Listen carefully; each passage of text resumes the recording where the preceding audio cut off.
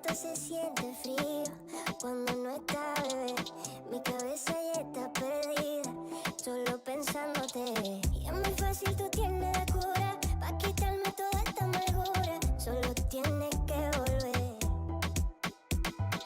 Yo sé que extrañas como yo te hacía, tú lo que ni pudiendo te haría. Porque no volvemos a darnos energía, tú y yo. Ya son las 2:50 y quiero llamarte. Yo sé que no está pa' mí, que te dolió, que ya no estás para recuperarte. Dímelo todo, pero nunca que no. Baby, te conozco desde antes. Nadie te lo hace como te lo hace tu ex. Te pone bien sad que ya no quiere verme. Te acostumbraste a lo frío y no quiere quemarte. Déjame prenderte fuego, no quiero empezar de cero. Vamos a revivir lo que murió, que el tiempo se va volando. Yo sé que extrañas como yo te hacía, tú lo que ni pudiendo te haría. Porque no volvemos a darnos energía, tú y yo. Ya son las 2:50 y quiero llamarte. Yo sé que no está pa' mí, que te dolió, que ya no estás para recuperarte. Dímelo todo, pero nunca que no.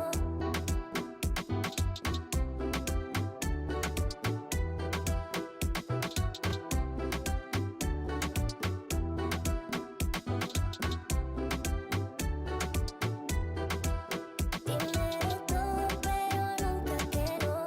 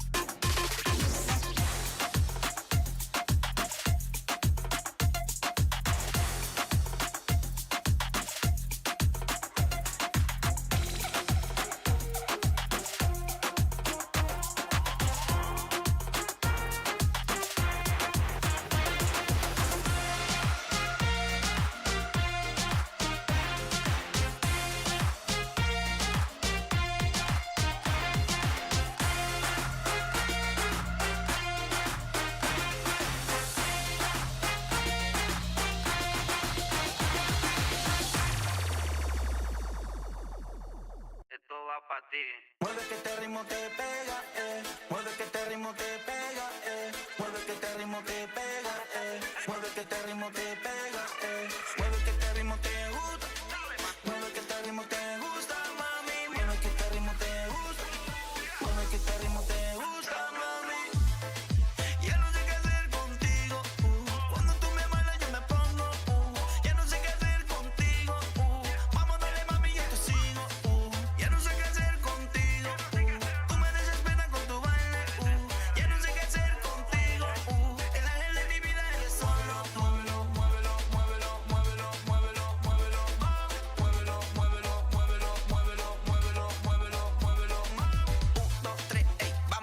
adelante. 1, 2, 3, vamos todos para atrás.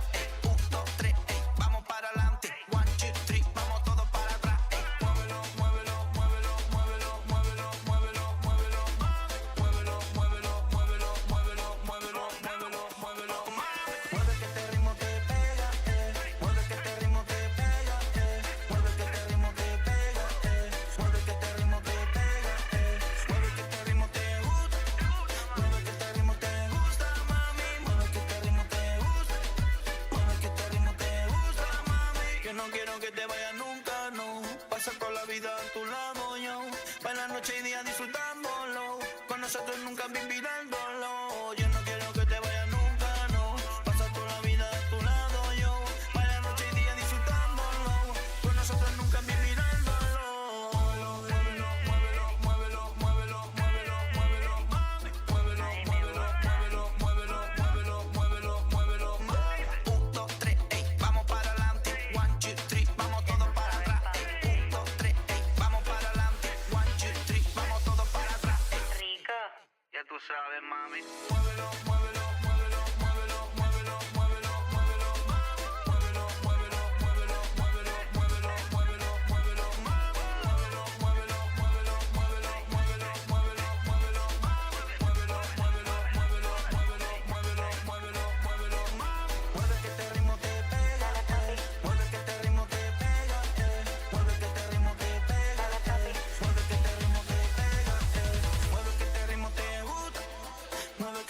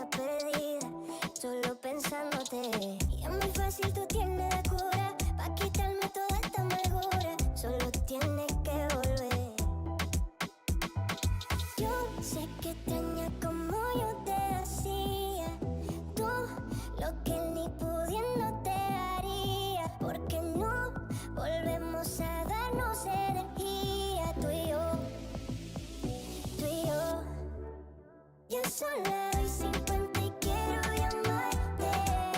Yo sé que no está pa' mí, que te dolió.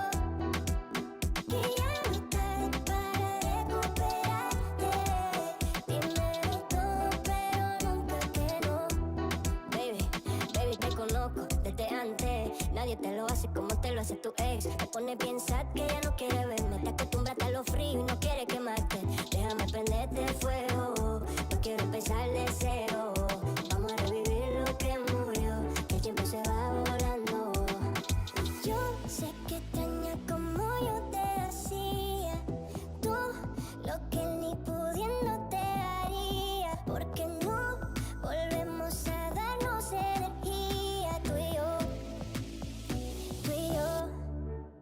Ya sola doy 50 y quiero llamarte. Yo sé que no está pa' mí, que te dolió. Que ya no estás para recuperarte. Dímelo todo, pero nunca que no.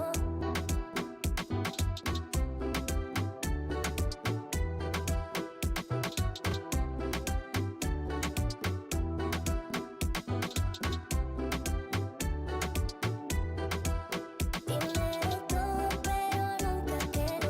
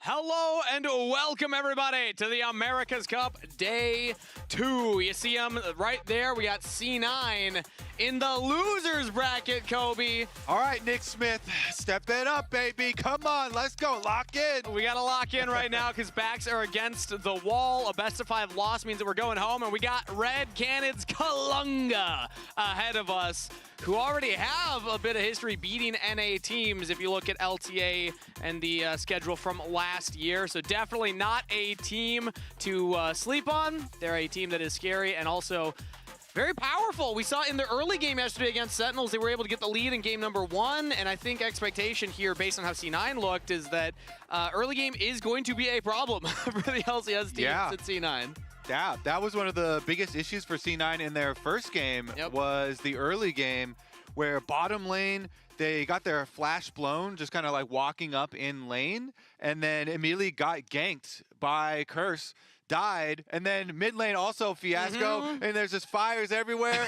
Couldn't put them all out. We interviewed Blabber after that game, and he was like, yeah, I mean, it was quickly unplayable for us, and so Cloud9 going to have to bounce back today. Zale gave all of the reasons, excuses as to why C9 pre-reasons. But we do know that once I put this shirt on that I'm wearing currently, Sentinels won. So I'm going to wear this shirt until an NA team loses. Apologies if it gets smelly. Maybe we can wash it at some point here. But here's the bracket. Reminder that we had 2 2-0s yesterday. CBLOL team and an LCS team won, which means that we still get CBLOL and LCS as opponents today. I think it's a great story. Yeah. We want more cross-region play, so there we go. We're gonna get it right off the rip here. This is going to be, again, you talked about the early game. I am a little bit scared about the early game, especially because RED, their kind of downfall was, I guess, the warding. And not sweeping out ward spots, because he had some really good ward spots ahead of time. They were able to catch out Curse. And so maybe if Curse is just more on it with his sweeper, and because this RED team could be super, super active early game and snowball early. So Cloud9 just got to be ready. They got knowing where they're going to be. That's an important part. That's how Sentinels were able to do. Let's take a look at our predictions, though, because we actually did put them in here. And I'm curious what your strat was for this one, because I know I was really scared. You're the C9 guy still. I'm staying with Cloud9. What are you? You're collapsing? You're giving in? Kobe, I don't know if you've noticed this. I don't know if anybody at home has been keeping track of this, but my prediction rate is terrible. I'm like sub 50% prediction rate on the show. So it's a blessing anytime I predict the other team. So I'm trying to do a little bit of power cursing. Rank Shopify #1. I did power rank, and they did not win a game. Yeah, so and they were the first team eliminated. That's last. If I say RED Canids are going to win, everyone at home should be celebrating that, because I'm notoriously wrong all the time. Does your power work if you do it intentionally, though? This is the test. This is the test case. We're going to learn today. Yeah, what's in your real heart? What do you really believe, though? Do you really? I really believe C9 can take it. They get an extra day of rest, but suspicious. The concern that I have, though, is how they lost, and it was just getting destroyed in the early game, like we talked about. It was concerning. RED were good in the early game versus Sentinels as well, at least in that game 1. Here's the roster for C9, hopefully a little less jet-lagged, as, the story yesterday was they had like 25 to 30 hours, since landing to actually get prepared and, get ready for this event. Not a lot of scrim time, not a lot of practice, whereas the home team here, RED Canids Kalunga, they were looking intimidating. Stronger in the early game for sure. Game #1, I actually thought they were going to win over Sentinels, but it was those back-to-back picks onto Curse. Yeah. And so really, and I think there's going to be a lot of focus on him, a lot of review for him. If he doesn't get picked off there, those were critical comeback moments in game #1. And then Sentinels were able to use that momentum into game #2, which was a lot smoother from them, and quite well controlled. So they definitely earned their spot moving up. But for RED, some things to consider from yesterday. Some things to consider for both teams. Yeah, also something to consider, this is high stakes for Cloud9. It's APA's birthday today. Happy birthday, APA. Just turned 24. Is that a buff to play on your birthday, Kobe? You're the only pro player on this couch. So I have casted on my birthday a whole bunch, and it always goes well, so I think it's a buff. But we've got a new interview with Blabber ready. Let's listen. I think that we need to work on our early games. We need to improve that for the next series. I think that this series and our finals, we had really bad early games. I think we got too far behind from things that were easily avoidable. And I think that's the biggest fix that we should look into. I think we have other problems with our game, but I think that is putting us at a disadvantage. And for today's match, I think that game 1 was really hard after we made the early mistakes. And I think for game 2, I think we easily could have won, but I think they played better than us in the team fights, and I think they played better than us later in the game. A série de hoje contra a Sentinels foi bem difícil. Acho que depois do primeiro jogo que a partida estava na nossa mão, a gente não conseguiu fightar bem. Eu acho que o terceiro Drake, e a gente...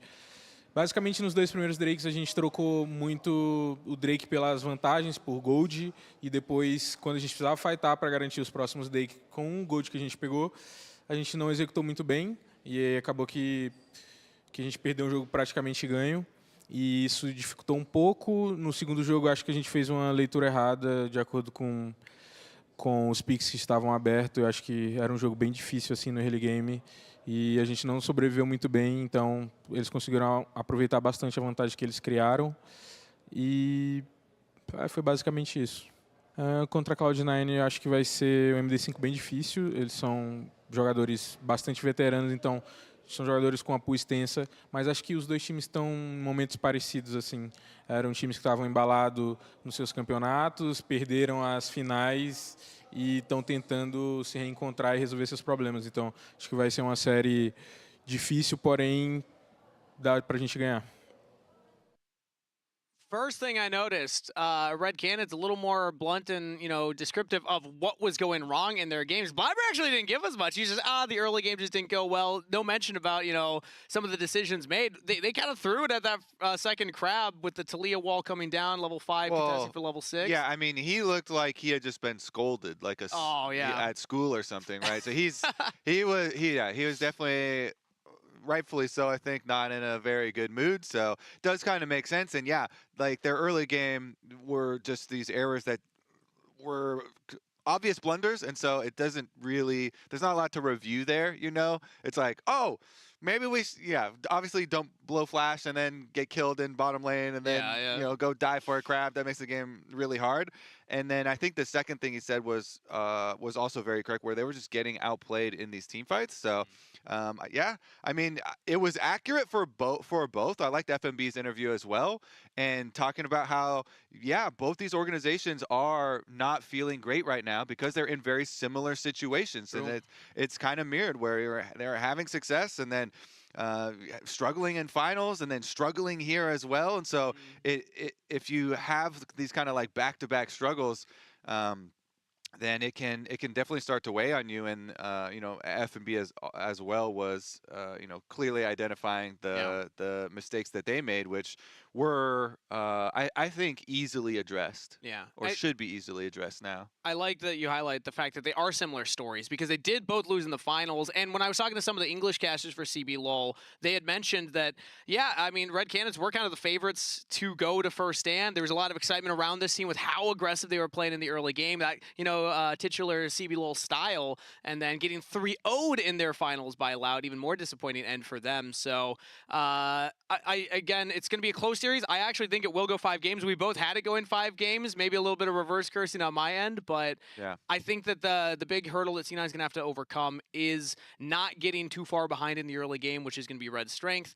And then, obviously, the team fighting as well. I think that a lot of that I chalked up to just, getting accustomed to the time change and all the travel that they had. I think C9 can team fight better than what they showed us yesterday, if you look at all right, that's good. I like that we address it. No more excuses now. You know what? Okay. It's all good. How did they arrest? Everybody lock in. I think the biggest challenge for us is, like, we were having a lot of fun yesterday joking around, but this is really serious. Like, this is a sobering interviews where, both these teams have been having struggles. And so really, really want these wins for both of them.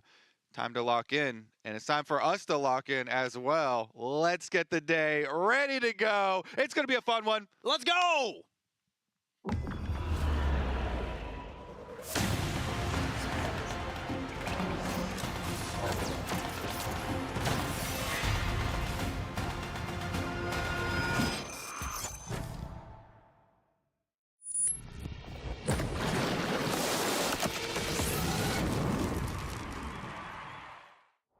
Olha o que o Igor vem fazendo, ele isola a equipe da Cloud9 inteira, ainda vai sobrevivendo, vai se segurando, é top por top, tem abate garantido, tá tudo no meio deles, e aí, meu amigo, a Cloud9 vai sendo amassada! I think that we need to work on our early games. We had really bad early games. I think we got too far behind from things that were easily avoidable. Kazé faz a entrada, mas ele tá muito vulnerável. É abatido pelo Rambeck. O time da Sentinels vê um bom momento, vem pra cima. Red tá toda detonada, perde também o FNB. Contra a Cloud9 acho que vai ser um MD5 bem difícil, mas acho que os dois times estão em momentos parecidos, assim. Eram times que estavam embalados nos seus campeonatos, perderam as finais e estão tentando se reencontrar e resolver seus problemas.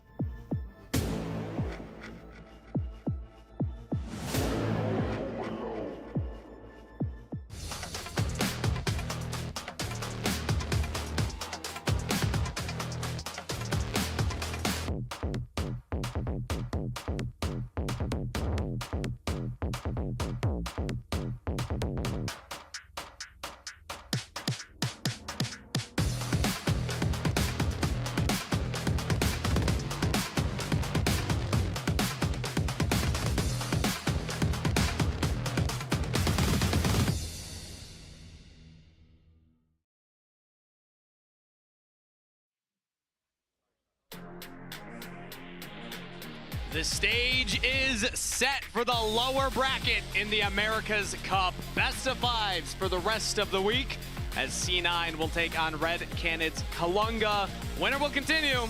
Loser goes home. And very shortly we'll get to meet our competitors here on stage. C9, the visiting team, the hope of North America. Favorites going into their playoffs and struggling in their finals take on the hometown RED Canids Kalunga.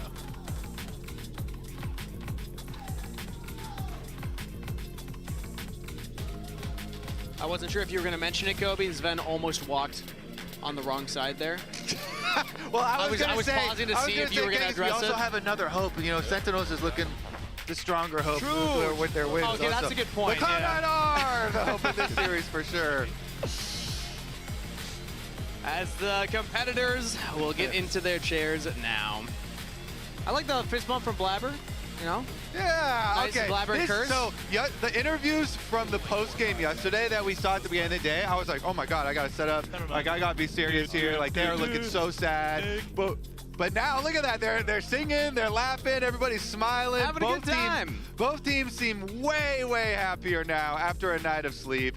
Look at that. We're getting smiles all over the place. Okay. The vibes are back, They're back, baby. Obviously, they were definitely, you know, bad vibes, low energy yesterday after those series because both of them lost. And today we are in the losers bracket, so this is a must-win scenario for both of these teams.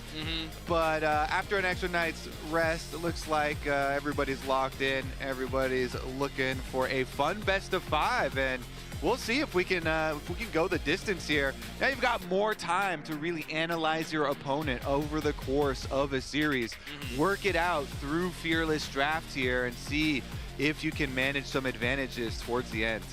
Will we get C9 singing happy birthday to APA? That's on my bingo card. I think if they win, there's a good chance we can get them to do it in like a post-game interview. You think there's a good chance to get these players to sing? No, actually, we did try and do that for Vulcan last year, and it did not work out. Getting pro players to sing is like mega hard. Yeah. I feel like that's I'm really confident in my abilities to influence the players. Especially over a remote interview, you're going to try and be like, hey, can you guys sing for us? You know what? Maybe. How about we just do it? You know? We can do it. We don't ask them. We got to be the extra. Yeah, we got you, APA. We got you. Win or lose, I got you. Oh, okay. Win or lose. I was gonna say. It's still his birthday. True. Yeah, either way, they can still away celebrate his birthday if they lose. He did tweet out already. He said first time traveling for my birthday, so it's fun that he's gotten to experience a new city while he's out Let's there. hope that it is not a short vacation. Yeah, I get a couple more days in there. Get to stay. All right, pick and ban underway for game number 1. A reminder for everybody, if you're just joining us, we have best of 5s for the rest of the week and only 1 series per day. So best of 5 Fearless always gets more exciting for me as the games go on, but early on, it is just the Pantheon locked in here for C9. You know, I actually respect the Akali ban because that's what I remember about last year the most too from Kaze. But he's been playing a lot more. more of the other like normal meta stuff, but I still remember last year also being terrified of his Akali that he absolutely popped off on. Really, any of his like melee champions. Silas was up there also. I remember being scared of that. But yeah, like this split, he's got the more Ryze and Taliyah action, and both of those are up at the moment, so they're going to grab the Nocturne even with Orianna banned. I still think Nocturne is so underutilized just in these full engaged comps where you can get a Nico or some other support that's really pairs well as far as using that Fog of War. And you do have, with the Taliyah angle that we were mentioning, have really big possibilities for making picks. Nocturne and Taliyah obviously can stick with Pantheon as far as these semi-globals and stuff, and so both teams are grabbing up the mobility really early on. Game number 1 of Fearless, we're getting all the tier 1 picks out of the way. Both sides, I think, will be quite happy with the opener. And FNB had mentioned in his interview that they kind of lost track of some of the draft. That was something Azael had pointed out yesterday in their match against Sentinels, was they left up the Vi Taliyah. And so Pantheon Taliyah also a similar combo. So I like the Taliyah because it pairs with a Nocturne to get around the map, but also denies that combination from C9. So I'm already seeing, I think, an adaptation from Red Canids in their draft, keeping track of some of these power picks together as they lock in Scion, the counter into the Renekton. Yeah, and that's always a good, not necessarily a counter, but it's a good, like, I don't care if you're Renekton because I'm going to scale, right? Yep. And I'm going to stack up HP, and you better get a lot of CS over me or some turret plates, because if not, I am going to provide a huge amount of value in the team fights, as well as Sion's ultimate, really good tool, obviously, for making rotations over to dragons. It's just always so effective when, you can like ult down to a team fight and then teleport back to your lane afterwards or something like that. You can often get really good side wave control, even though you're not some sort of big bully here. So it's almost a third semi-global ultimate if you really think about it, with the Taliyah ult, the Nocturne ult. So all three of these can get around quite fast to the objectives as we're in the second stage of bans, all focused on the bot lane, because neither of these teams have locked in their bot lanes. Are you seeing any indication of what either one would try and prioritize? I mean, everything is still up right now, and since the Varus is banned out for Rebello, he really does like Yunara. So I don't see Yunara on this ban list here, and if you've got a Sion, it feels really good for Yunara to team fight behind. So that's what I'd be leaning towards, unless they're looking at some sort of specific scary lane. But that's why they banned out both the Karma and the Nami here. There you go. There's the Yunara. Good catch here from Cloud9, because I think that's definitely what they would have gone for. I love these player POV shots that we're getting. This was happening yesterday as well. We get to see the bans before we even get it on the graphic there, as now we get to see what FNB. Couple extra seconds. The audience knows. Genius. Think of the possibilities. There's the Nico I was talking about with the Nocturne, though. I love this pairing. It's just, how do you ever keep track of Nico? You know, you're turning off the lights. She turns into minions. She's, not going to show on the mini-map when she's getting into some weird position, and then Nocturne ults and turns off the lights, and all of a sudden, there's a Nico in the middle of your team. Pop Blossom, much easier to land if they don't see it coming, I hear. Yeah. And you usually don't, because she also goes invisible and comes out of brushes from weird angles, and so no, you definitely won't. Just a nightmare to deal with. And it also sets up potential kill threats in the bottom lane, because if you pair an aggressive AD carry with it, Nico can do a lot of upfront burst damage. Corki and Bard locked in, meanwhile, for Sven and Vulcan. Nice strong lane. Sven has really preferred the Corki. Bard, to me, maybe they can stuff some of these engages. You can use it defensively. Vulcan definitely is a experienced Bard player and really prefers the champion. So we'll see if it helps them out in their attempts for some of the side lane play later. You've got Bard, Ryze, and Pantheon, so a lot of options for playing the side lanes, trying to earn summoner spell advantages there maybe before you have to go into a full front to back with a Sion on the enemy squad. Yeah, and the front to back I'm not seeing as a super strong strength of the C9 composition right now. Normally when I look at this type of comp from Red, I'm like, that's kind of low damage, but there's no true frontline tank for C9 that's going to be able to absorb all of that outside of you know, Renekton, and Ryze can get a little beefier. You got the I mean, Aegis Assault on Pantheon's Pan. got directional immunity, and Renekton, like, the Bruiser build for Renekton can actually survive quite a long time. So, yeah, we'll see. I feel like Red, they're going to rely a lot on some of these picks and these really explosive plays. Nocturne, Nico, Talia, like, Seismic shoves somebody back here out of the Nico ultimate, and big burst damage and utility from the bottom lane. So much CC in their bottom lane, so it makes it really easy for Curse. I would say 99% chance he's going to clear top to bottom and look to try and pressure mid lane and bottom lane. And you always just ignore the Scion lane, let him farm against the Renekton. Yeah, okay, maybe Renekton gets like 15 CS lead or something and you don't really care. That's an ideal situation. If Nocturne could just repeat these full clears from top down to bottom and help out. Maybe you find some plays around bottom around that Jhin Nico. Sion's still going to be a brick house regardless of how much CS you get. It's like affordable housing, you know. It's just like doesn't matter how much gold he's got. Sometimes, I mean, this is Thanatos we're talking about here. True. Okay, Thanatos Renekton. This is his favorite pick, one of his favorite picks, and he absolutely destroys people on it. So maybe Thanatos can up those numbers. Get those are rookie numbers. Let's pump those up. If he's taking multiple turret plates and like a 20-25 CS lead, then the Bruiser Renekton build is a tank and is a damage threat and, you know, melts everybody around him with the ult. All C9 take to the Rift opposite Red Canids Kalunga in an elimination best of 5. Thanatos has looked strong for C9 even in their 2 losses yesterday. He was the one that was kind of maintaining at least an even state in the lane. So I like that you're highlighting how good he has looked, not just at this event in Brazil, but also just throughout the split. Put that on. Happy birthday, APA. Look at that. Yeah. Can I get it on top of the thing, the headset? There, yeah, it kind of works. Yeah, does this count as wearing a hat, though? Because I took the hat off yesterday. Yeah, because we can still tell you're bald. Okay, good. As long as you're not hiding. This is like when you have the beanie on, but like it's just barely hanging on the top. Yeah, we know what you are.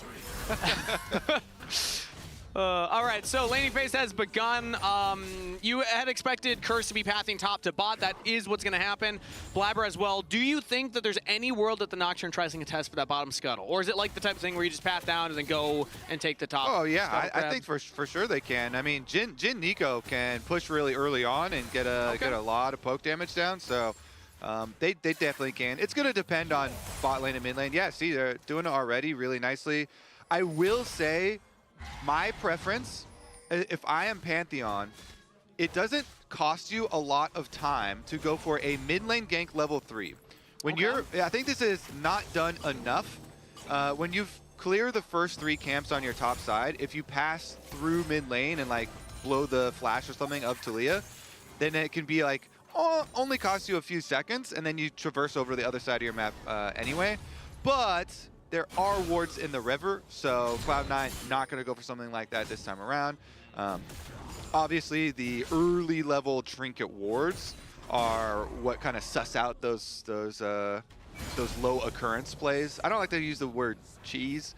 How do you feel? Yeah? I'm trying to come up with other stuff. Low occurrence plays. They're low occurrence, high impact. Cheese is high impact and high risk. Usually people say cheese because it's high risk. Okay. But it can have high impact. But sometimes there are plays that people don't go for a lot that can be high impact but not super high risk. You know, now that and you those say are that, those just seem good. I don't even know where did the term cheese come from. Why do we call it a cheese play? Like, is there lore behind that? Why are we choosing dairy products to determine? What's a milk play at that point? I'm gonna say that's a good question, and you should research that. So many possibilities right now. As Curse will get the bottom scuttle uncontested, so Blabber's actually not even gonna look at it. Why is it called cheese? Why is it a cheese? Why is cheese like a sketchy thing that's like super risky and people look down upon? I know. I love cheese. Raz is in Twitch chat, but he's not an expert on dairy. He's notoriously he definitely intolerant. has an answer. He'll have an answer. He will have an answer. It might not be correct. He probably forgot his lactate as well, knowing him. He doesn't have a great relationship with cheese, does he? Very poor relationship, yeah. Yeah, that's too bad. It's an abusive relationship, to say the least. He loves it. It can't handle him. Okay, this bottom lane, though, they get the barrier out for the heal. Pretty even on Summoner Spell trade. It does mean, you know, like you were kind of looking for, are they going to fight Scuttle Crab or trade them. Nocturne, because the bottom lane was pushing, ended up getting, yes, the bottom one. Yep. And so Blabber did have to go trade and grab the top one. So Nocturne is going to be slightly earlier to the second clear. It's only a couple of seconds, but we'll see if there's any sort of timing window for him to do anything with, because he's already finished up on Krugs and Blabber just started his Gromp, but it's this is all building up towards our favorite moment in every Cloud9 game, which is second Scuttle Crab. the 6 minutes Scuttle Crab. So it's also funny because people sometimes get confused. They're like, wait, the second Scuttle Crab, there's 2 at the beginning, Oh, Angus. true. Yeah, fair. But fair. it's the second spawn because the first 2 spawn at the same time. Yeah. So you can say second, you can say third. People are not confused if you say 6 If you minute say though. the 6 minutes Or Scuttle level Crab. 6. Ah. Either way, they kind of, yeah. Okay, I like that. Predictions, do you think it's going top or bot? Because it also alternates there as APA flashes a seismic shove back into the unraveled earth. So a flash follow from Curse will get the fear, but the barn portal from Vulcan will save his mid laner's life. Holy moly. Hey. So APA was like, I got to get off this seismic shove, and my mouse is over here. That was crazy. So I'm flashing it. I'm flashing it this way. It's okay, Vulcan was there with the tunnel. It does mean, though, that you have no say in this dragon. Yeah. You just got chased off of Summoner's Rift with your tail between your legs. And so that's going to be the dragon. And this kind of deflates our 6 minute talk, unless Blabber, ain't no way they're going to. I mean, could you imagine? Nah, that would be crazy. But it does kind of deflate it a bit because now the Nocturne also has the dragon experience. Yeah. Thanatos, Should be able to though. hit 6 first. FNB getting pushed out by Thanatos, who uses the Dominus to trade aggressively. Already Bramble Vest on Scion means that it's so hard to kill him. It's enough armor, and then also you're just preventing any of that lifesteal, so hard for Thanatos to get anything done there. But yeah, to your point, Kobe, I mean, now we expect to see the level 6 Nocturne for the Scuttle Crab if it's going to be contested. But as I say that, Blabber's on it, and we actually have Curse backing, still level 5 on the Nocturne, so he's not going to contest for that. Yeah. All right, we won it. Blabber, Let's go. Blabber already had his Thunder Roll. Exactly. We give up the dragon, but we get the bigger prize. We know Even though it's smaller, it's theoretically bigger in our hearts, Kobe. Yeah. It's not the size of the neutral objective. Yeah. It's how you use it. And Blabber is going to use it to get level 6, so now he can clear the rest of his topside camps. Now he can Grand Starfall wherever he would like after. And then Nocturne can counter because he just finished his Krugs. And so Curse here, I think, is set up in, it's kind of dream Nocturne scenario. We were talking about, oh, Nocturne just wants to repeat clears over and over, top to bottom, top to bottom, top to bottom. And he's done that very efficiently here, plus gotten the dragon. So for Red, honestly, this is an amazing opener to the game, having very smooth pathway here. Also considering, well, the Renekton, Thanatos Renekton, I think at 7 minutes, this is a pretty decent lead for himself. We'll continue to track it. He's going to have to continue to improve on it, and looks like he is probably going to go for the first item, Black Cleaver. It's the biggest individual lead on the Rift right now, but it's not a big lead. It's basically an even game still. But it is funny just to still see red on every side for RED Canids, and then the one advantage in gold for C9 is still Thanatos in that top lane. It's about one component worth of gold right now, but maybe he can turn that into more as teleport coming in from Vulcan, and the curtain call onto Sven. Corki taking a lot of damage, has to flash. Oh, the Rocket's so close to killing Frosty, so Vulcan goes for it, flashes for the angle on the stun onto Rebello. Now the Grand Starfall from Blabber, all focused onto the AD carry. He still had flash up, so he gets away, and the seismic shove from Kaze. First blood to Red, and they'll pick up a double. That's why Nocturne Ultimate is always so good into Pantheon. You can counter him. My star, though, there is Frosty! Holy juke shoes, Frosty! He goes toe-to-toe, and he fights Sven down to the last auto, and then he saves his flash for when Sven Flash tries to rocket him. Frosty here does everything. He starts it out. He's not scared of the teleport. They open up the Jhin combo. He's like, fine, fine, fine. I'll take this. Then when the barrier flash comes out, he flashes this, and then watch him. Even after Pantheon comes, Nocturne ultimate turns out the lights. Yeah. So where did Nico go? You can't find him, and Blabber is forced to go towards Rebello, who then flashes the other way, and then Frosty got another snare out there. So the red bottom lane just absolutely juked and controlled the entire game there.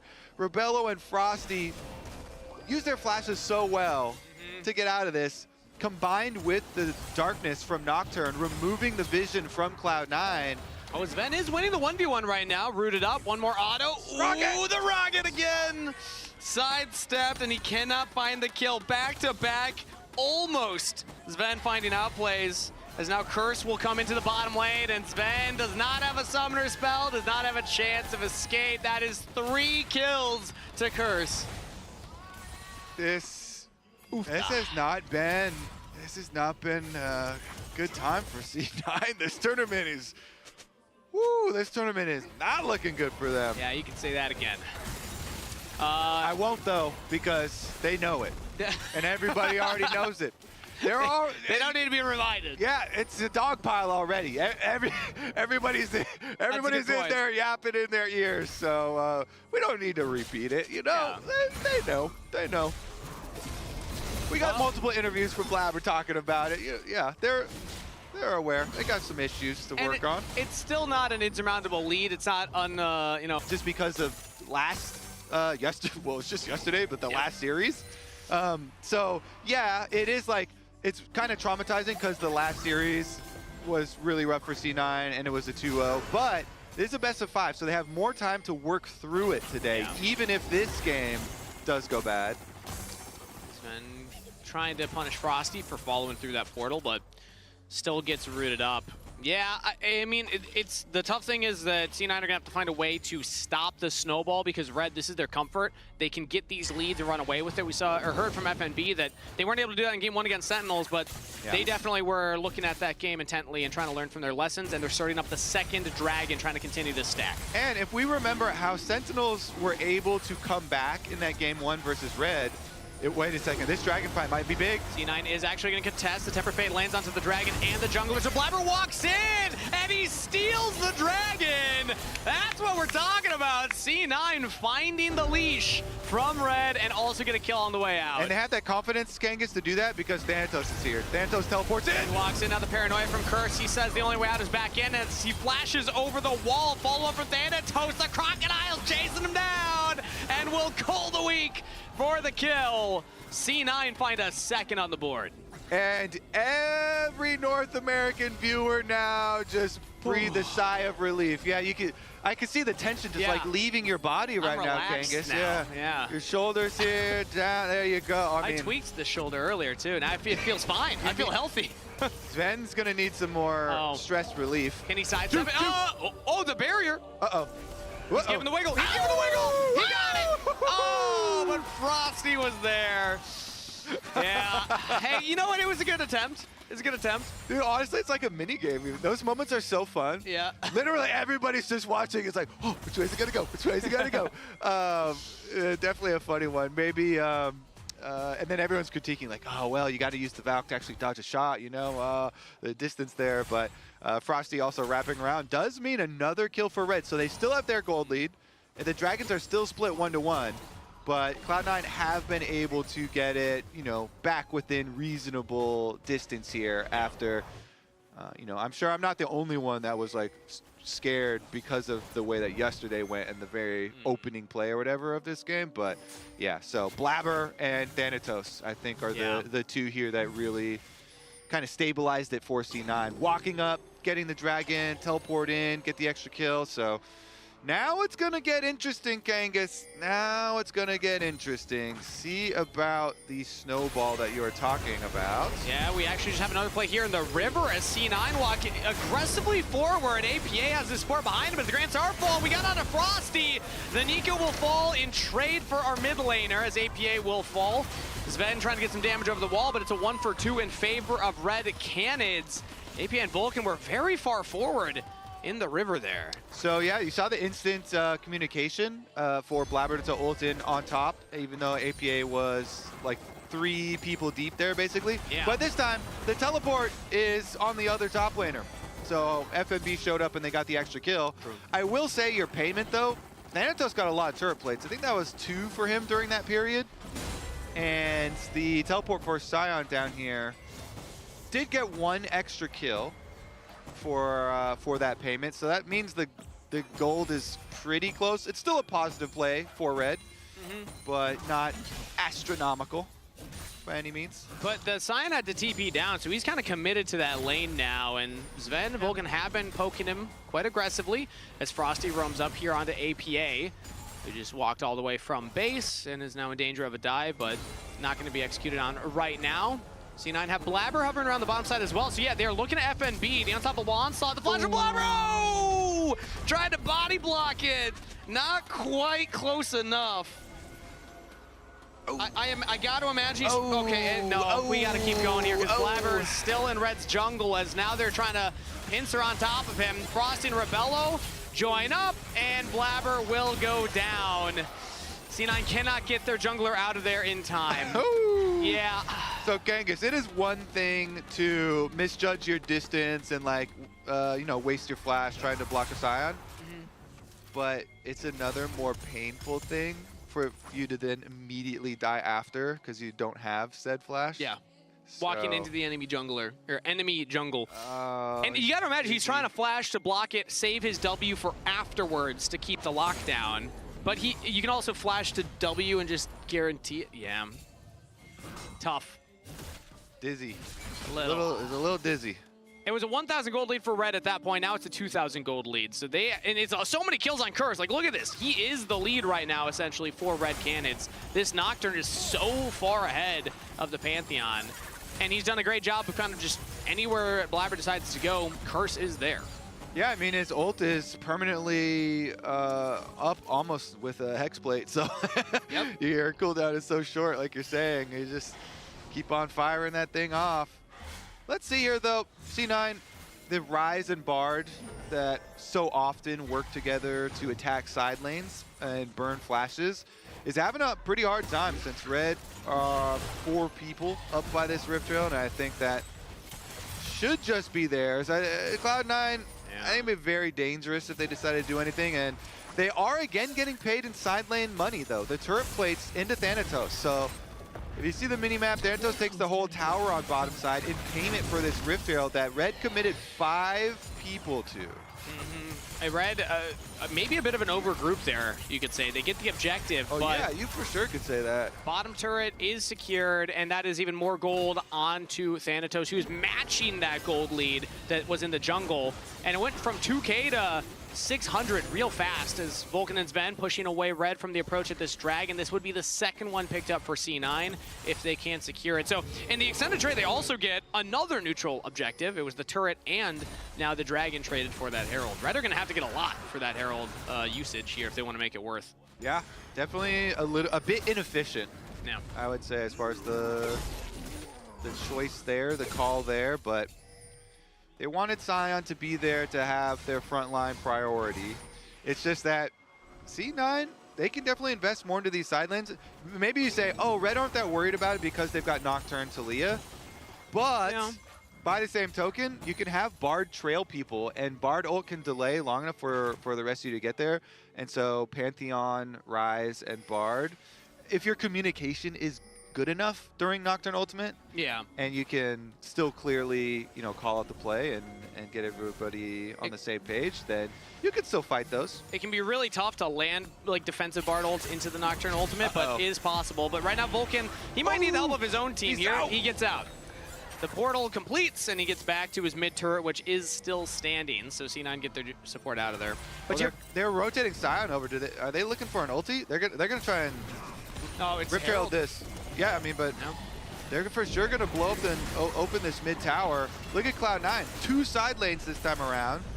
So they're going to get a couple waves pushed here. And Thanatos does have his teleport ready. It's scary for APA to walk up and hit this turret, though. He actually is. I'm looking at the Nocturne and the Talia. They're both on the top side of the map here, so APA might have 2 members on top of him with those ultimates very soon. Yeah. I want to take a look at top side. He does have flash, and I think he's fine. Okay, cool.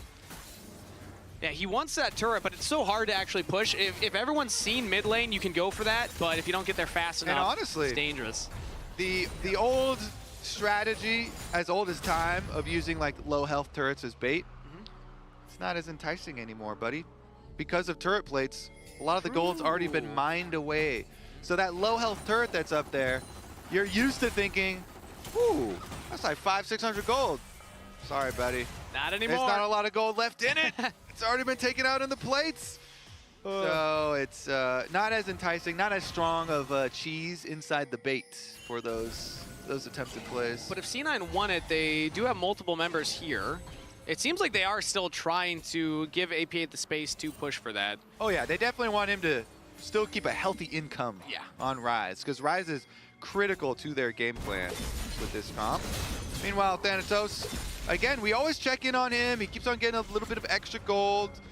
He's at a very healthy state. This 2-item power spike for Renekton is one of the best, but can they even bring teammates would be better. Nobody else really gonna fully commit. Bar Tunnel was already used, so I'll just grab that blue buff, but I will say, now we have the Paranoia flash to follow up. Beautiful Tempered Fate. And now Curse finds himself alone, but into the backline goes FNB, and they got Sven. Kaze with a flick back, and Red with 2 quick kills onto C9. They could not get that blue buff and get out of there. one of the other downfalls for Cloud9 yesterday, that was in game number 2. Game number 1, obviously, the early games, they got blasted. Game number 2, though, getting picked off in side lanes by FURIA. Over and over again. FURIA did a very good job of attacking side lanes. And RED as well. Nice little rotation from them. I love the early flash onto Sven from Curse there. Ensure that he can get the fear, even with the attempted disengage. Some good picks there. 2 dragons for Cloud9 though, okay? And the next one is coming up in 1 minute and 20 seconds, so you can still hope for that, Kangas. The gold lead is not, you know, anything crazy right now. It's kind of bouncing back and forth between like 500, 1.5K. And so it's mainly about the item difference and the specific champions. And Nocturne, obviously, is the big gold holder. So Flash here, make sure that you can get the fear, which allows Sion a very good flank in. 2 very quick kills, nicely picked off here from RED. Exactly what that comp is supposed to do. Again, the Jhin long range with the you know, pick potential here for them. So nice little chunk of gold ahead of the dragon. But here comes that dragon, Kangas. 30 seconds, 35 seconds until that's on the Rift right now. So it's about controlling these waves, pushing in. APA's pushing up on the top wave. Doesn't have TP, so he's gonna have to walk all the way down. So Red actually have a short window right now to get their own vision priority, as Vulcan will fight them for that. Nocturne is quite rich, and he's very tanky because he's so rich. A lot of HP. The extra tunneler here and upgraded steel caps means Curse can really dive in on B. Oh, I thought that was the unstoppable onslaught. No, that was just him walking in there. As the flick back on the Blabber has to flash into the Bard ultimate. Tempered Fate used, but Vulcan can't get his jungler out that time. The portal gets him to safer position, but Red just have too many members there. I mean, Thanatos, he's now caught out. Red circling around him, and the Renekton will be sacrificed. C9 are just gonna hit the mid-wave instead. RED Canids find a pick in the river and will actually have to work for the Thanatos kill using the Weaver's Wall, but they were also on the Dragon the whole time. Curse is able to get that one. C9 can maybe trade for this mid turret, but everyone from Red, I mean, they're doing their job. They're getting the kill, they're getting the Dragon, and they're defending the mid turret all at the same time. We gotta clean up these picks, Kangas. Yeah. Cloud9, it's people just getting picked off.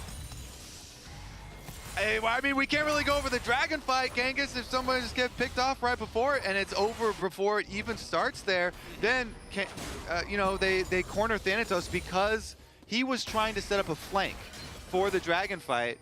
And then if someone just gets picked off, then your flank means you're exposed and you're just going to be the next one to drop over. So he went for the wave. That's why he went all the way into the enemy base. He's like, I'm going to go kill the extra Slow him minion down wave. a little bit, yeah. He did get a cannon minion. Nice. So We'll count those.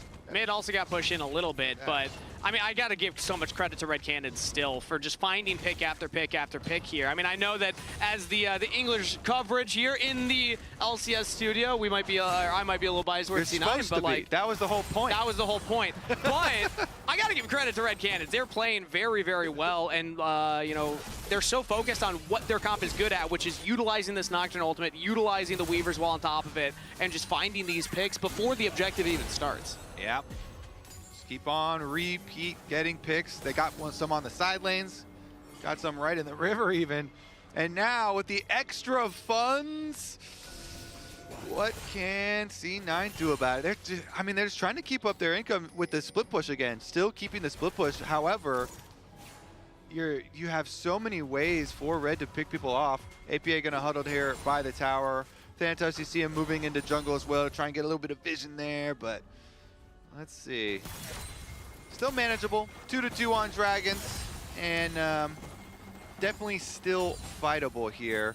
Especially APA, you know, he procs his Rod of Ages, so he gets his extra level, so he's 16 now. He's got the Seraphs completed now, but these plays are always available for Red Canids. Just make the side lane play on the Renekton, who's all alone right now. Paranoia comes in. FNB can't lock down Thanatos for long, but it is going to be enough as Curse will go on a rampage. 7-1-3 C9, though. They're on the Baron. It'll be spotted out by Red Canids, but they're jugglers on the other side of the map. Curtain call used. Some damage on the Blabber, trying to body block it. Vulcan, they're giving a window, but no, they got it. C9 pick up the Baron in trade for Thanatos' life. There you go. They take that trade every day of the week. Good day. Still, though, the gold lead for Red increases, Kangas, because they did nerf on this season the gold rewards for Baron. Baron alone, yeah. And not only did they get the pick, they're still pushing on towers. Sound's going to get another turret plate. And so it's still a gold positive play for Red. Okay, APA just used Realm Warp to try and get away. And then he walked back into lane. I was a little worried with his movement here. He's able to go in, but Frosty stopped the back. Okay, Kaze is just going to back off. I was very concerned that APA thought he was in a 1v1. But safe play right now. APA can use this Baron to push forward. But to your point, yeah, you have to use the Baron to get more gold right now. The upfront gold you get from just the objective is not what it used to be. C9, okay. Honestly, too, with all these flashes up, ooh, Mikhail's was just finished by Frosty. That is very good. Let's see, Mikhail's finished, nice little spike here.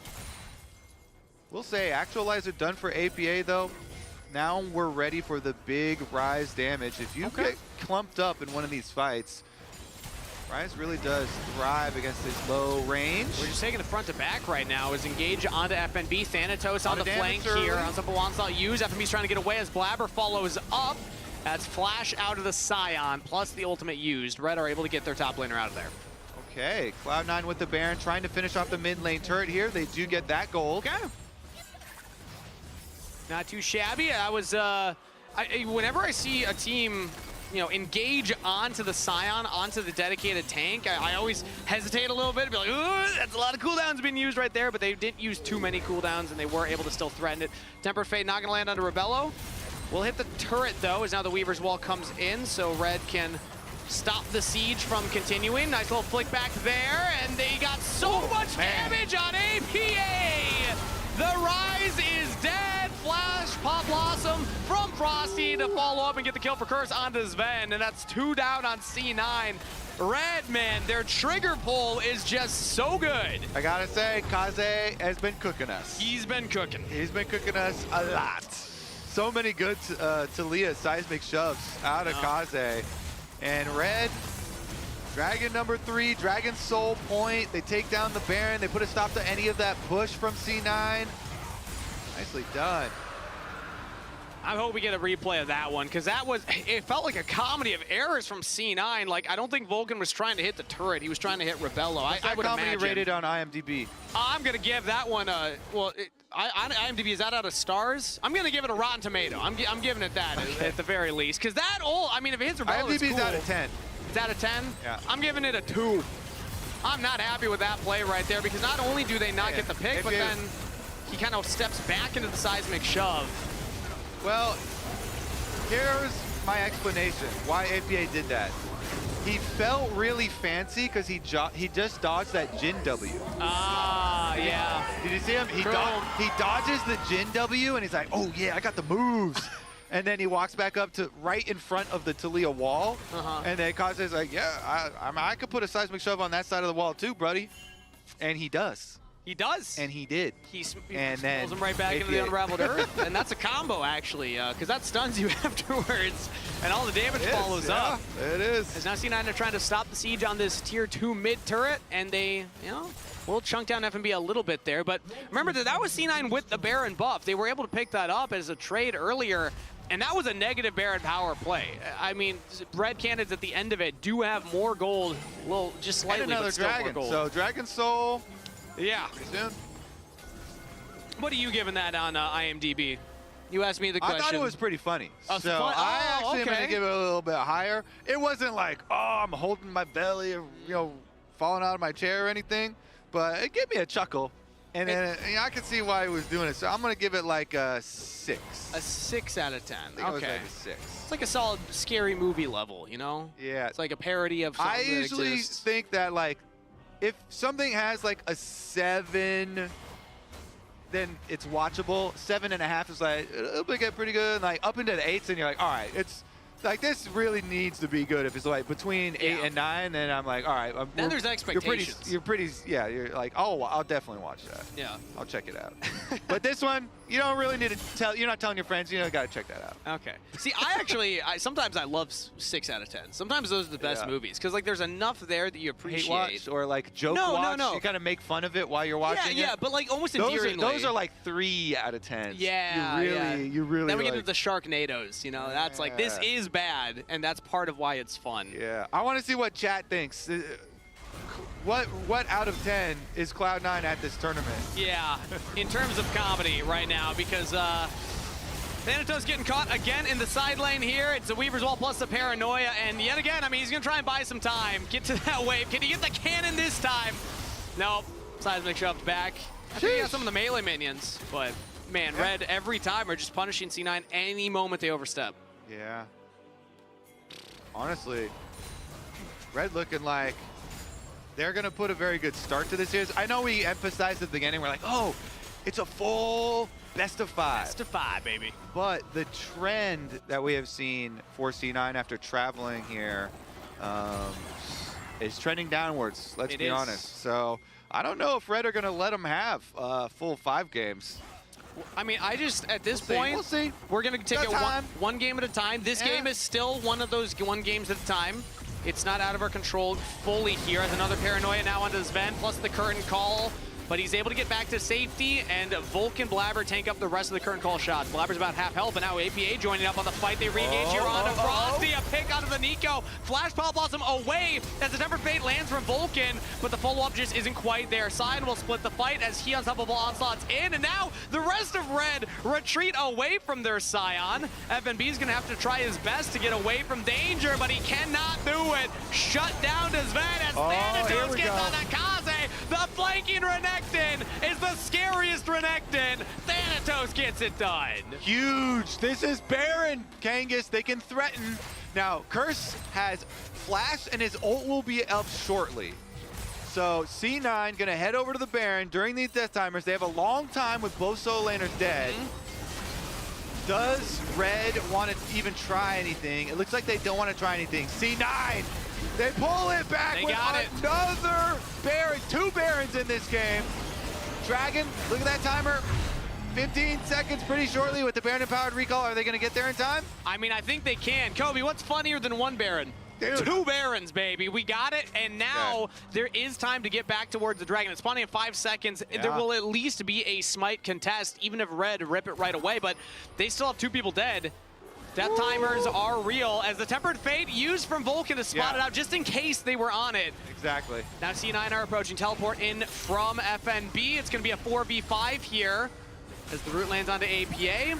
Frosty throws out the clone to try and buy some vision for them. Thanatos takes the Bard portal forward, but there's Kaze. Rebel's got the damage on top of him as well. Thanatos in trouble. The lights go out and the Pop Blossom gives Kaze the kill.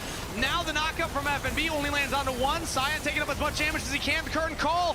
APA dodging that last tick of damage. C9 will trade 1-for-1. The top laners go down, but a root on the Sven! Should have Blabber on a curse, they got him! C9 find 2, Blabber goes into the GA. Kaze and Frosty, the only 2 left alive. The root lands, but the threat of volleys just aren't quite there. Vulcan, he got the Q! Cosmic Binding sets up Blabber, and C9 win the fight. Woo! That was a nail biter right there. Oh my goodness. The Cosmic Binding into the spear over the edge of the wall there, Kangas. Now, Ooh, I'm relaxed. Also, I'm comfortable again. Ben, do you see Sven's health bar? Yeah. That was 1 tick left on his health bar. He valved away. He valved away to live another day. I thought for sure he was going down there. That was a slim margin, but Blabber was able to survive that time around. Had the GA as well. Let's get a look at that replay. I mean, this part, the magical journey got me real nervous because Talia's up there too, so Thanatos takes a bunch of damage. But down on the other side of, you can see them starting to work through the front line of Red, and Nocturne being forced to flash out here. They actually get more time on Sion, and Kaze steps up. He wanted another big seismic shove, but that now forced him to the back of the fight because he took a big chunk of damage. I mean, C9 barely pulled this one out as APA went down right at the edge with the Sion zombie form. And then here it is, Vulcan sets him up, and he's got flash to avoid the seismic shove. Nice. Great setup there from Vulcan to get them that dragon, get us to 3 dragons each. And off this Baron power play, Kangas, that is a huge one for Cloud9. Finally, they have the gold lead. It was in Red's favor the entire game, essentially, from the moment they used that first paranoia. And this is what you want from a Baron buff. The first one, you know, it wasn't quite what they were looking for. This time around, they actually do mount the comeback with a 3.2K gold lead. That was, what, a 6K delta total so far? Impressive stuff. Large. Yeah. Huge. Gigantic. Sizable. Meaningful, too. Robust. No? You don't like that one? We'll see how robust it is, you know. Okay. I still feel a little shaky. Some of the dodges and little moves towards picks and stuff could go either way still. Yeah. We're on a bit of a seesaw here, Kangas. And now you can say the same thing for Red, is that the game, I mean, it's not out of the... I kind of like that there's excitement that at any moment we could go either way. True. That is true paranoia. That's a Nocturne game, if ever I've heard of one. Speaking of, Nocturne finds Thanatos here. Kaze lands a seismic shove. Renekton's taking a lot of damage, but the Deadly Flourish doesn't look like it actually got the root. Either way, Thanatos gets over the wall, back to safety. Okay. Red are a lot of, you know, burst damage with Nocturne, Talia, Jhin, really need to get some good seismic shoves, chunk someone down, so... Honestly, I think we're going to live and die by the next couple picks. Yeah. Both teams have the capabilities. And we gotta, if you're on C9 side, I think the focus is don't get too hyphy, because Thanatos didn't go for a GA himself. Blabber still doesn't have his GA. They have the gold lead, but if they get picked in the side lane, they are susceptible to falling in those type of situations. Meanwhile, Curse does have his freshly finished Guardian Angel, so Nocturne can full send. APA does have the Zonias though, so Rise a little safer in that side lane as he'll actually back and go to answer FNB now in the top lane. Talia kind of hover plays. I like this whenever both teams have a lot of tools for side lanes. Hover plays in side lanes where you get a trailing, follower for your split pusher to look for a counter can be really big, because even a couple different seconds here as APA. Yeah, there it is. The seismic shot lands. Paranoia as well. The Tempered Fate will buy time as Curse not able to get the damage in, but the Decimating Smash. Zodia's by APA. Stasis into stasis, and the Rise stands. Now C9 get the flank from Thanatos. Pavos will land on the 2 members, but Sven is untouched, and the Corki can free fire. So much space and time bought by APA and Thanatos, and it sets up the rest of C9 to crush it. Blabber with a grand starfall over the wall, but he's actually shut down by Rebello. Little deep there for the Pantheon. Still a deep fight win for C9 as Rebello will look for a little more on the Sven. I've seen enough. Okay, first dodge, second dodge. He has no idea where they are. Yeah. He's just free firing, doesn't land a single one. C9 answer the play. I've seen enough, Genghis. Player of the game is Vulcan. Player of the game is Vulcan, okay? So Bard ult into instant Zonias from APA, buying so much time. enough, and then APA comes out of his own zone as he pops his phase rush and runs out of there, buying the perfect amount of time for Cloud9's counter engage. Vulcan Bard, if they end up actually closing it, it would be him. If it's on the side of Red, you know, maybe Kaze or something like that, we'll see. We'll see. Baron number 3, Kangas. What's funnier than 2 Barons? Three This Barons. is serious. This is serious? This is serious this stuff, is serious. okay? We've gone from a comedy to a drama now.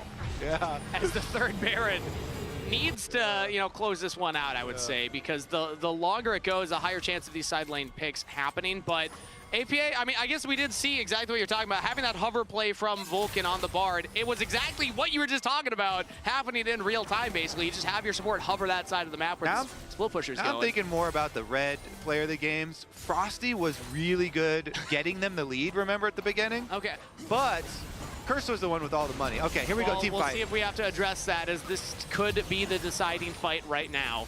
C9 still have the Baron buff, and they're getting control over mid wave. This is the Dragon Soul point for C9 if they...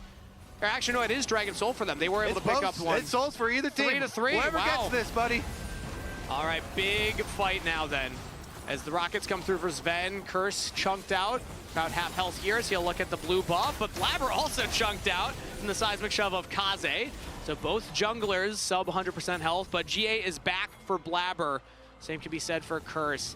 And it looks like we might have a little bit of a breath here. Frosty actually spotted out by Blabber. Paranoia will be used. Frosty has the Pop Blossom, will hit onto 2 members as Kaze takes Weaver's Wall in. Straight into the waiting arms of Thanatos. Vulcan lands the Cosmic Binding onto 3, including his top laner. But the stun follow-up will mean the team fight follow-up from C9. They'll get 2, they'll get 3.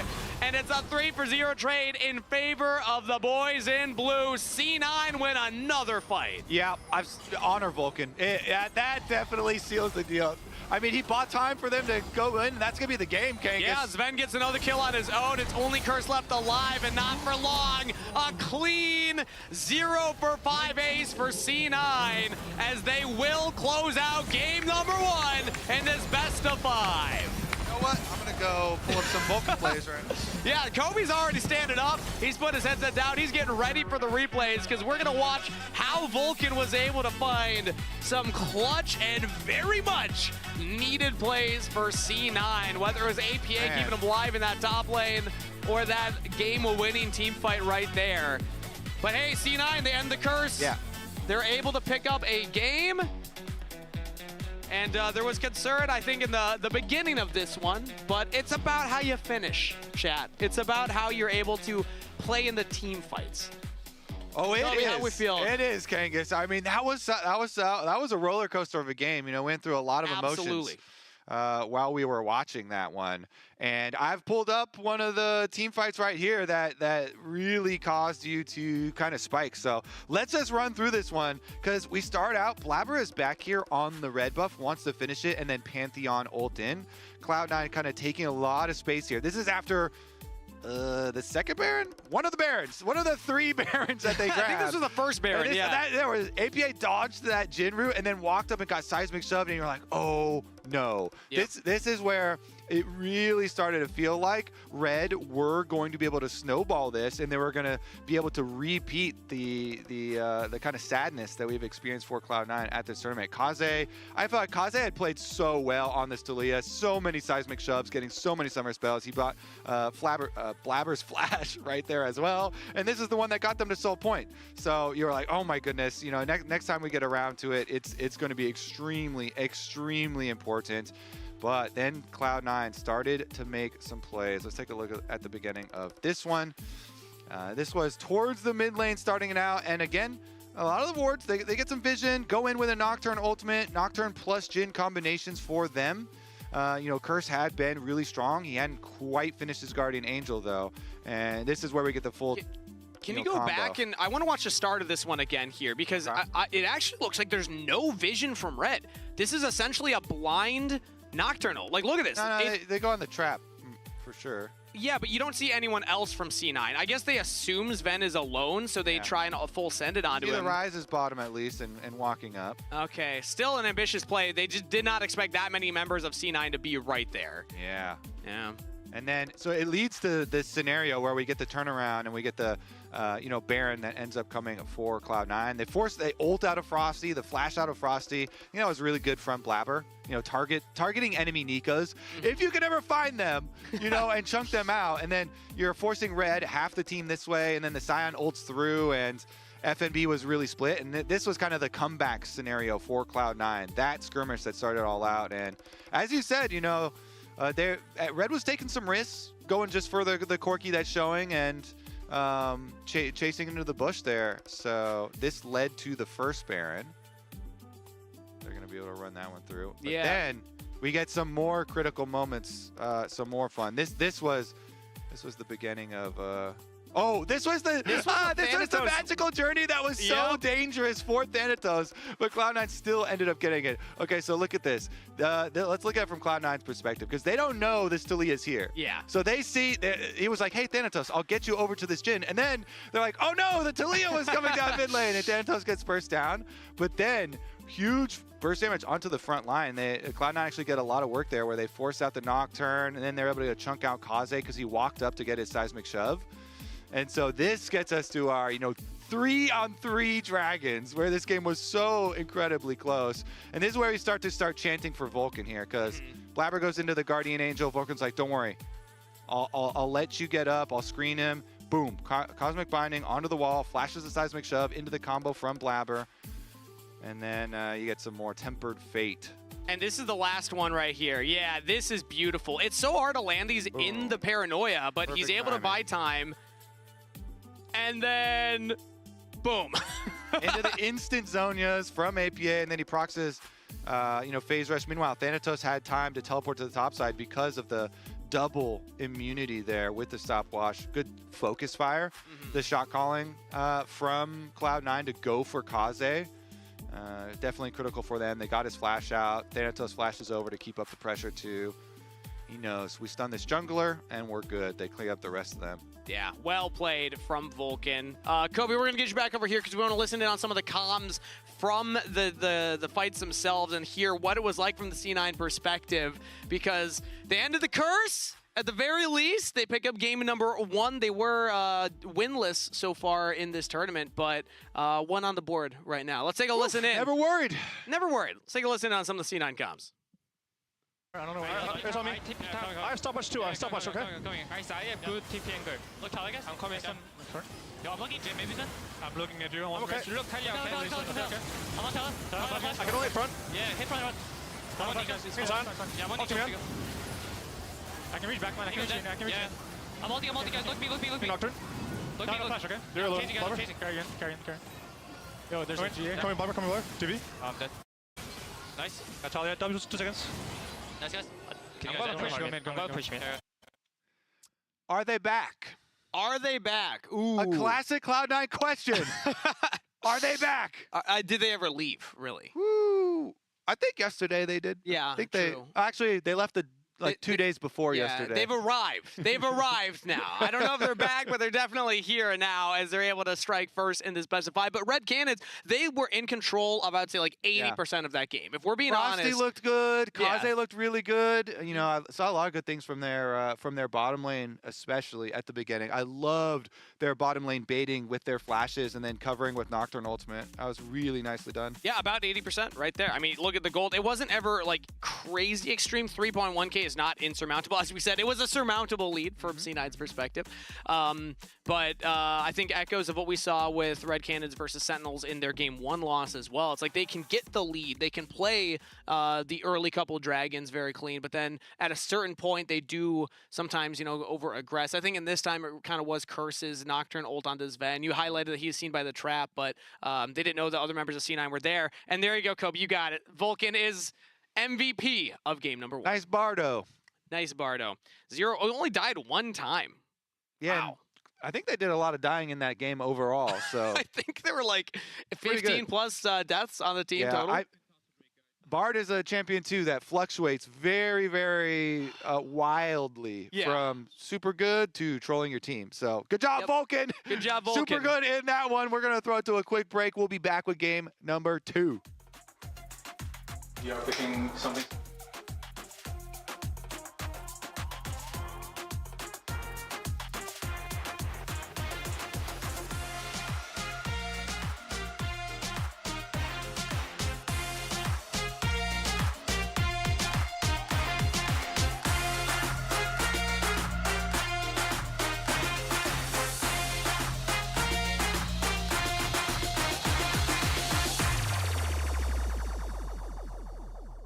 va pa' ti.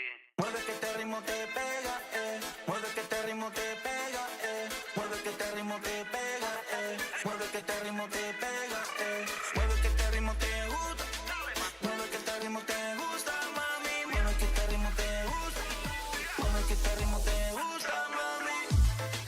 Ya no sé qué hacer contigo, cuando tú me bailas yo me pongo, ya no sé qué hacer contigo, vamos dale mami yo te sigo, ya no sé qué hacer contigo, tú me desesperas con tu baile, ya no sé qué hacer contigo, el ángel de mi vida eres solo tú. Muévelo, muévelo, muévelo, muévelo, muévelo, muévelo, muévelo, muévelo, muévelo, muévelo, muévelo, muévelo, 1, 2, 3, ey, vamos para adelante, 1, 2, 3, vamos todos para atrás, 1, 2, 3, ey, vamos para adelante, 1, 2, 3, vamos todos para atrás, muévelo, muévelo, muévelo, muévelo, muévelo, muévelo, muévelo, muévelo, muévelo, muévelo, muévelo, muévelo, muévelo, muévelo, mueve que este ritmo te pega, mueve que este ritmo te pega, mueve que este ritmo te pega, mueve que este ritmo te pega, mueve que este ritmo te gusta, mueve que este ritmo te gusta, mami, mueve que este ritmo te gusta,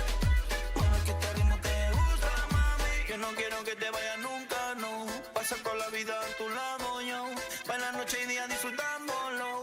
Con nosotros nunca vivirándolo. Yo no quiero que te vayas nunca, no. Pasa toda la vida a tu lado, yo.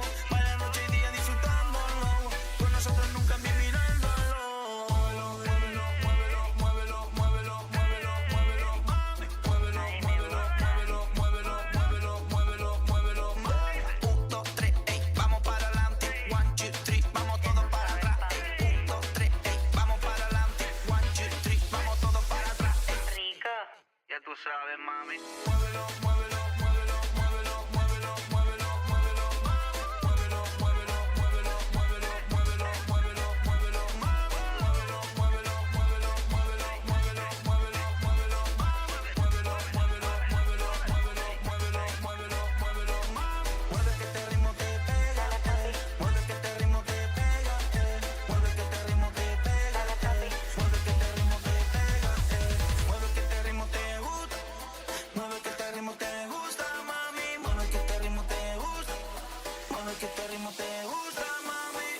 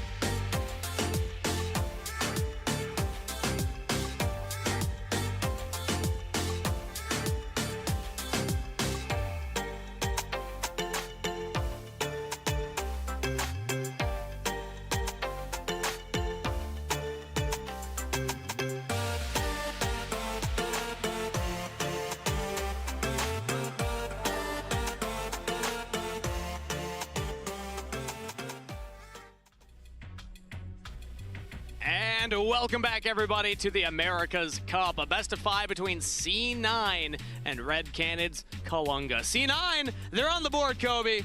They picked up game one. It was dicey for a lot of that game, but they were able to pull it back. They are on that board. That is true. Vulcan, nice Bard game from him. And remember that Bard is also one of Frosty's most played this split, so it's also a good like fearless kind of takeaway and permaban on that side too. But you know, well deserved there. They definitely needed a lot of those like defensive plays from him. Yeah. So let's catch up here in the draft in game number 2. Rumble Jarvan. Talked a lot yesterday, but the spicy hot pot combination, the Cataclysm, the Rumble Ultimate, and I always like starting out drafts this way because Rumble alone, as a singular pick for Thanatos, is really, really powerful. And then APA, it's like, well, they could do a Yone on this like we saw yesterday from Furia, but I don't feel like that's usually an angle that they go for APA. So I think they're going to do one of the other like Rumble comps where it's just APA will just grab a different AP solo laner. The Galio is a very common pick, as you know, into the Rumble because you can just use your Magic Shield and be just fine up there. And then it also gives you Galio plus Xin team fighting, which is quite substantial. Yeah, it does mean that AD mid laners have a little higher value, because if you go double AP into Galio, it doesn't matter who he's in the side lane against. So I would love it if APA was able to find something AD focused to pick here, but it's going to be Sivir instead as priority for Sven. Interesting to see that kind of rise in popularity and priority here, as now they can ban out some other bot laners that might give that some problems. Instead it's going to be the Akali for Akazi. Yeah, you got to ban the Akali, I suppose. Kind of surprising it wasn't in that first rotation, actually. I think we're all just traumatized from last year. Deservedly so. But, I mean, there also are, a lot of flexible options still left open here. So, definitely support pick is going to be big. Enchanters have been so powerful, Kangas. And honestly, if you get a nice pushing bottom lane here, it can completely change the early game, as we've seen. But a lot of mid lane bans here, still following it up, so they even give the extra respect here. Are they going to throw another APA ban? They throw the Azir at him, but I mean, the Ziggs always comes to mind. Yeah, Ziggs was banned in the first rotation, Azir, and he had already played Talia. So I'd say the three most popular we've seen him on are gone as options. Which, yeah, means it will most likely get something new. And now it's on top of it. Interesting. We saw Syndra yesterday. It had been a while since I'd seen one in competitive play, but is still a threat at all times, especially for AD carries. You just have so much burst damage as you're able to scale that ultimate to your full stacks. And again, even though you could think, oh yeah, Yone would go great here for the comp for Cloud9, APA just hasn't ever played it, so yeah. You just never...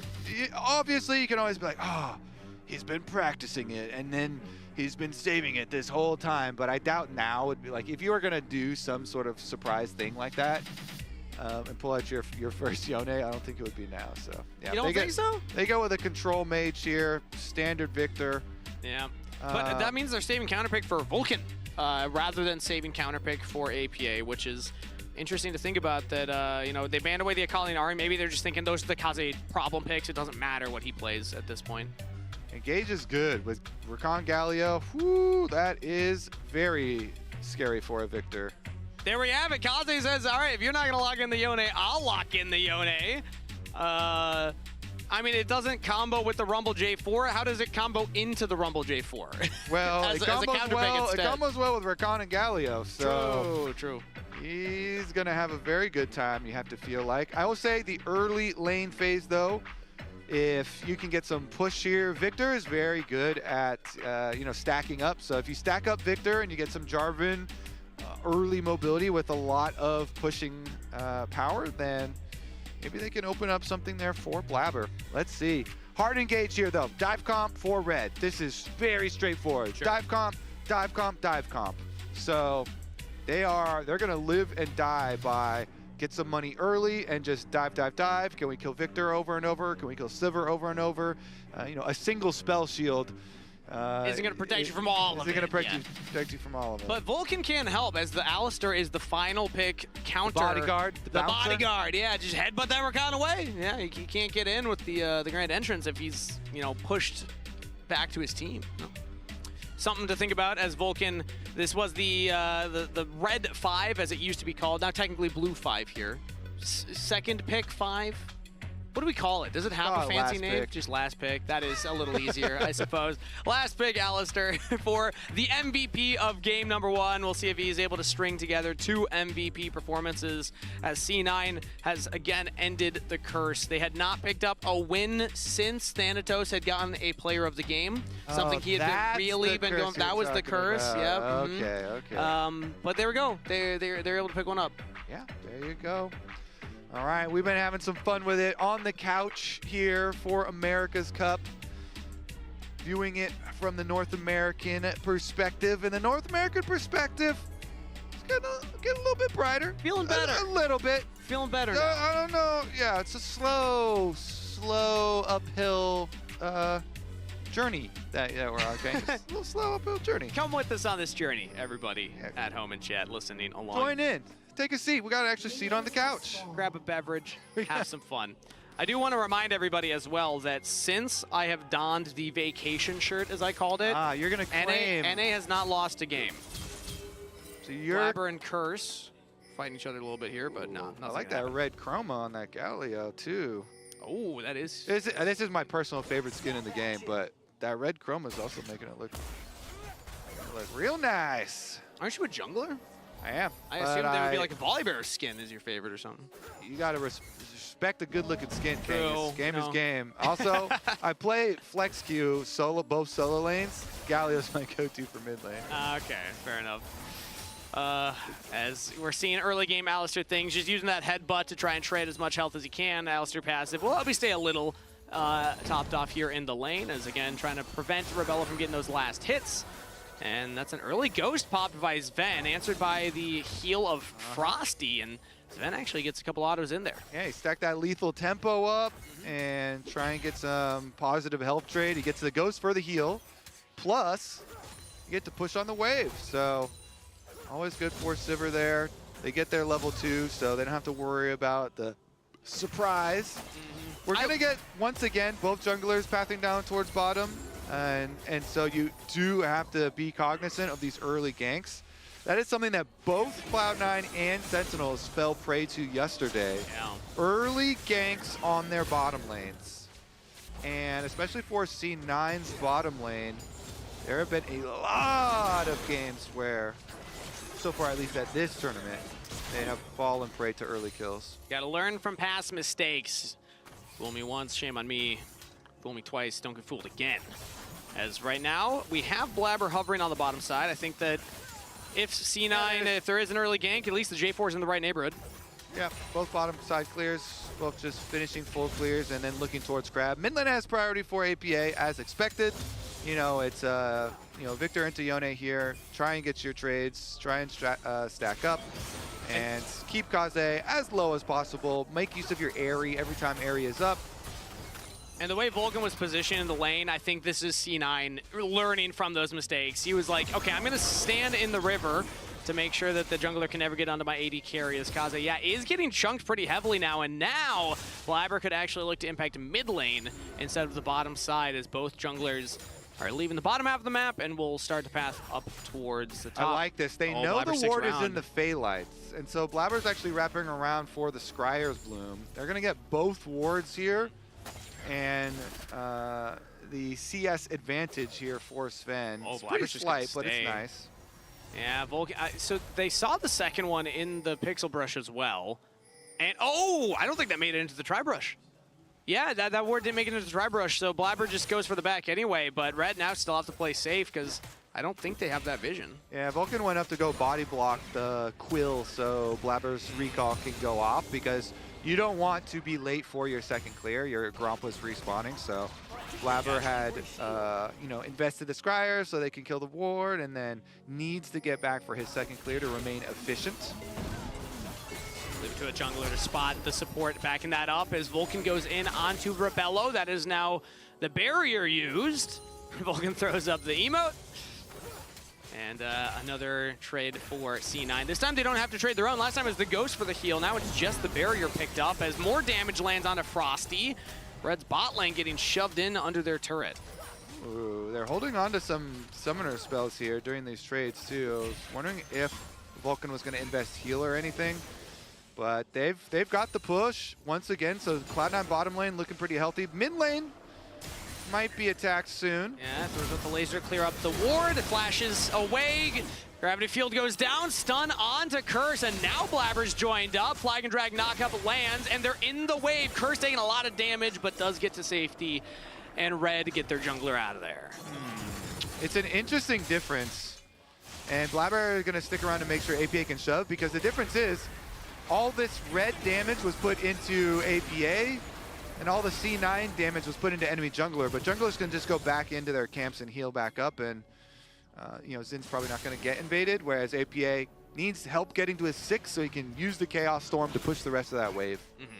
Commits the ultimate, goes for the reset, and picks up his first buy back into the lane. And Vulcan even helping hover there. Now back into the bottom side as Frosty will link up. We got a 2v2 proper again.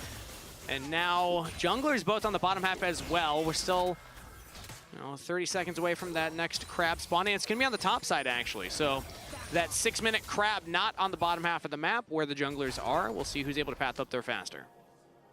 Well, Zin's on a control ward in the line brush by mid lane, so I wonder if, yeah, so Blabber, good call by Blabber, just goes over the wall, not gonna walk through the dangerous area there where they don't have any knowledge. And he's gonna get up to that top side crab like 0.1 seconds quicker than the Zin. Everybody's rushing for it, but mid lane priority, as you can see from the mini map, is to Yone's side. So Red are gonna have mid laner helping junglers start the crab here, and Curse is going to grab it. Not the biggest issue for Blabber, since he'll just finish up his own side and nobody's gonna die over the level 6 grab. It's a moral victory for Red, though. You know, they're getting the head here of Blabber. They know what he wants. How bad the Crabber wants that one. Yeah. I mean, they traded Dragon for that in game number 1, so this time not able to pick that one up, as Blabber will just go back to clearing his own camps and still hits level 6, which is fine. That is a nice little trade there. It's like a 350 health positive trade for Red. They even outranged the Sivir Q response from Sven. But of course, Alistar heal is quite nice. And once he hits 6, it's going to be almost impossible in the 2v2 to actually find the kill on him. Not actually impossible, but close to.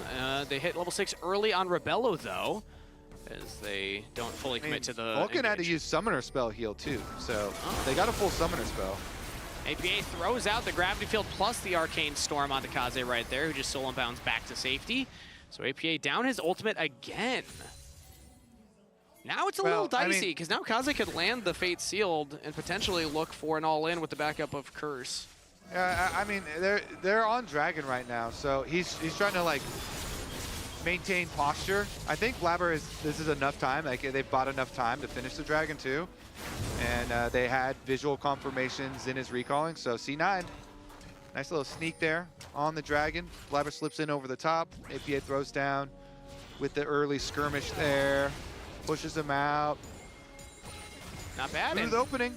Thanatos even sticks around there. Looks like he faked it back, faked a recall. FNB completes his recall. Thanatos stays to push one more wave in, and will go for his reset with a little more gold in his pocket. So much better early game this time, Kobe, from game number 1. By this point in game number 1, there's already like a 1.5K lead for Red. But this time around, it's just a slight lead for C9, plus the first Dragon picked up by them. Yep, stacking up there on the CS as well. Thanatos, meanwhile, with his Rumble on top side, is close to the Leandries. Not quite completed here yet, but farming quite nicely, and should be able to get it shortly. Yeah, should be able to get on that next back at the very least, and his TP will be up probably in about a minute's time here.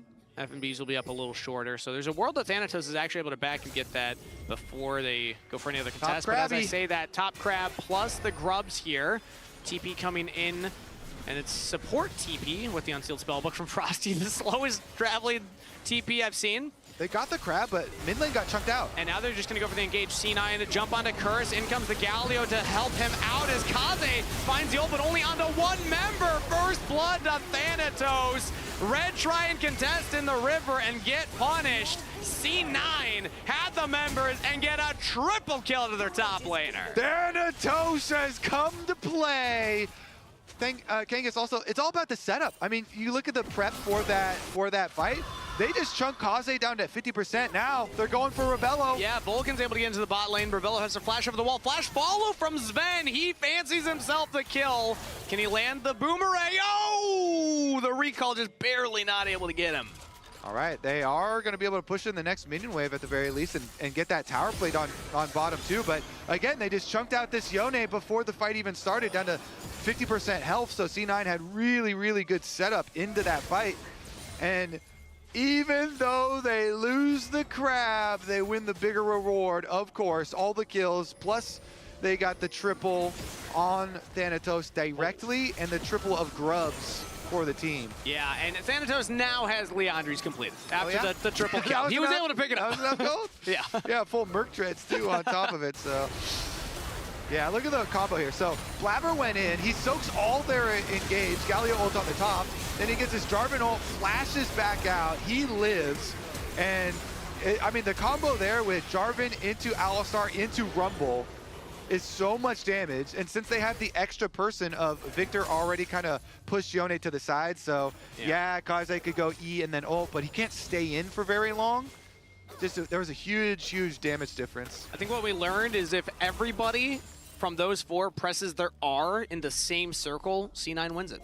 Because that's kind of what happened there. You It's just AoE 3 people, that's better. That's better than just hitting 1. Yeah, true. I guess, yeah, Kaze, his fate's only hit the 1. Yeah, that's a good point.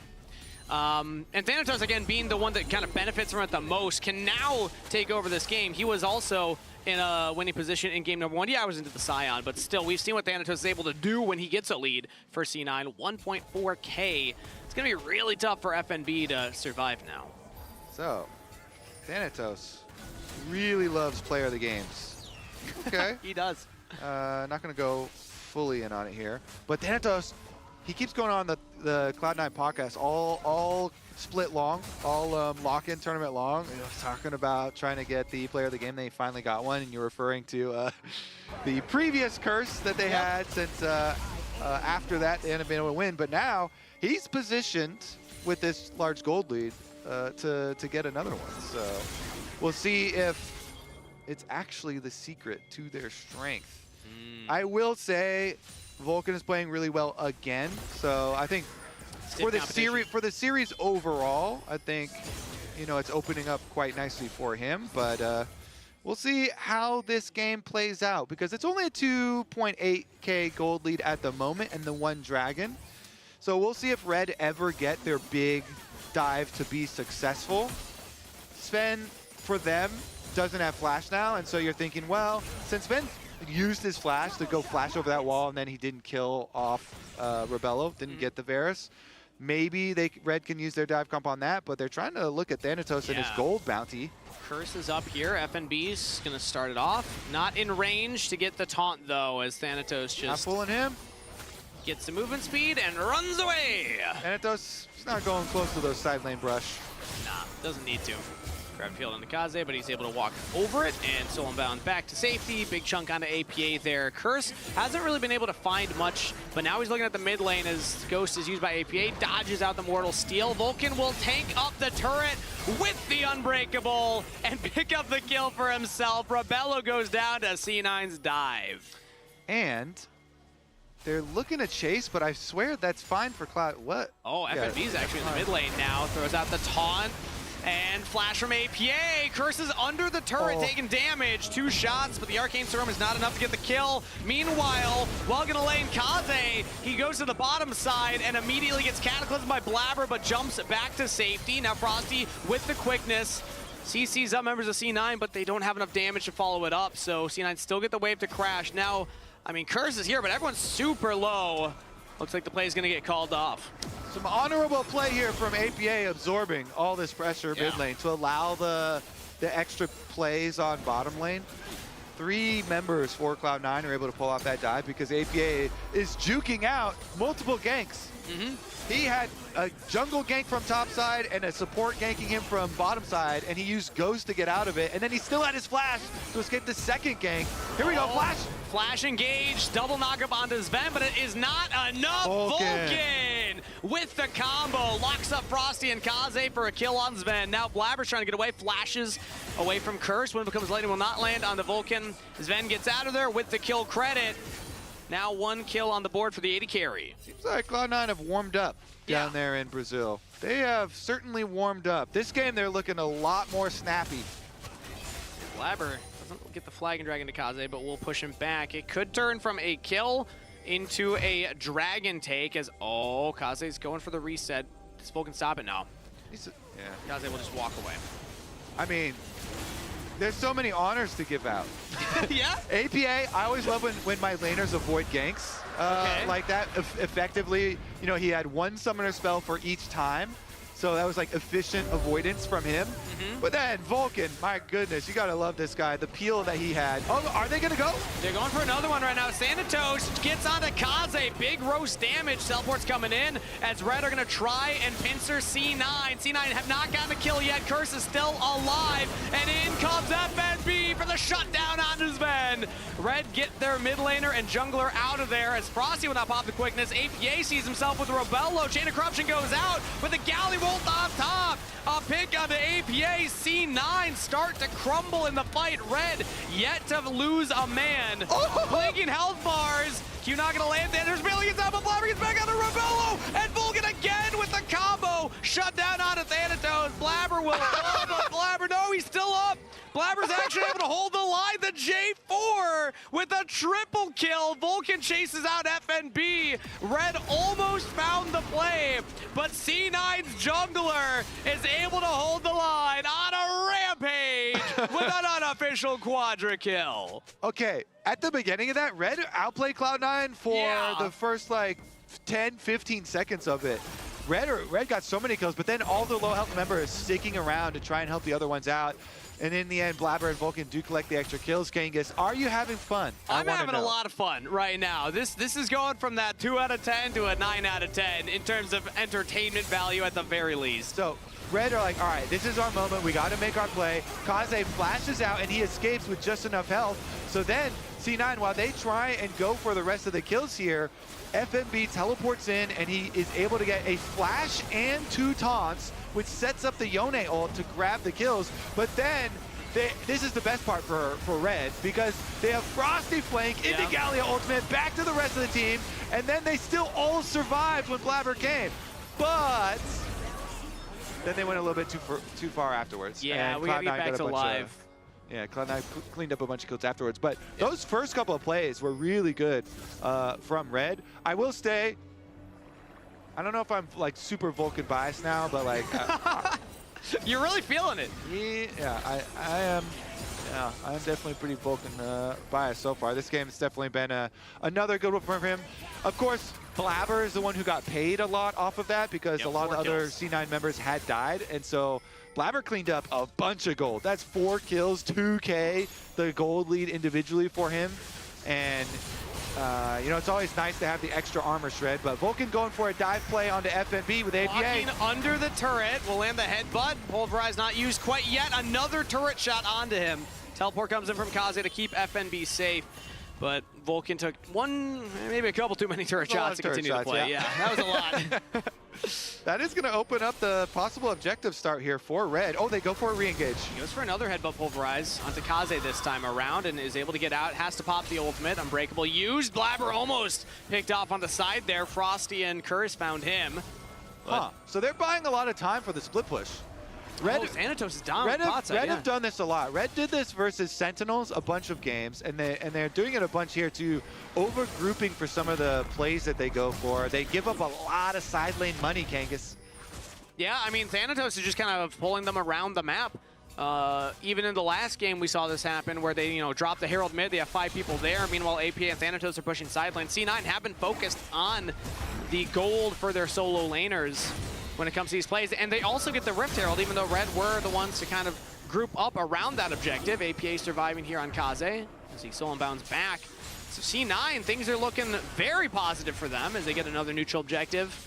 And so far have not gone down, but Blabber could be in some trouble right now. Fate Seal shut down. Curse picks up the kill. Let's see. There's not a ton for them to get after it. Of course, it's really nice to get the kill onto Blabber because Blabber had shut down on top of it, and he was the biggest kind of gold difference previously. With objective bounties too, I mean, see what they can do. They're still overstaying in the top side jungle here. Rakan and Xin still up here with plenty of wards. Frosty getting a lot of vision set up, so maybe Red can get some repeat pick plays. But again, they drop so much side lane gold in a lot of these. And now it's really adding up for Cloud9. Infinity Edge for Sven on top of his Yuntal. So Sivir Sivir is going to be hitting in these team fights, and you're going to get a lot of these 2-item power spikes. And Dragon's about to spawn right now, so they had all these people topside to get vision priority there, clear out wards. Well, that's not where the next action's going to be. I'm imagining it's going to be at this Dragon instead. So now Red have to reset, get back into the bottom half of the map, and try and get the vision down here. I mean, do you fight this Dragon even? I mean, they don't have teleport on Yone, so I guess they are saying we're not going to fight it because, like, it's only Dragon number 3, and you're pretty low on gold. They are trying to at least get their own jungle, so they want to at least not get counter jungled here. So get their blue quadrant, but again, if Yone is stopped with no teleport, ain't no way they're full sending or anything, so should just be get a little bit of gold for themselves, get their own jungle, let Cloud9 get it. C9 have started it up. APA and Vulcan will just hold the line and keep Red's approach off of it. Kaze's in the 1v1 versus Thanatos in the top lane. C9 get the Dragon and are now on Dragon Soul Point with a 5,000 gold lead. They also got the Grubs. They also got the Herald, which I believe hasn't even... Has it gone down yet? Have they dropped that Herald? Did they pick up... Yeah, okay, there already we go. used. Let's see. They're not super close to objective bounty, but the closest thing is this top tower. The problem for Red is that it's really hard to get it since they're running this dive comp, and you're running into a team that still has all these outer towers of defense. You really got to overload a side to be able to get it, force a play here. So Curse is just gonna try and walk through this side lane brush, and Cloud9 are resetting. You see they've got teleport on Thanatos, so just have him bottom lane and get the push going. Sivir can AoE waves really quickly now, so Sven planted in mid lane, pretty far up honestly, and just annihilates the wave and gonna allow for C9 to move up. Get your vision on Baron and get the last remnants of that outer tower. I think that outer tower for Red only has like 100 health or something, maybe even less. Yeah, and meanwhile Vulcan, I mean, he's the safest member on C9 right now, even though he's way got 2 people on him. Yeah. Oh wow, dead. that was like a couple caster minions that killed that thing. All right, so Kaze no longer has a turret topside to hide behind. That is the final outer turret picked up by C9 as Red have multiple members in the water. Yeah, Sharks are circling. He pops the Ghost immediately, and now let's see if Frosty's able to hold him into place. They get the chain CC, Fate Sealed knock-up, and APA does still have the flash. The shield is not enough to keep him alive. Kaze picks up the kill. Again, you know, I mean, that's a strong pick onto the side lane. Sen 3, yeah, they successfully kill APA. He goes early, and then it's like, all right. Yeah, let's not flash. I'm actually probably not getting out of this one. He survived longer than I thought he was going to be fair. Yeah, still 3 minutes till the Dragon, and so oftentimes when a team sends on you like that, you have to keep in mind what's more important, Kangas. Yeah. What's more important is Dragon Soul. Yeah. So like, yeah, I may die here, but even if he had been able to use the flash to live, I don't think it would be worth it because your 5-minute flash timer is going to be longer than the Dragon Soul timer. So I like that he accepts his death after just using the Ghost. And it is a good combo, and it's a good play from Red to be able to grab that kill and grab this money. But Cloud9 are still looking towards Dragon Soul. Now only just under 2.5 minutes. I see that first comment from chat right there. Give me 5 games, please. We both expected 5 games. A lot of action ahead of us still, but so far it looks like C9 could go 2-0 to start this best of 5 off. They're 4,000 in the lead, and they're on Dragon Soul Point. Red have a dive composition. If they find one member of C9 out of position, they still can pounce onto them. So job's not done for C9. They got to make sure that they don't give those windows to Red. Meanwhile, Red are going to be looking for those opportunities. And the biggest like PSA that you need to repeat to your players when they're playing against a comp like Red have, you tell the Cloud9 members, especially Sven and APA, don't stand together. Space out your carries. Don't have your carries stand together, and you know you won't get giant wombo comboed, because if they hit one of you, and they're probably going to hit one of you, you just don't want Red to get double value out of their engage. So as long as APA and Sven have good spacing, and then Vulcan can try and protect at the very least one of them with Alistar, then they should be able to avoid the most dangerous part of the Red comp. Again, though, it's also going to require big setup on the Dragon Soul. The wards here through the banana brush, the line brush towards mid. make sure that you have good entry and set up here for the objective. But Cloud9, you always have the option, yeah, we can give them that dragon, and True. If we see an angle to go Baron side instead, then it's not as big of a buff for Red to grab the dragon as it is obviously for a you. bigger, objective to pick up, but I do like that point that, like, you're Got giving the option. first dragon to Red, so it's Got not options. that bad at that point for C9. And when you're on Red's side of the map, also Red currently on Red's side, easier to approach a dragon here, so let's see how they want to do it with that banana brush. I would say Cloud9 want this fight, though. Sven's on 3 items, so Ooh, true. Sivir, What a reminder. Sivir is gonna melt here. APA also getting some chunk onto Curse, as C9 will now approach the control ward in that banana brush, and C9 will clear that one out. Talked about the importance of that. Currently, C9 are controlling that vision, as Dragon will be up in 5 seconds. FNB's in the mid lane. He can always join fast with the heroic entrance, but Red are going to have to give him somebody to ult on top of. It could be Kaze with the Fate Sealed available. This is looking like Red are set up for the fight. Vulcan is on a flank right now. Sanitos will now walk down and join up with the team. It's Curse just jumping in, and the hero's entrance doesn't land on anybody, as Red just can't quite find the CC. Vulcan frontlining for APA for Sven. It's the Dragon Soul to C9, and a team fight wipe on top of it. They're gonna chase down Rebello and Frosty. No one falls on C9's side. Another clean ace for the boys in blue. A double kill to APA to boot. And that's what you want from your Dragon Soul team fight, Kobe. Yeah, Cloud9 gonna take this one, Genghis, all the way to the Nexus. GG's for game number 2. You have to imagine they got a cannon wave right here. We got 20-second death timers still on Red members. C9 with everybody strong are going to start hitting these Nexus turrets and push for series point, match point right here, right now. C9 might have had a tough day 1, but they're starting off day 2 on a high note. 2-0 to start the best of 5.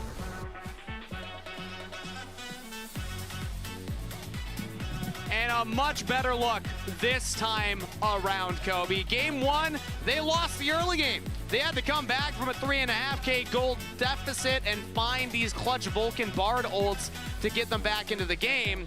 This time around, though, they controlled the early game. They actually won the early game. And that now makes 2 total times that LCS has beaten CBLOL in the early game, if you count Sentinels as well. But Kobe, you're over at the PC. What are we going to take a look at here first? I'll give you off our review? one guess as far as where that early game advantage came from, and I'll give you a couple hints. It starts with Than. And then ends with a toes? It does. It does. A triple kill Ending for with Mr. toes. Than Toes. Okay, so the Rumble here, the first pick investment from Cloud9 was used into Thanatos, and, correctly so. So let's take a look at the Scuttle Crab. All important Scuttle Crabs here in C9 games. Curse is going to go for it, but I want to highlight what they did to Kaze. They pushed him out, 50% HP, so APA is the early route, and then boom, wombo combo. Guess what? All of Red stuff was used on 1.5 people. They got Vulcan, who's Alistar with Alistar ult on, which doesn't really count. And Cloud9 got massive value there. Triple people in their combo. Blabber ult into Thanatos ult into APA damage over the top, and Vulcan combo with the Alistar as well. And so that's where this gold lead exploded from. I mean, just off that play, we had massive gold lead for the Rumble. We had all 3 grubs there for Blabber on top of the Dragon. Even assists are very big for Victor early game because you can stack up your passive there and get your upgrades. And so it also accelerates Victor a lot. It's like this champion really wants to focus on farming. He's going to have easy time farming versus a Yone, but then you also get a bunch of takedown assists. And it effectively accelerated both solo laners super well and the jungler. So that's why I'm calling Thanatos my MVP off of that play. I want to take if you player of the game. I'm saying player of the game for Thanatos. I'm not sure your thoughts. Yeah, I'd love to take a look at that other team fight that Red almost won. Do you remember the team fight on the bottom side where Red, they were so close to actually closing it out, but then Blabber was able to get the unofficial quadra kill at the end? I want to take another look at that one too. Right here, I got you. I'll slow it down. We can look at the setup. So this is after Cloud9 got their Dragon. So they're recalling Blabber over here. So it's going to be distinct recalls. And Red take this opportunity because they have wards here. Good vision from them. They go, oh, wait, this is our time to strike. Yeah, Cloud9 are ahead 5-0. 5-0, but look at this. They start out, Kaze is going to be able to flash out. They get the Xin ultimate to split them, and then the teleport comes in so they can trap and have all 5 people head over. So Cloud9, they're trying to chase the kills here. Thanatos like, oh man, can't barely finish him off. Curse, we really want to finish this guy. We can't barely finish off the Xin either. Kaze goes back in. Nice Q knockup into ult knockup combo off of that taunt there from Galio. And then APA is coming over, and it's a bit of a scramble king. So these 3 low health members of Red are slipping out, and APA is trying to get in, but he goes in between all of the members. And Galio's like, oh, I'm not in a bad spot. I can ult back to the rest of my team. And so this play from Red was really big. That was their hope in this game. Then they even kind of escape here, but they decide to turn around afterwards. So left inside this Jarvan ult, Kaze sticks around. It's too dangerous. Like, he has nothing to get out. And so Thanatos junks him a little bit lower. Blabber's here. The arrow barely shorts on Thanatos. They really still want to make this. Like, we're so close. But they lost track of Blabber. He walked past this ward, and they just forgot about him. So Blabber assassinates. They come back in, and in the end, yeah, they do kill Thanatos, so they get another one. But Blabber ends up getting his own set of kills here. And they're even going to feed this one. Look at this. I always honor Vulcan. I think 2 really good games in a row. I agree with you, though. Yeah, Thanatos, player of the game. I'll give him for this one. But Vulcan, another honorable mention, and he saves the kill for Blabber there, too. So nicely done from Cloud9 here. Yeah. They've been warming up at this tournament. Can you, before you leave, go back to when APA was in no man's land there? Because I actually want to highlight something, because it's easy in those moments to be like, oh, what's APA doing? But if you actually rewind to before he's caught out, he sees Rebello. So he actually took the blast cone and was trying to push Rebello off. And it's one of those moments where, like, at the moment that, so he sees the Varus, and he's actually, like, tracking Rebello, because I think he can beat Rebello in the 1v1. And then he sees all these low health bars. He's like, okay, I'm just going to link up with the team. But then the play does not go because Frosty still had his ult. So I'm going to say justice for APA. It's a tough moment right there. Like, it looks goofy, but I understand what he's trying to accomplish in that moment. If you're just not keeping track of, like, oh, Frosty still has ultimate available, that's going to be a little rough. All right, let's listen in on some Cloud9 comms. I'm looking here. Yeah, I'm looking. Use all spells. This is also spells. Zeno spells, okay? Zeno spells. Yeah. I'm walking first. With me, guys? Yeah, I'm walking. Yeah. Fighting with you. Yeah. You want to flash in? Yeah, I'm fine. You want to flash ult? Hit front. Yeah. The first turn is out. Yeah, I'm sorry. Oh, you're hard. I can share. Yeah. I reach. Yeah, I can't come still. I'm flashing. I'm flash. I feel you two behind that buff maybe if you want. Yeah. Nice playing aggressive. Oh, thank you. Alright, coming down. 2003, guys. Look out, man. Careful, okay. Yeah. Okay. Fire stay. I was going in. Yeah. Whoa. On unit. Yeah. You're alone, Bummer. Oh, Quadrico. Nice. Got behind. Okay, Phil. He's gonna run to the jungle. Oh, maybe not. Oh, I got him, man. Give me that. Thank you. Nice, guys. Nice. Give me that. Yeah. Thank you. I love Blabber also, even though he was dead there. He was still shot calling in that final fight, kind of calling targets. And also the first replay when Thanatos gets the triple kill. Sven, he wasn't there, but he's like, we could kill bot lane now. So yeah, bot lane looks good for a gank. Yeah. Bot lane looking good for a gank. Nicely done, though. This one, by far, Cloud9's best game at the tournament so far. Definitely was a rough start for them yesterday, and even the opening game today as well. But this one, they're buckling down now, Kangas. Yeah, best game in a while from them. I mean, they picked up that one game versus Lion in the LCS lock-in finals, but still, that wasn't the form we expected from C9 in that finals overall. But this is the player that I think has been arguably one of the most consistent on C9, if not the most consistent on C9. Thanatos almost never loses his lane. I love seeing what this guy's able to do. Happy to give him player of the game. Player of the game again for Thanatos. Nicely done. And you got to put this on now, too. Vulcan. That's 2 wins for C9, so now we get 2 hats. I'm saving it till they win. You're saving it till they win? Okay, I'm going to put 2 hats on for the 2 wins. Birthday. There we go. Congratulations to C9. There you go. We got the put double. them side by side Yep. there. Okay, yeah. Oh, it can give me little ears. There we go. Those are also known as horns. Also horns. Yeah. Ooh, true. Well, then I got to get them kind of on the front here. devilish. Ooh. All right, well, that's it from us. We're going to send it a short break before we're back for Game 3 of the Best of 5.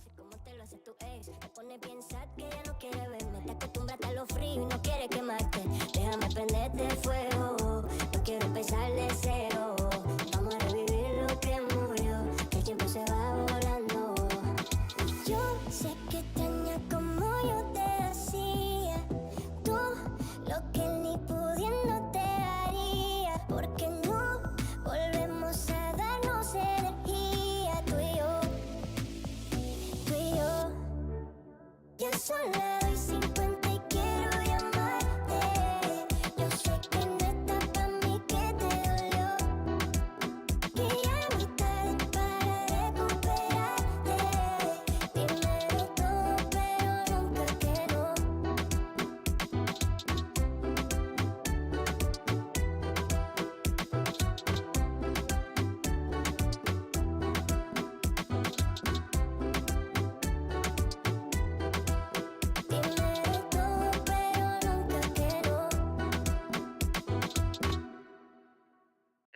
pa' ti. Mueve que este ritmo te pega, mueve que este ritmo te pega, mueve que este ritmo te pega, mueve que este ritmo te pega, mueve que este ritmo te gusta, mueve que este ritmo te gusta, mami, mueve que este ritmo te gusta, mueve que este ritmo te gusta, mami.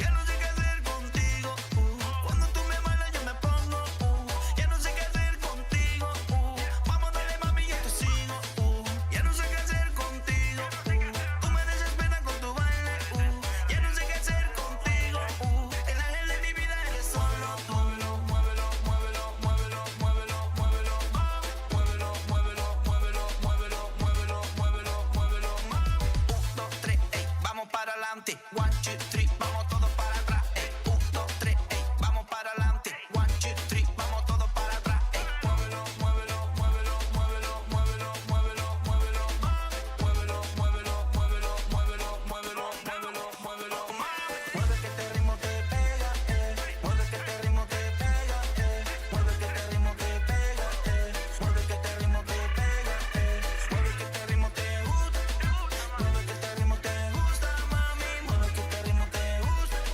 mueve que este ritmo te gusta, mami. Yo no quiero que te vayas nunca, no. Pasa con la vida a tu lado, yo. Baila noche y día disfrutándolo. Con nosotros nunca vivirándolo. Yo no quiero que te vayas nunca, no. Pasa toda la vida a tu lado, yo.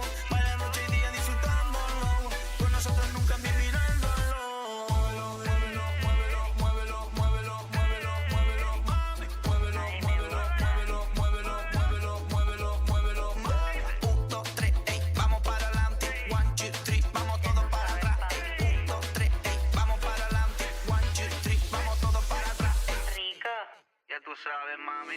Muévelo, muévelo, muévelo, muévelo, muévelo, muévelo, muévelo, mami. Muévelo, muévelo, muévelo, muévelo, muévelo, muévelo, muévelo, mami.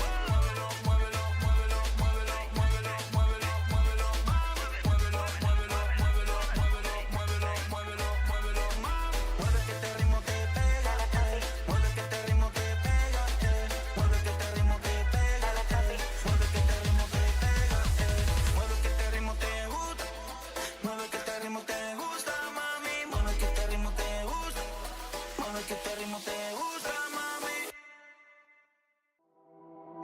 Cuarto se siente frío cuando no está bebé. Mi cabeza ya está perdida, solo pensándote. Y es muy fácil, tú tienes la cura pa' quitarme toda esta amargura. Solo tienes que volver. Yo sé que extraña como yo te. Hello, everybody, and welcome back to the best of 5 between C9 and Red Canids Kalunga in the lower bracket. Winner continues on in the America's Cup. Loser will pack their bags and head home. C9 will be a long flight. Red Canids a trip around the block, as right now C9 are up 2-0. Kobe stringing back-to-back wins when they were in the pressure seat coming into the series. We got Devil Kangas in his lucky shirt here. They can't see the horns again since we sent it to break. But yes, I am wearing the lucky shirt. Hey, NA has not dropped a game since I put this on. I'm actually a believer now. Yeah. So what we decided is, that shirt is very powerful. Okay. Don't overuse it. Yep. And I would say bring it out for when we really need it. You know, maybe like a Gen G win at first stand or something. So we'll put it back on the hanger for the rest of America's Cup after this game. It's assuming we got C9 can win it. Whoa, whoa, whoa, whoa, whoa. Focus back up here. We got Yunara here. Takeaway from Rebello. He loves this champion. They've been spamming it. But Sven also, huge priority for Cloud9 has been Yunara. They've done Yunara Lulu, Vulcan on many enchanters. And they've got plenty of things open at the moment. He could just still go with the Lulu and you know, grab a mid laner for themselves for APA. Ooh, this is a good response though. Yep. The Mystic Thunder. Yeah, the Mystic Thunder combination. Ezreal and Karma poke into Yunara can be brutal. This is how Sentinels beat Red Canids. They were playing Mystic Thunder. Okay, we got it back on screen here. There we go, the double horns. This is how Sentinels were able to beat Red Canids in that game too. Because if you remember, Red Canids, the the three-headed dragon. That's what the community often calls the way that they like to draft, is usually these 3-threat compositions. And you could argue we saw some of that in game 1, but I think a little less of it with the Jhin. I'm trying to remember last game even, but at least, you know, I'd say Ezreal's one of the threats. That counts right there. And there's your Lulu, Kobe, that you were talking about with the Yanara. And there's an Annie for APA. Ooh, I'm getting some flashbacks. Yeah, I mean, we'll see. I don't see an Ahri ban. It's only Saint's Ahri, okay, that was able to solo kill him. Not supposed to be able to do that. But, oh, the Malphite lock in here. I mean, Malphite has very good value versus Yanara, trying to... as long as you place your ult correctly here. You know, you have to be a little bit careful with her ult jump. But Malphite definitely very, very good possibilities here. If you get some poke damage down first with your Ezreal Karma, and then you get to choose your moment for the engage. But yeah, I mean, the Annie is, it was, I mean, it was rough, okay, let's say it. It left a lot to be desired. Yeah, but clearly they had put a lot of practice time into it. Both teams knew it. I mean, even before Cloud9 had locked it in, Lion had banned it in the previous game, and then they were hovering over it a bunch in the final game right before the Ahri answer into it. So Cloud9, let's see it. Let's see round 2 here for the Annie. Usually you want Annie Wukong. Redemption Annie. Yeah, usually you want Annie Wukong, and looks like Red did not opt to ban Wukong or anything. So honestly, no reason to deviate. Everyone's always like, oh man, why is it always the same? Well, it's because they work really well together, because Wukong is not only just an AD jungler, but you have to think about Merc Tread value when you're playing Annie. And so you don't want stuns. You don't want an AD jungler that only stuns. You want knockups. Yeah. And Wukong has the perfect AoE knockups and AD damage typing. So that's the reason why they work so well together so frequently. It just gives you crazy engage for a team fight, and then Yanara Lulu can follow up with another knockup with a Lulu ultimate. So it's a lot of good synergies if Cloud9 can finish out their comp that way. I don't expect any deviation. And just grab their Wukong, and then they're gonna have to blind pick for Thanatos because the Malphite very highly probable is going into the jungle or could be flexed. But what do we think about this though? It's Kaze, I'm assuming, on the Tristana. Yeah. So the AD matchup into Annie in the mid lane now. Yeah, he had it before, so I mean, it's pretty good versus Annie if you can get a level 6 Malphite ganking. True, yeah. Because as long as you can farm early and then you just wait on your jungle timing, and you can, rocket jump in as your Malphite Malphite ults in and you just burst her down. But you get worry a little bit early maybe. We'll see about the early stages. I will say I am a big fan of the Gunblade Kennen. Despite the Kennen nerfs, I still really, really like Gunblade Kennen. The nerfs are pretty painful as far as your ultimate cooldown later on into the game, but this champ is so good for the duration of lane phase and a lot of the mid game.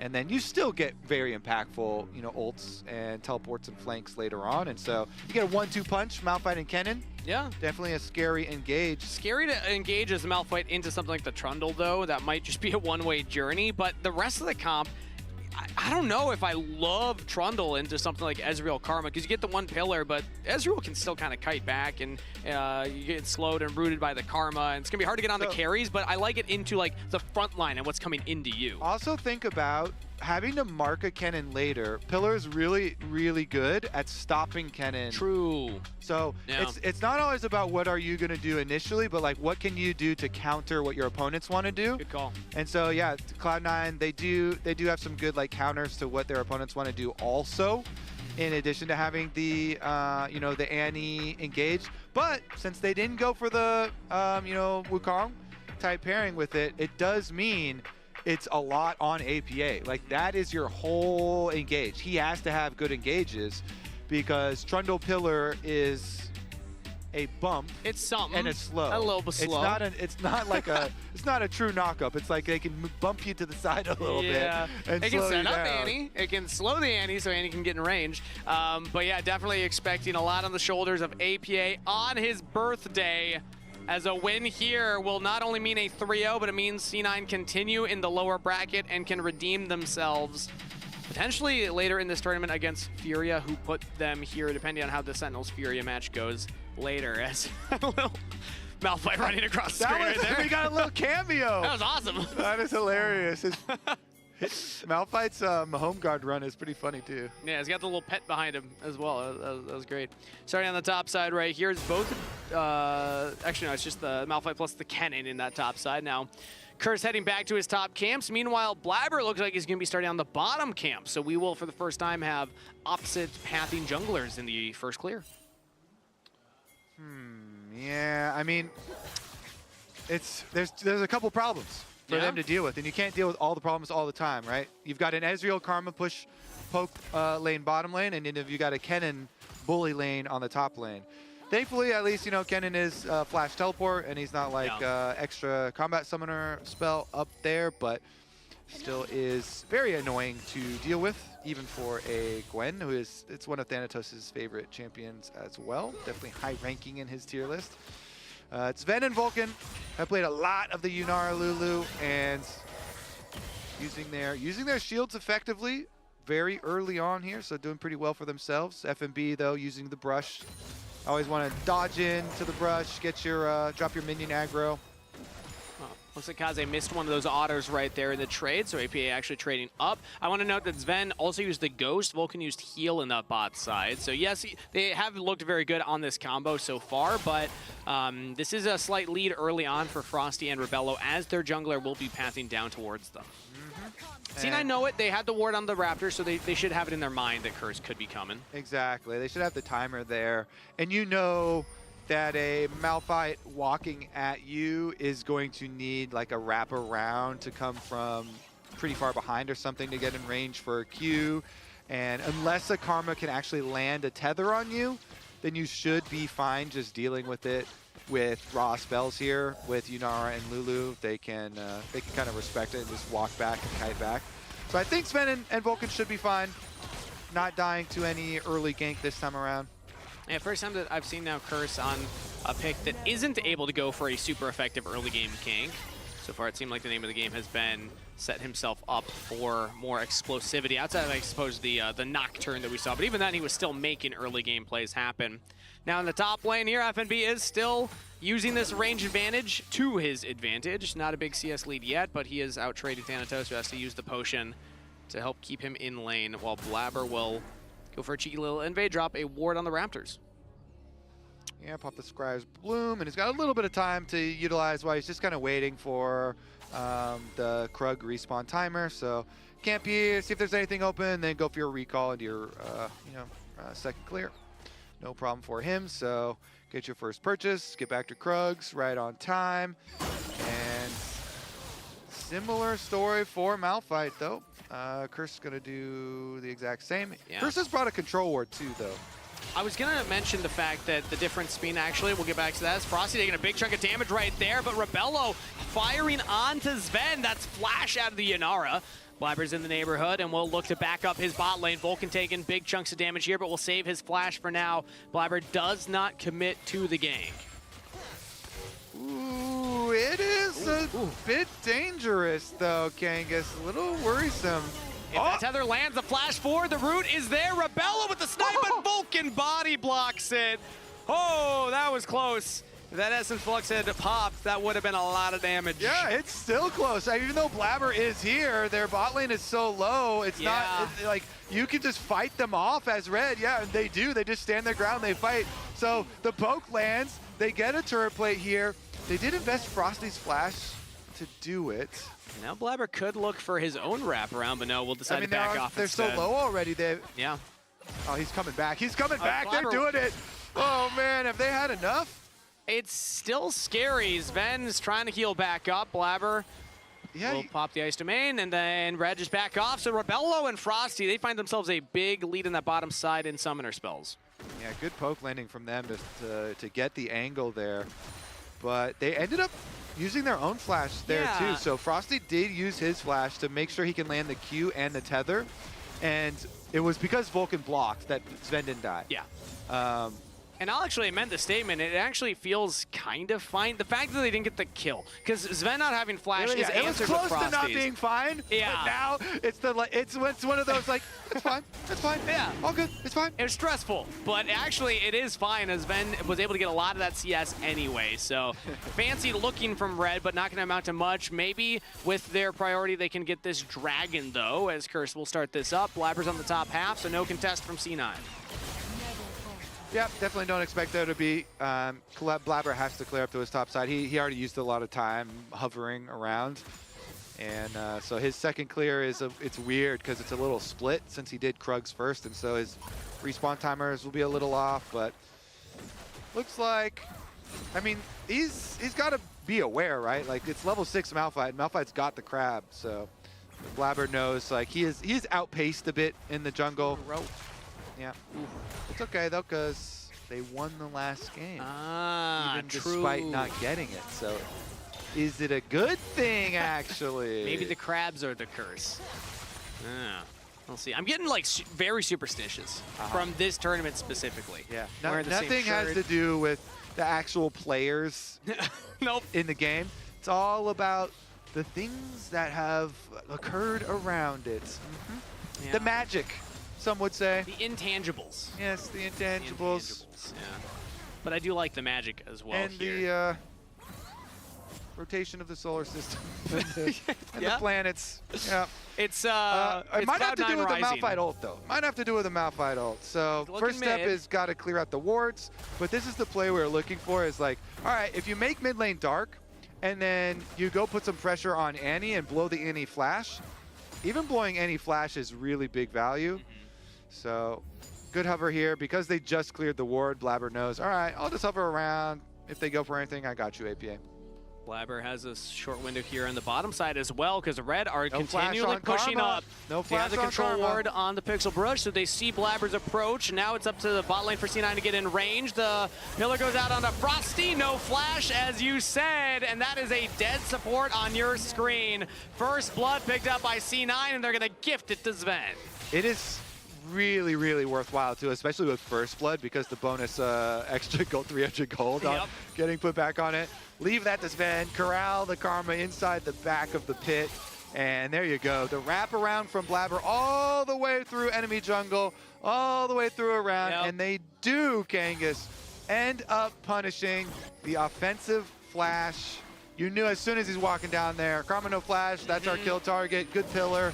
That's all it takes. They knew exactly what their target was, and C9 were able to execute on that. So now Red on the back foot here in the bottom lane. Sven, with that reset now, has the recurve bow plus completed boots to Sheen and the stanking tier, plus a couple long swords from Rebello. So stanky tier? Dang, that's messed up. stacking tier. Oh. Is it a stanky tier before it stacks though? Like it's not complete yet? I think it's clean. I think, you know, it's like, I don't think it can hold much smell because it looks kind of like watery, you know, it's just liquid. Liquid has it's like smell, clean. Kobe. Yeah, but it's like very clean, you know, it's just straight blue. Never if it was like smelled a toilet before? If it was, whoa, I don't think that would be like water. That wouldn't be like clean water though. That'd be like Chemtech Soul colored water. True. All right. I think the tiers are pristine, clean, okay, odorless. Odorless tears. Odorless tears. Unstacked or stacked. Your tears have a smell now. I am thinking about the wrong thing right now. I want to think about how Curse is going to approach these grubs. Blabber started them up, and in comes FNB. Blabber will get one. Now 2 big ultimates available. The unstoppable force goes out. FNB with a stun follow-up, and Blabber just goes down. No slicey maelstrom needed. Malphite, baby. Ooh. He's got, especially when you get your Zeeks, like, you're that close to a target, it's crazy to flash something like that. Like, you're so close, it's like, oh, you have to have crazy good timing or something. So if he's point blank, you just put your ult on the other side, boom. He gets the kill, and with your Zeke slow completed already too, ain't no way Trundle's getting out of there. So nice kill here, nice snipe. Blabber did get 1 grub though, so it's not going to be the 3 grubs picked up by Red. Okay, you know, it's still 2 and Dragon. So objectives stacking nicely for Red despite the early first blood. Ooh, APA, big burst on the Kaze who opted in to that trade. Rocket jumps forward and APA was ready with the Tibbers. So That's an ult down for Annie. Kaze still has his available. It's going to be interesting to watch, too, because the engage is so fragile from Cloud9. APA's flash cooldown is hugely, hugely important to their team's success overall. And, you know, him having Malignance, of course, is going to make the ult cooldown really short now afterwards. He did just use it. Yeah. So it's not going to count for the one that he just used, but... Then, okay, he's able to get away with the ult-empowered dash there. So no ultimate available for Sven if they want to go for a dragon fight. Now 5 seconds till that spawns. Sven's just going to catch this wave and probably look for a reset now. So Red actually have an opportunity now. Sven's going to go for the reset. He will not have ult even if he does show up. Do they want to go for their second dragon? Yes, sir, they do. And I think they're going to get it. I don't see any reason for Cloud9 to walk in there. Yep. So, you know, nobody wants to face check a Malphite. First 2 dragons to Red for sure. The question is going to be, can C9 get enough gold to feel like they're confident for the setup moving forward? Because they haven't really been able to trade these dragons for anything. It's just like, oh, Red just going to get them. As the second dragon's not as like crazy. The third dragon isn't even necessary to contest, but that soul could be strong. It's Mountain Soul. So when you're looking at this Annie as the primary engage, you're just not going to be doing any damage with that burst if they are able to pick that one up. If Red get all the way to Mountain Soul, I think it's cooked for Cloud9. So I would do something about the third soul. Wait a minute. Or third dragon. Trundle can steal those stats, though. You know, give him more stats. That way Trundle gets them. Sven right now, meanwhile. But he can't steal the shields off them. Ah, true. And the shields are a really big problem. I suppose that's a bigger problem with the soul. It's not the 2 dragons that give you the stats. But that is another heal used by Vulcan there to keep Sven safe now under the turret. Gonna be catching these waves. I feel like Sven is still gonna be one of the main characters here for C9 when it comes to these fights. AP is the one that's starting it, but Yunara is the one that's gonna finish it more often than not. Yunara is always the main character. Good little trade, electrocute proc there from APA. Once again, they're trying to get some mid lane prio as Blabber just kind of crosses over. But, you know, Thanatos also been farming fairly evenly versus the Cannon matchup. And now they saw Blabber leave the lane, so it's pull the trigger on APA. Oh, the pillar, keeping him alive though, APA! One more out of from Kaze. He got the reset and finds the kill. Meanwhile, bot side, they were able to find a push in there and a trade in the mid lane. APA for Kaze's life and a kill on the Rebello to boot. Okay, Trundle doesn't have many mechanics, but Blabber, that was exquisitely played. That was so well played. He immediately, APA first, you know, let's shout him out for using his stun onto the Tristana, the big damage source that he can get him off, delay it a bit. He stuns the damage source, and then he flashes away to try and get out of range of Malphite. Even though he ends up going down, Blabber delays by pillaring and creating some space for him. And then focusing and re-flashing. Blabber's flash on the Tristana ult meant that he could still stay in range, and he got the kill over there. I mean, really nicely played. Trundle doesn't have a lot of mechanics, but your pillar and your flash and your target choice are the things that you have, so nicely done. I think the Subjugate got the kill at the end here. Yeah, let's see what happens, bot. Okay, so they go in on Sven. Sven pops his ultimate into the Lulu knockup. It's just... Yeah. Red just caught those Are we hands. watching Diablo here?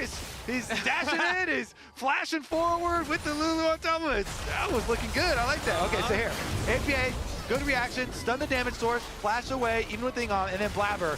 He goes, he pillars, and then he flashes so that the Tristana ult knocks him into the wall, and he can stay in the fight. And then with the Tibbers being able to stay on Tristana, Tibbers gets enraged after the Annie dies. And they got Kaze again. I mean, we just came back from replay. Kaze's dead, and we just saw Tibbers there on the bottom side, so I assumed that they just picked Kaze back to back. Yeah, that was a close play in the mid lane, though. The Tibbers following up for the actual kill, plus the Subjugate damage on top of it. So Red are giving a couple of these kills over to C9, who are getting them onto their carries. APA now 2-1-0. Sven with a kill as well. Yeah, that was nice. Yunara ultimate dash in for the Lulu knockup, and then flash forward too for another one. Ooh, as here comes Curse. They have a TP coming in from Kaze yet again into the waiting arms of Blabber. Another clutch pillar right there, but APA could be in some trouble as Curse is still focused up on him. Saved the ultimate cooldown and will pick up a kill. Nice job from Curse there. He gets level 11 on Malphite off that too. They get their kill this time around on APA. They know, no flash on the Annie. He's not getting away this time, so. A little bit of a, ooh, wow, that is painful. That was a lot more damage than I expected from one auto from Sven. It had to have been the extra damage from the Kraken Slayer as Blabber is still on Kaze right now. Jumps over, now the pillar used, oh, but the reset was there for Kaze. Blabber not finding the interrupt. Yeah, nice reset for Kaze though. Gets himself out with the double jump. And they'll just pick up the wave. So now it's up to a pretty healthy 2K gold lead for Cloud9. And Dragon number 3, if they get their resets now, it's about 30 seconds ahead of time to have plenty of time to get your wards and get back in place for the vision. Here's a look at the start. Yeah, let's take a look at the start. Control ward in the brush. Maybe that will mean something. Let's see. Hey, just shields right in on him. Sure. Wow. And analyze that. Can you just analyze that? You pressed R and then Q and then W. Jeez. Yeah. And electrocute damage? That's pretty good. There might have been an auto in there. I didn't catch it, but either way, APA does have that damage on him right now. he do have that damage. Yeah. As it's about time for this third dragon. We were wondering if C9 would start to contest, and it seems like they're confident enough to do it now, as they will fight for priority around the vision in the river, as well as mid lane push. Red have not started it up yet. They do have Kennen in this bottom side into APA. Kennen has flash, too. Yeah, it could be scary. Although, I think you got to respect that. Kaze's topside with no teleport in the 1v1 against Sanitos, who now just jumps straight in on top of him. Needlework, but a double jump from Kaze gets him back to safety. Yeah, it's an even 4-on-4 though, because Thanatos doesn't have teleport either, so let's see a fair fight. Oh, Sven, he flashes, and Kirsch just follows it up with the slicing Maelstrom on top. Losing here in Arena to start the battle is not what C9 wanted. Red find their target Kirsch and is will not fooled. punish Sven. Yeah. Kirsch is not fooled. He's like, that's an early flash, bud. Yeah.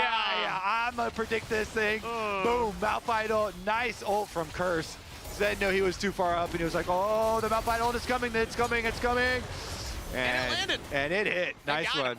Good one from Kirsch. And that will get the third dragon for Red. It seemed like that was the time that C9 were ready to actually contest it. But losing your AD carry means that there's no shot at a steal. Red now on Dragon Soul Point. Yeah. He just got too antsy here. Sven in, and then he knew it was like, I'm too close here. But it's a really good positioning of your ult from Curse, you know? You put it to this side so you can get him either way. And he's like, I predict you, or you get clapped anyway. The only way is if Sven flashes like further into his team or away from Sven's team. Either way, that's bad. Yeah. So well played by Curse right there. C9 still have the gold lead, even though they gave up that third dragon, and now they just cracked another outer turret here, this time the mid one. So Red's job's not done, but they're in a good spot to get that Dragon Soul. 3 dragons, you get Mountain Soul, and all of a sudden C9 are like, oh man, how do we kill anyone? Worth a lot. And 18.5 minutes, Herald is now being targeted here by C9. So Red, they still have 4 minutes before they got to go for that dragon fight, which could make or break their entire tournament. Remember, if they lose a game here to C9, Red Canids Kalunga are out of America's Cup. Their backs are against the wall right now, so that's a lot of pressure going into this one last fight. Yeah, we are in the losers bracket at the moment. Must win series for either team. FNB, though, winning in the side lane versus Thanatos.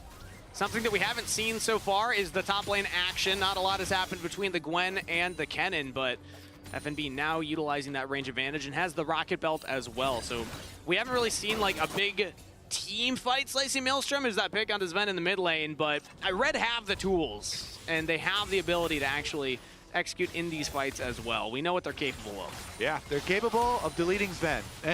And they didn't have to use the Kennen to follow up Malphite ult last time to do that. So they can do it in the next team fight. Good early position here. I think it should be fairly calm though. No reason to overextend. Like Cloud9 should not be offering up any opportunities here. Sven has no flash, so just play safe. Hover back. Malphite is creeping, but... Why am I getting nervous right now, Kobe? Sven has no flash. Curse was looking at him. Yeah, he pops the ult, and again, empowered jump away. Vulcan tanks up the True Shot Barrage. Sven now! Oh, he dodges it that time! Curse not able to knock up the AD carry, and now he's slowed down by Vulcan, plus the pillar from Blabber. The chase continues onto the Malphite. Flash away from Curse.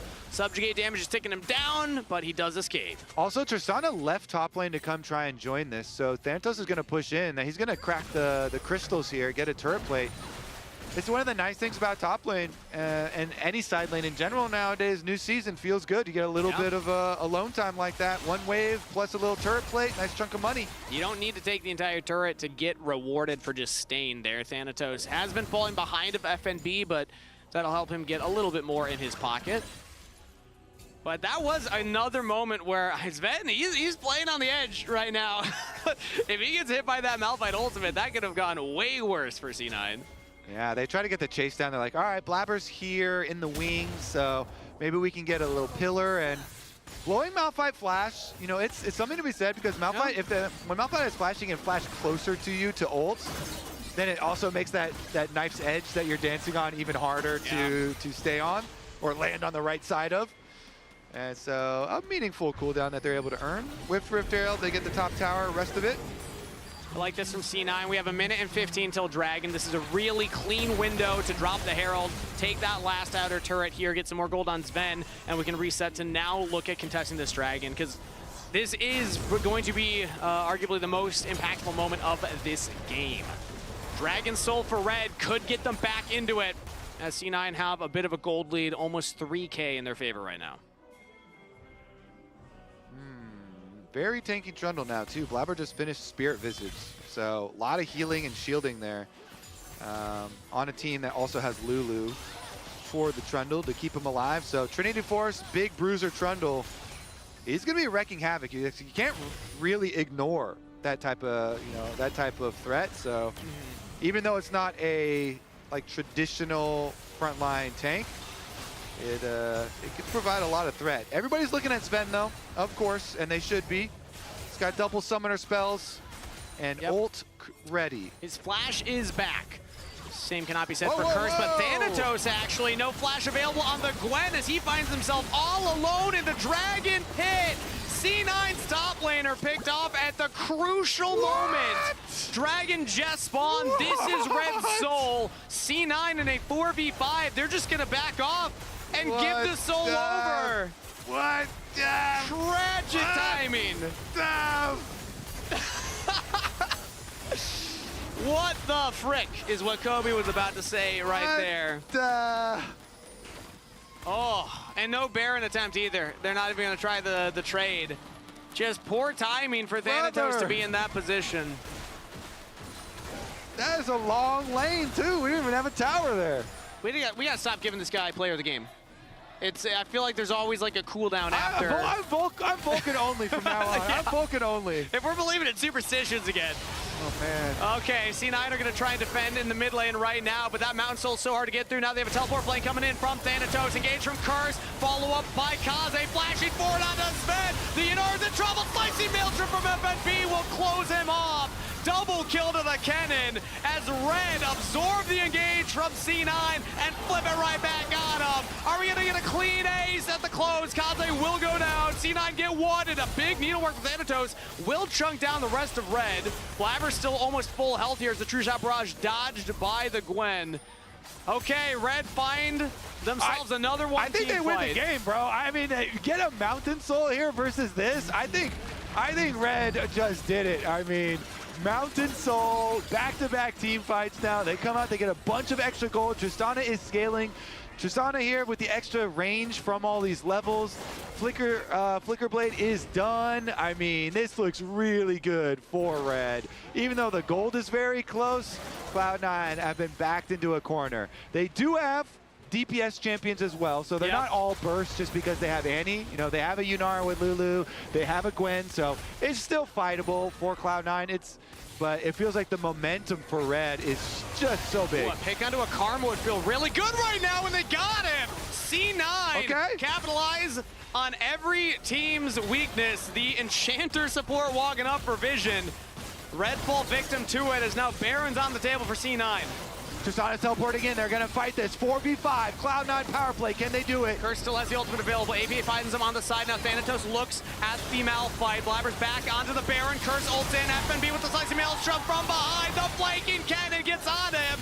Blabber still alive with the wild growth as AP's push away from Kazi on the side. It's all about the Trundle, but he cannot win it. Red push C9 off the Baron. They didn't need their karma. They just needed C9 to clump up for their ultimates. They'll take the team fight and the Baron. That was beautiful from Red. I mean, Yeah. Curse is such a Chad. Like, FNB teleports in, he's flanking around on Kenny. He's like, I don't care if they're on me. Even though Gwen went straight for the enemy jungler, onto the Malphite, trying to cut through him with magic damage. Curse does not care. He makes a beeline for them. Malphite ult into Cannon ult. And Red are going to stomp now. Oh. So big of a gold swing. Huge stuff. I mean, it's a dream combo. Malphite ult from one side, Kennen comes sliding in from the other side. You're already like shredded up a bit by Baron. Yeah. Very nicely done by Red to kind of put that door closed on what we felt like was their kind of, oh, here we go, another pick. Thanatos in the side lane yet again. Things could go from bad to worse for C9. They're losing the team fights. They're losing the side lane pushes as well, as it's so many members from Red overloading onto Thanatos. He's looking for a trade onto FNB and gets close, but not close enough. Rebello with the kill credit. Red find a pick in the side lane. Yeah, I mean, they've been making side lane picks all over the place, and they actually picked off Thanatos to even start to get the free Dragon Soul. So another big one, but this is just beautiful. Curse goes in. C9 had kept people on Baron. Cloud9's call was, hey, Gwen, go push Malphite out. The rest of us will stay on Baron and try and force this. But with the Kennen flank, they just get demolished. They get ripped apart. And Curse, I love the energy from Curse. He just walks up through the Gwen. I don't care if Gwen's on me, right past him. Malphite ult into Kennen ult, beautiful. And the Baron never unleashed either. So Yeah. Curse was like this much health, but Baron was at like 4K, so he could still walk He's up a and tanky secure boy. it. Yeah. Oh, alrighty. Well, Fans Red wanted on the 5 games, precipice. Kangas. They wanted 5 games. We both predicted 5 games, and it seems like we're going to get it. Save Red throwing a massive lead into Cloud9's waiting hands. We could get one final fight here still, but if you're looking at the wallets, you're looking at the stats, it is all Red right now. Siege up another turret here. Engage comes in from Curse. Blabber pops the ultimate. Subjugate onto Curse, means that he has to jump back to safety. That was not the engage Red was looking for. Sven almost has enough damage for the kill. Wild Growth will keep him alive, but the Tristana damage being felt right now. Sven has to back off. They did not kill the Malphite. Yeah, and with the Baron, they can keep up the siege here. I don't know. That was looking pretty good for Yunara damage there, though. Zen was cooking. Ooh. APA's getting chunked out right now. Remember, he is the primary engage. Flash is available on Annie. If he finds somebody out of position, he can look for it, but the Rebello's just landing this poke, and the Ezreal is at 3 items. He hurts at this point. Yeah, a lot of them do. Okay, so Cloud9 showing maybe, you know, they can find an angle. If they can get an isolated person with Trundle ult on them and Sven hitting, then they definitely have damage. I mean, with how that fight was starting, I think that's about the best you could hope for if it's a front to back, is that Curse ult's too far in and his team wasn't quite ready to follow him up. As now a TP coming in from Thanatos. This is Elder Dragon. This is FNB on a flank. C9 do not see the Kennen yet. Actually, maybe he was spotted out by the control ward in that brush. They actually did spot the Kennen. Thanatos is on top of him, pushes him back. The rest of Red approaching onto Blabber. C9 have to approach this so carefully. Red, they just need to find the right targets, the right flanking members, as FNB is still watching with a target on his back. API can't get in range in time. C9 are sacking waves for this. They need to find magic. They need to find a miracle.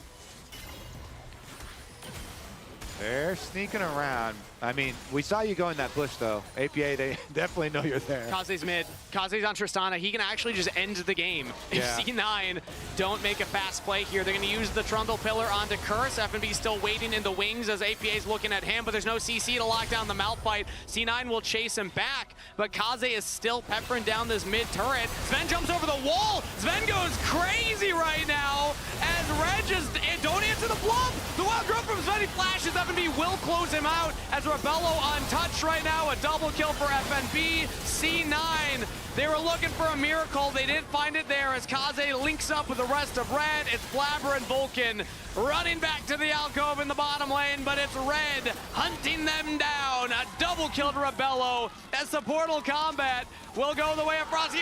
The True Shot Barrage will get the triple to Rebello instead, and another one team fight for Red Canids. GG! Red are going to take it. I mean, Genghis, you said, I mean, that was basically a desperation play from Cloud9. They know, all right, Tristana's just going to destroy our base if we don't force something. So they try and force by, like, you know, Sven dashing in. It's like, we have to force. I got to go in to try and make them fight us.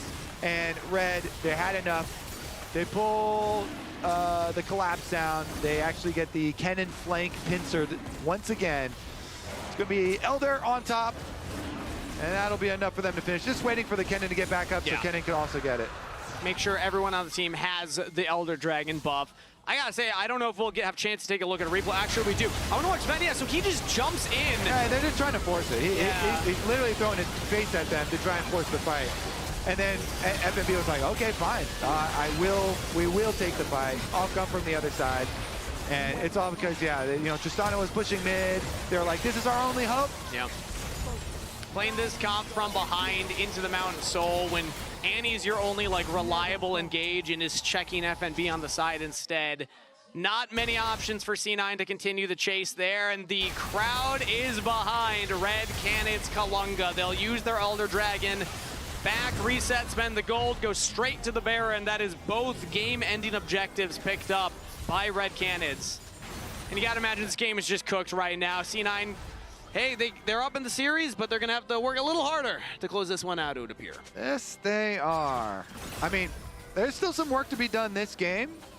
How much do you believe, Kangas? In dreams, in miracles? Again, we have been getting more superstitious as the cast has gone on, but when it comes to this gold lane, I'm a bit of a pragmatist. I mean, the Malphite shield is so hard to break. Any of the shields, like Sven had been hitting him for like 5 seconds and they couldn't break it. Inner shield as well. He just flash engages onto APA, utilizing the Elder Dragon bomb, but APA lives! The wild growth! The Canadian sensation Vulcan will go down, but he kept his mid laner alive. Double kill though, as FNB will also claim Sven. Stuns up Blabber, APA with the stun as well, but Kaze's jumping in. Interrupted by the pillar, but Red have the Baron empowered wave. It was well fought from C9 at the end, but an ace to Red Canids Kalunga. We're going to game 4. Well done from Red. I mean, I'm kind of between Curse and FNB for player of the game. Both of them were critical and extremely big ultis from both of them. I think maybe I go with FNB on Kennen. I was about to say, I think I would go Curse for the simple fact that he got double crabs away from Blabber. Remember, I don't expect a Malphite to be able to actually get that first crab and fight for it, but he was able to pick that one up. But if you want to veto me and say FNB, I have no issue with that. I'll leave that one to you because I think that those are the two clear players. Like chat tiebreaker. Chat tiebreaker, yeah. I'll take a look at Twitch chat real quick while Kobe pulls up some replays. Kobe, what do we take a look at here? Well, let's just jump in and see. I'm going to look at some bottom lane action here first because bottom lane started out well for Cloud9. I mean, this is the one where they jump in on Sven and he tumbles for the double knockup for Lulu, and then he's going to flash to finish the kill. And then they get the kill onto bottom lane, which was quite big for them. Meanwhile, it was also the same exact timing for that mid fight. So we had two really critical fights here in the beginning of the game that were pretty fun to watch. So I am seeing FNB, Kobe, by the way. FNB a lot of FNB love. We're going to go with FNB then as the tiebreaker for player of the game there. All right, so here is the mid lane one that I'm talking about, where they start out, they ult on APA, and you're like, oh my goodness, is he gonna just die to the explosion? He stuns Kaze to delay the time. They're working on him. Blabber comes to try and peel, and Blabber is able to peel with the ulti. Kaze flashes, but then Blabber flashes because he knows the Tristana is gonna try and ult him. Then the enraged Tibbers chases him down for the kill. But then there were so many big plays here. I think we go deep into this dragon. Which one is this one gonna be? There was a lot of action. Oh, here's the one. Actually, let's investigate Thanatos. Yeah, what's going on? Thanatos investigation time. All right, buddy. What is he doing leading up to this dragon? We're looking at dragon timer. Mountain Soul is coming up, so he's going to be a good top laner and push out the side lane here. Yeah, so I believe this was where they just dropped the Herald top, get that turret, and then reset. Stay on him, okay. So he's warding up. They're prepping for the dragon, but like, yo, bro, we're ahead of time, and he knows the whole team is here. Yeah. They've got, this is Cloud9. Hold on. They're looking right at him. They're staring at him, so he knows. They're here, danger, danger. Head down, yeah. Yeah, he's just too confident clearing these wards and then walking this way. Unfortunate error from Thanatos right there. Sometimes you just get, too focused on, oh, there's something to hit right there. Let's clear out this control ward because we're setting up vision around the objective. But that was Soul. Like, this was the moment for Red. There was a gold lead for C9 here. They were winning the team fights up until this moment. But one pick and then Dragon Soul meant that C9 never won a fight after this. Yeah, I mean, you have to, though. Like, you still have to, and you have to try and fight, the Baron and stuff. And so they still had a chance, Kangas. Yeah. The chance was here. Let's take a look at this pick. Because they did get one for themselves. Blabber, you clear the ward, and then you go camp here, and he's waiting. Boom. Sven jumps in. They get the pillar. They get the pick. That's their hope. So even though they have Mountain Soul, you've got some DPS champions. Sven used his ult, though. Yeah. So it's one of the big things for a team fight. No Yunara ult for the ensuing fight. That's why Red are confident here. And then look at this. FNB, our player of the game. Flanks around. Let's look at Red vision. Boom. Boom. He's coming in. Also, my shout-outs, honorable mention here to Curse. Yeah. Curse had a really good game. Boom! He gets the Yunara and the Lulu. Same thing. Perfect timing. FNB is in. Cannon right into the middle. Got big burst here. They split them both up. Even with the Lulu there, Sven got deleted before Lulu was even able to follow it up. So huge stuff there for Cannon. I mean, was that a? Did you see a visual bug here on the ulti or what?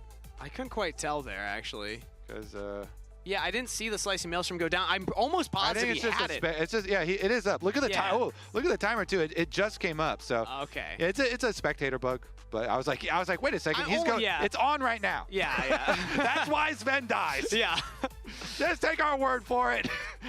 And that was a triple kill. Plus, again, Kaze beating APA on the side. And I don't know, Kobe. At this point, I might be saying we need a couple more, scrim blocks in the tank for APA's Annie. It doesn't feel like the team is playing to its strengths well enough, especially if it's going to be primary engaged, like that last fight as well, when Sven is just jumping into the Malphite. APA's marking the Kennen as like the only one with the engaged CC. I find it hard to put some more focus on APA when it was like in the mid one they like blew a lot of Sven resources, and then Thanatos getting picked out on that side. So yeah, I mean there's several things to look at. Yeah. But I would say some of the more critical things are getting picked off in side lanes. Yeah, that's a good point. And you know what else? I just realized, Kobe. What did you realize? They lost while I was wearing the shirt. The undefeated streak with the shirt. FNB, though. I'm taking this shirt off. We're not wearing this shirt anymore. Now the shirt's cursed. The Kennen pick was great, and he went for the proto belt build to have more mobility instead of going for the gunblade, build. And he did super well in lane. It is he got the counter pick, but he performed super well in lane, performed super well in the team fights, and won them the critical kind of like save at Baron. Yeah, I well earned 12, 1, and 5. Insane damage per minute as well. And that was not even with the summoner spell like Ignite topside, right? He still took the TP. So shout out FNB. Shout out Red Canids Kalunga for giving us a series that's not going to be a sweep in this elimination best of 5. We're going to send it to a short break before we're back with game number 4 right after this.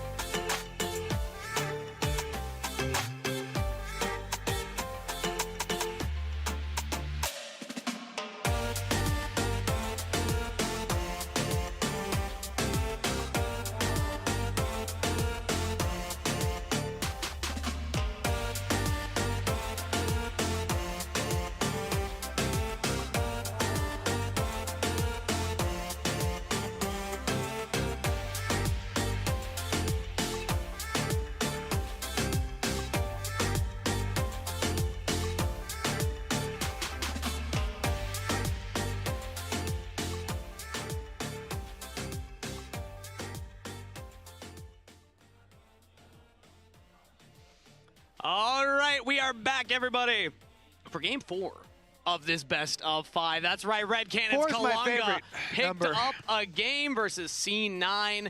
It was looking solid, and then one pick in the side lane, Kobe, was all the Canids needed for us to get Kalunga'd. For them to get a Dragon Soul, and then they also needed a Malphite and Kennen ultimate at the Baron Okay, so there are to two win things the game. needed. Yeah. Because that one was quite the combo. I like that. That was pretty good. Solid combos. And since we are getting superstitious here at America's Cup, I have taken off what I thought was the lucky shirt. I'm trying out a different shirt now. We're going to see if this one brings any more luck. But what else should we keep in mind for that, Kobe? Was it the hats? I was wearing 2 hats that entire time. Maybe that was it? Maybe, like, keep in mind the positioning of our opponents. And don't go into the Tri-Brush and River right before Dragon Soul is going to spawn. I hear that is unlucky to do that. It was indeed very unlucky for Thanatos. All right, well, we'll hope that Thanatos at least learned his lesson as we're going into draft for game number 4. We got the music back, too. It's my favorite part of this pick band so far. It's just the vibes, man. I like it. I like it. Yeah, fantastic. C9 are going to be first pick. Red Canids are on blue side. So we'll see what that first pick priority is for C9. As the further and further we get into Fearless Draft in these best of 5s, sometimes the wackier the comps can look. C9 banding away the Ashe. It's always that Akali respect for Kaze, and the Sylas respect for Kaze as well. Even though Malphite's off the table, the classic Sylas counter, it's going to be instead just respecting the Kaze. We'll pull that out in many situations. Mid lane's getting a little thin here, too, as far as the picks. You know, with even game 4 in Fearless, you start to draw a little bit. Plus, some picks like, oh, Nico support, APA also plays at mid. Oh, Galio top. Yeah, Galio could also be like a mid lane pick, and that's been used up. So a lot of these things starting to whittle down here, and the respect of Ziggs target and Akali target remain between these 2 mid laners. They're like, don't want to fight into that. If we go to game 5, I think they should gentleman's agreement, handshake. Ooh, we let both him get to have play both? it. Yeah, I'm we get down. Ziggs and Akali. I'm down. That'd be awesome. Down. I am super down. Mundo, meanwhile, locked in for C9 here. We're scaling. Yeah. We're scaling. We're power clearing, and we're scaling, and we're pushing. Mundo, though, yeah, Mundo is definitely big in later Fearless drafts because there end up not being a lot of answers, you know. So Trundle's off the table, tanks immediately get better. Yeah, interesting Ivern here. I haven't seen this one in a minute, but I do like it. Let's see. Rebello, then, I mean, you want to be on like a hyper carry when there's an Ivern on your team, so how much of Felios has he played? Yeah. Jinx is available. Yeah, Felios is still good. Jinx and Kaisa, though, I think are really good with it. And they are going to have engage on bottom side, too, when your jungler is the enchanter. Need to get your primary engage elsewhere, and Solar Flare will do wonders.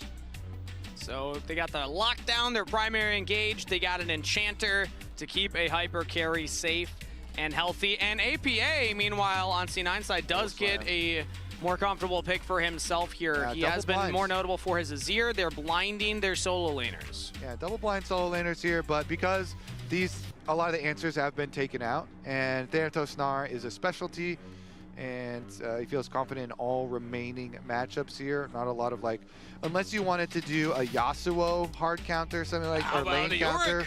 I mean, Yorick is fine, but it's not like a hard counter or anything. Sure. I think it's a fine answer, and you can go side lanes versus the Gnar, but Gnar very versatile, can team fight really well, in addition to handling side lane pressure. I would say one of the most opposite champions that you could have to the Kennen, though. Range top laner that wants to group up and team fight. Melee top laner that just never wants to see the team and always push in the side lane. Tiny Lightning Yordle versus, I don't even know what.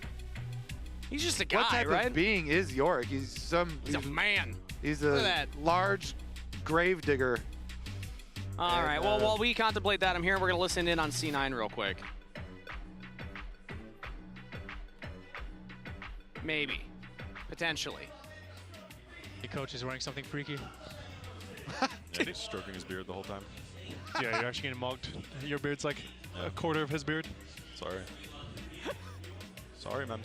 Okay, that was 100% worth listening It's a to. beard diff. They're getting intimidated by the enemy coach. This is actually funny because we've had multiple interviews. We had an interview with Dom on the analyst desk, and he was talking about Sven thinks that the most important thing for coaches is that you show up and you mog the enemy coach. Yeah, It's just you just supposed to look good. It's mostly about how you look, and so that's why they want the Cloud9 coaches looking good in these sharp suits, where Dom and Nero are always wearing these suits.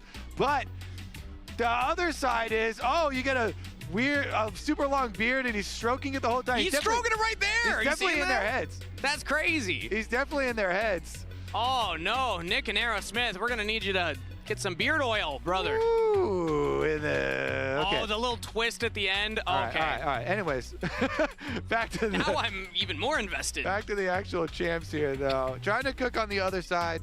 Now, both of them do have options for the side lanes, but Ivern comp here. Ooh, poke on top of it. So they have Zoe poke on top of it here for Kaze. Bringing the Zoe back out. Did have a game already that split on it as well. And your Aphelios goes to the other side, Kangas. So maybe it'll be what I was mentioning with the Jinx. Yeah, I don't. What is this comp trying to do on Red side? You actually like this? Yeah, I still like it. It's a similar thing here. You know, you have a strong build up for the Jinx to try and keep Jinx safe. I mean, Zoe is like you're looking for the angles for poke elsewhere. It seems the one that's kind of a little bit more out of place. I think the Yorick is fine in it because you get side lane pressure and you can still like create terrain and stuff to give some space for the Jinx to work around. But we'll see. We'll see about the Zoe fitting in. What Zoe can do is big burst damage, I guess, to set up the Jinx passive. Because if you land the bubble, you land the paddle star, and then Jinx lands like an ult or something, then you can get your passive online at the start of the fight. Hard to get them though around a front line that's like Mundo and even Gnar. And like Thresh also Lantern is such a good answer because you can reposition. Yeah. So. And I like Cloud9 side. I like C9 side a lot right now. I feel like their front to back is much clearer in its identity and its execution. They even have the Lantern to get you out of the Yorick little cage that he tries to put you in anyway. So, yeah, I'm liking what C9 I put together here for game number 4. But I will give one thing to Red. Much more exciting. Zoe coming into the mid lane, Yorick in the top lane. This is, and Ivern jungle. Like, I can't even think of the last time I saw an Ivern jungle. Maybe you can't even think of it. 2024, like FlyQuest. I know Inspired was playing it. Yeah. Yeah. Inspired played it a decent amount. I mean, it's not been super prevalent recently in the meta, but it gets sprinkled in, you know. All good. Well, either way, exciting draft from Red Canids Kalunga. Let's see if it can get them to a match point. Their backs are against the wall. They have to reverse sweep Cloud9 to continue their lower bracket run in the America's Cup. C9 just need to pick up one more, and they've drafted a very standard front-to-back style composition to pull it off here in game number 4, as both teams will take to the Rift. I don't remember if it was you, Kobe, or if it was Azale. What do we think that is? Is that like a statue that's been buried, or is that like a It's like a rock? It's an ode to a Krug. Maybe it's a Krug. Oh. That's what happens when Krugs get really old. They turn into a rock? Yeah, well, they can't. They're already rocks. They just can't move anymore. So that's like a Krug that's staying there forever now. It's lying down. Yeah, he's just sleeping, bro. It's water fine. that rock. He's still alive. He's just. Oh, okay. Well, that's a much happier story then. Yeah.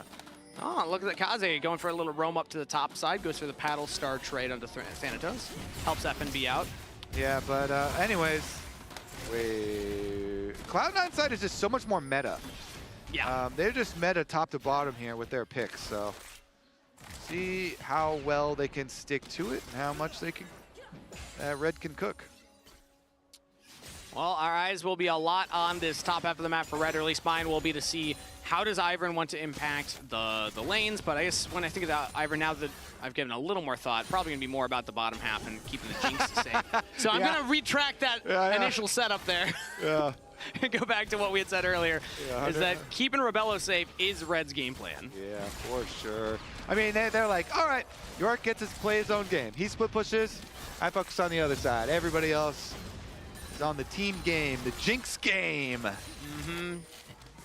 I just think it's exciting when I see Yorick Zoe. I'm like, what are they going to do? How's it going to work? Kaze keeps throwing the paddle star forward and then up, so he's just looking for the short guaranteed trades with the area as well. For sure, for sure. Yeah, and he could go like proto belt too, and try and get some different angles. Nice play. Great interrupt from Vulcan right there, stopping the Zenith Blade engage. Yeah, the Thresh interaction is really easy. Just wait. You wait until the Zenith Blade connects, and then once the Leona starts moving, just hit the play, and you're all good to go. You can only mess it up if you do it too early. Yeah, I've had people do that before. Yeah. And then the Zenith Blade connects after, and then they go through, and you're like, whoops. But just be ready, in your position, wait till it connects, boom, hit them out of it. I'm happy you said it's an easy thing to hit, because I've never been on the Thresh. I'm not a Thresh player. I'm a Leona player. So it happens to me all the time. Yeah, no, and now we can just be like, oh, that's easy for them to hit that. It is. As long as they got their timing down, it's easy. It's pretty easy. Blabber and Curse will see each other in this bottom side right now, but Red have the push, so Blabber will have to back off. That is 3 crabs in a row, Kobe. Curse is winning This is a super early one, yeah, you know. This and is he not can still the split the top crab, so. Yeah. Just keep a track of that, though. It's going to be 1-1. Mental damage. Also, I mean, Ivern is like one of the fastest clears in the whole game. Big damage from Sven onto Rebello right there as another play from Vulcan. Flash forward from Sven will get heal out of Rebello, or rather heal out of Frosty. Ghost out of Rebello, but Rebello saves his flash, so Sven trading down in summoner spells at least pushes the Jinx out of lane. Yeah. That is true. That is a down trade. Yeah. That is a downgrade. But it was getting hypey, man. It was. Getting hypey with it. They're going to push in. They want to make him miss CS. I kind of want to see if they actually do make him miss CS. Ooh, Thanatos -1 on the cannon up there in the top lane. And yeah, let's see. It seems so far like Rebello's fine. Yeah, he's grabbing most of CS. All right, they got their turret plate. Yeah. But Philios no flash. That could be dangerous. Very early Ivern gank down there as he'll now walk up. Has the smite available, so maybe looks at the Raptors. Blabber is already on them, so Curse. Yeah, you can look, but you cannot touch. He's touching them right now, Kobe. Holy moly, that's not fair. What the? Yeah. Get out of here. He's autoed Blabber once. Backs away. I mean, it's kind of a waste of time. Yeah, a little bit. Rebello has not gotten the back off, by the way. He's still chunked heavily down here. 1 death sentence could mean his demise. All right, let's see. Can he see us again this wave?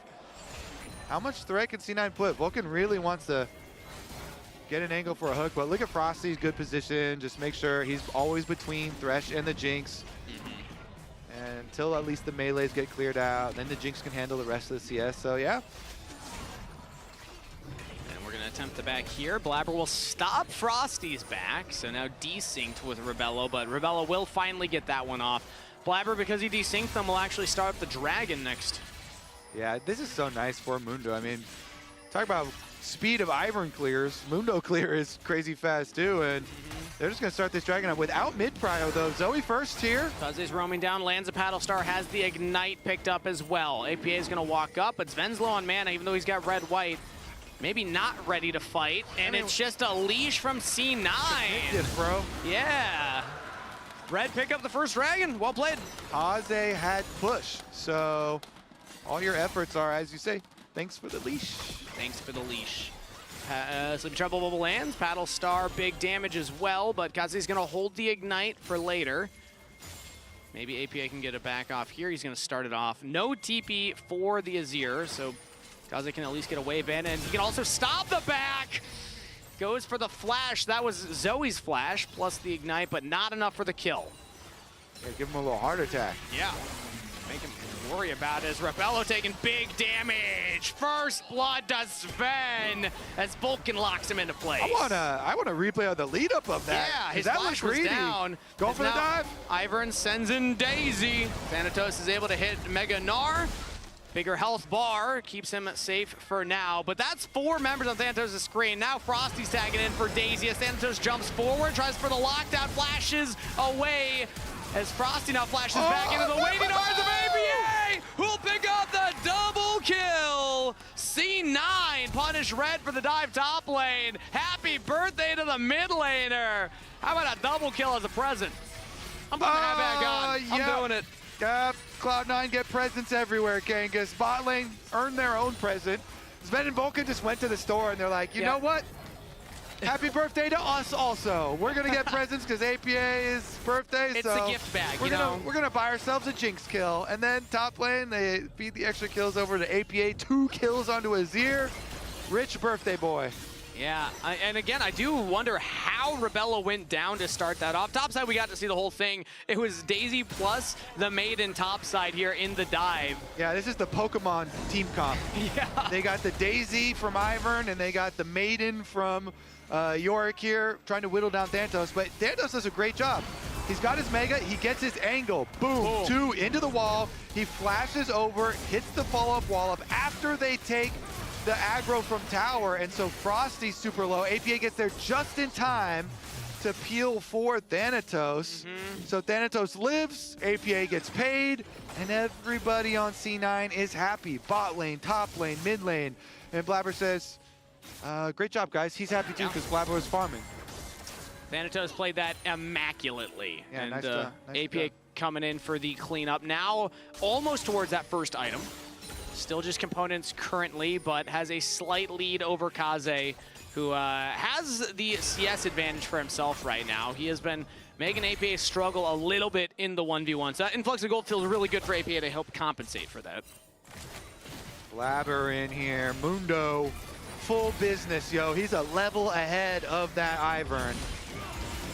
It's basically a full level 2. Just 1 extra camp there for the Ivern. Showing up, trying to put the pressure on the bottom lane. I love Vulcan's use of these emotes, by the way. He keeps using the Timo eating the burger. Very American emote right there, as nice death sentence lands, followed And up he's Canadian. with a gravitum. Yeah, true, actually, yeah. And Sven uses it all the time too, and he's Danish. But still, just the burgers is synonymous. Yeah. You know? Yeah, we claim that. Yeah, they have, they've, you know, acclimated to their environment.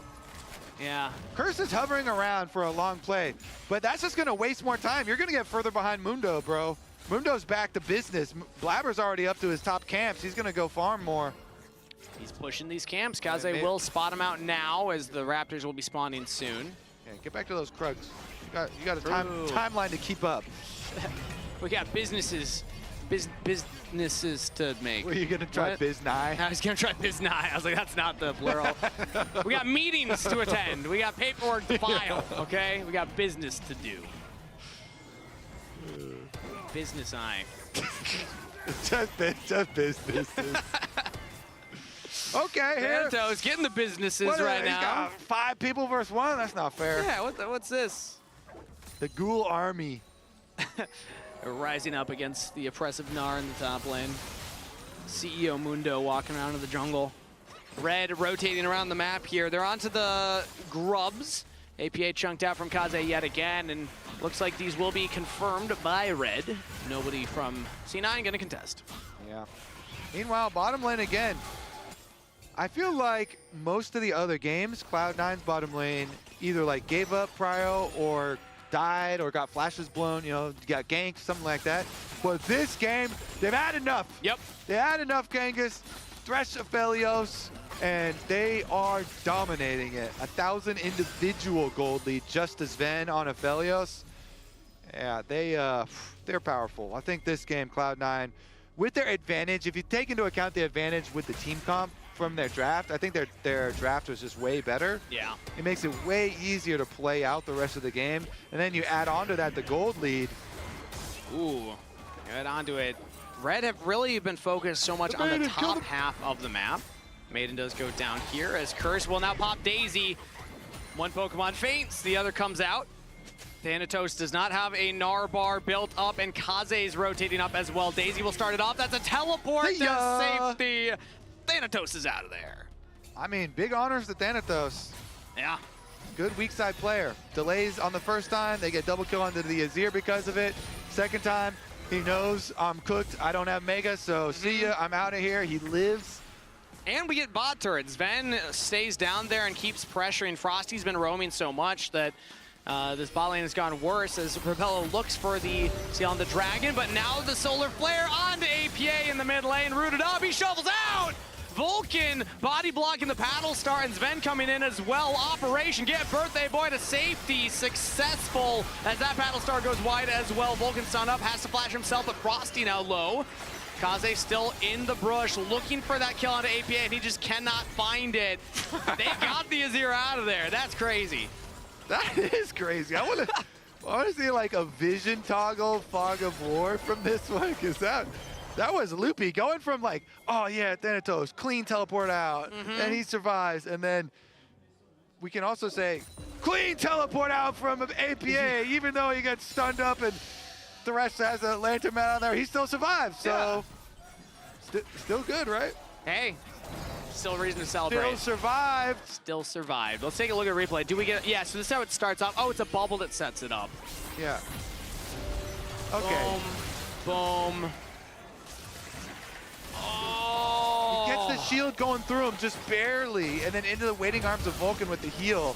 So close, as now Sven could be in some trouble here. Frosty lands a stun. He's got the Lantern down, but he's got a flash out instead. Death Sentence out of Frosty. Flashback to safety, but there's Blabber as the Mundo sees Seed. He's got a big health bar, but he's got to flash the Solar Flare to get out of there. As the Death Rocket tanked up by Vulcan. C9, don't lose anybody.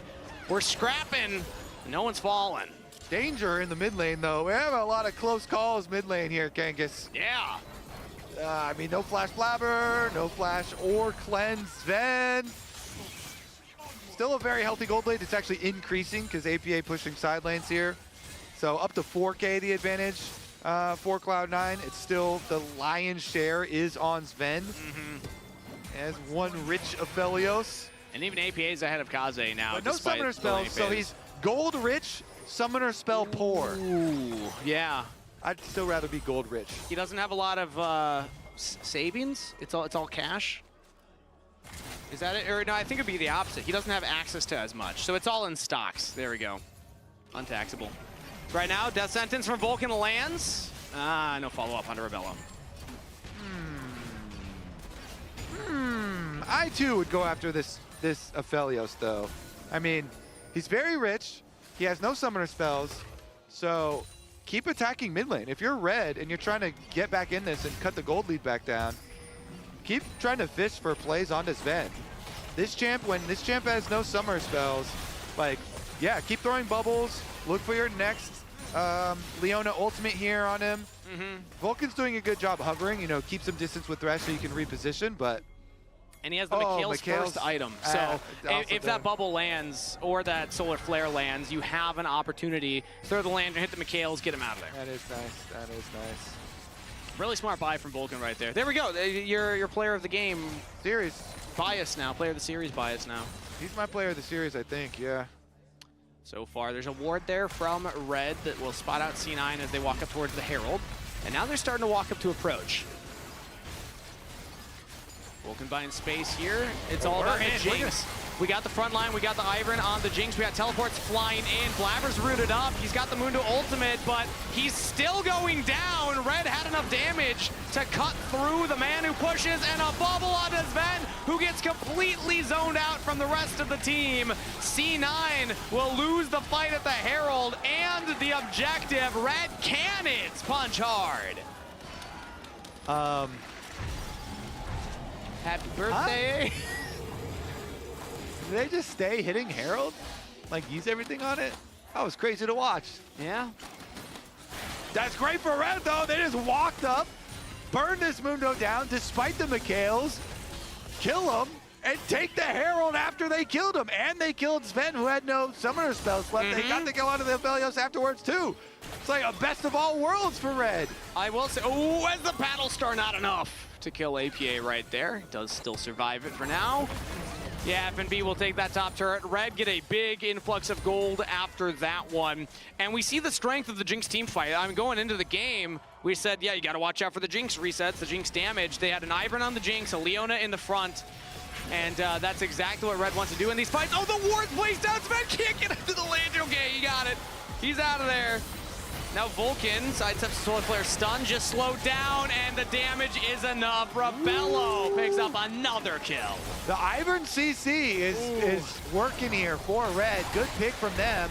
They kill Can they get more? They're going to finish off the turret. I mean, Jinx is excited here, melts through this thing, and that turns into Dragon. So, Red, they want to push this game number 5, and they're doing it. Are they going to go on to APA as well? I mean, he's all alone down here in the bottom lane. Yep. They got the inside route. Again, Sharks in the water. APA, he's got Flash, he's got Emperor's Divide. He will use the Summoner spell to get back to safety.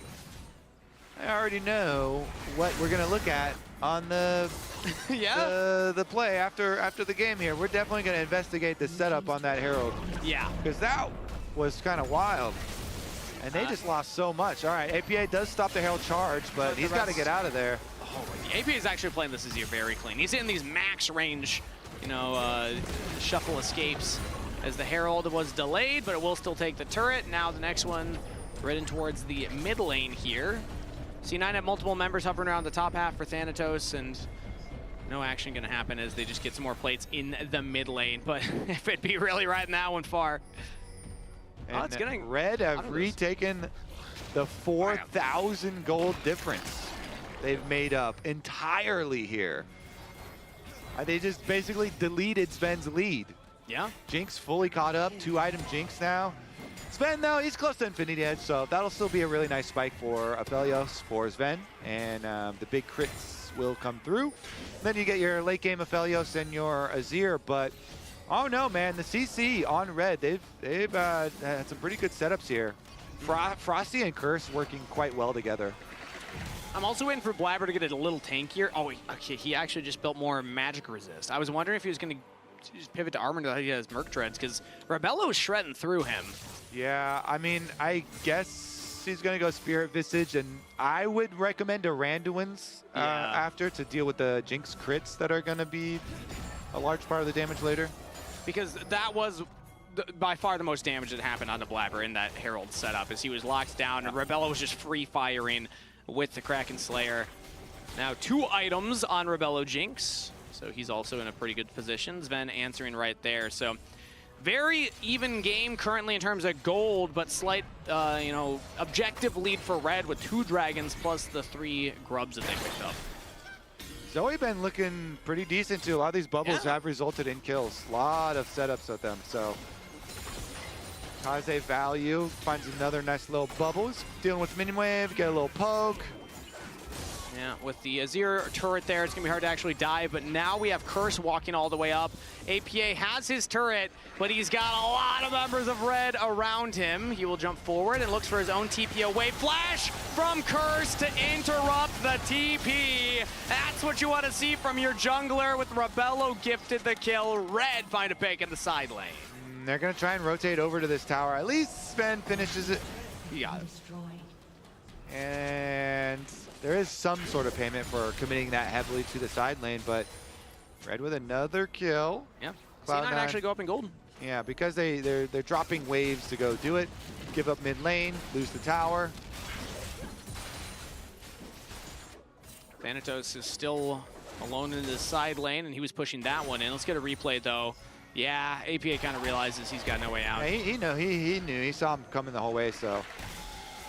He thinks it's just them, and there's not going to be time for Ivern to get there, but Ivern just flashes, as we saw. That was max range Q right there. Gotta imagine. Well done from Curse.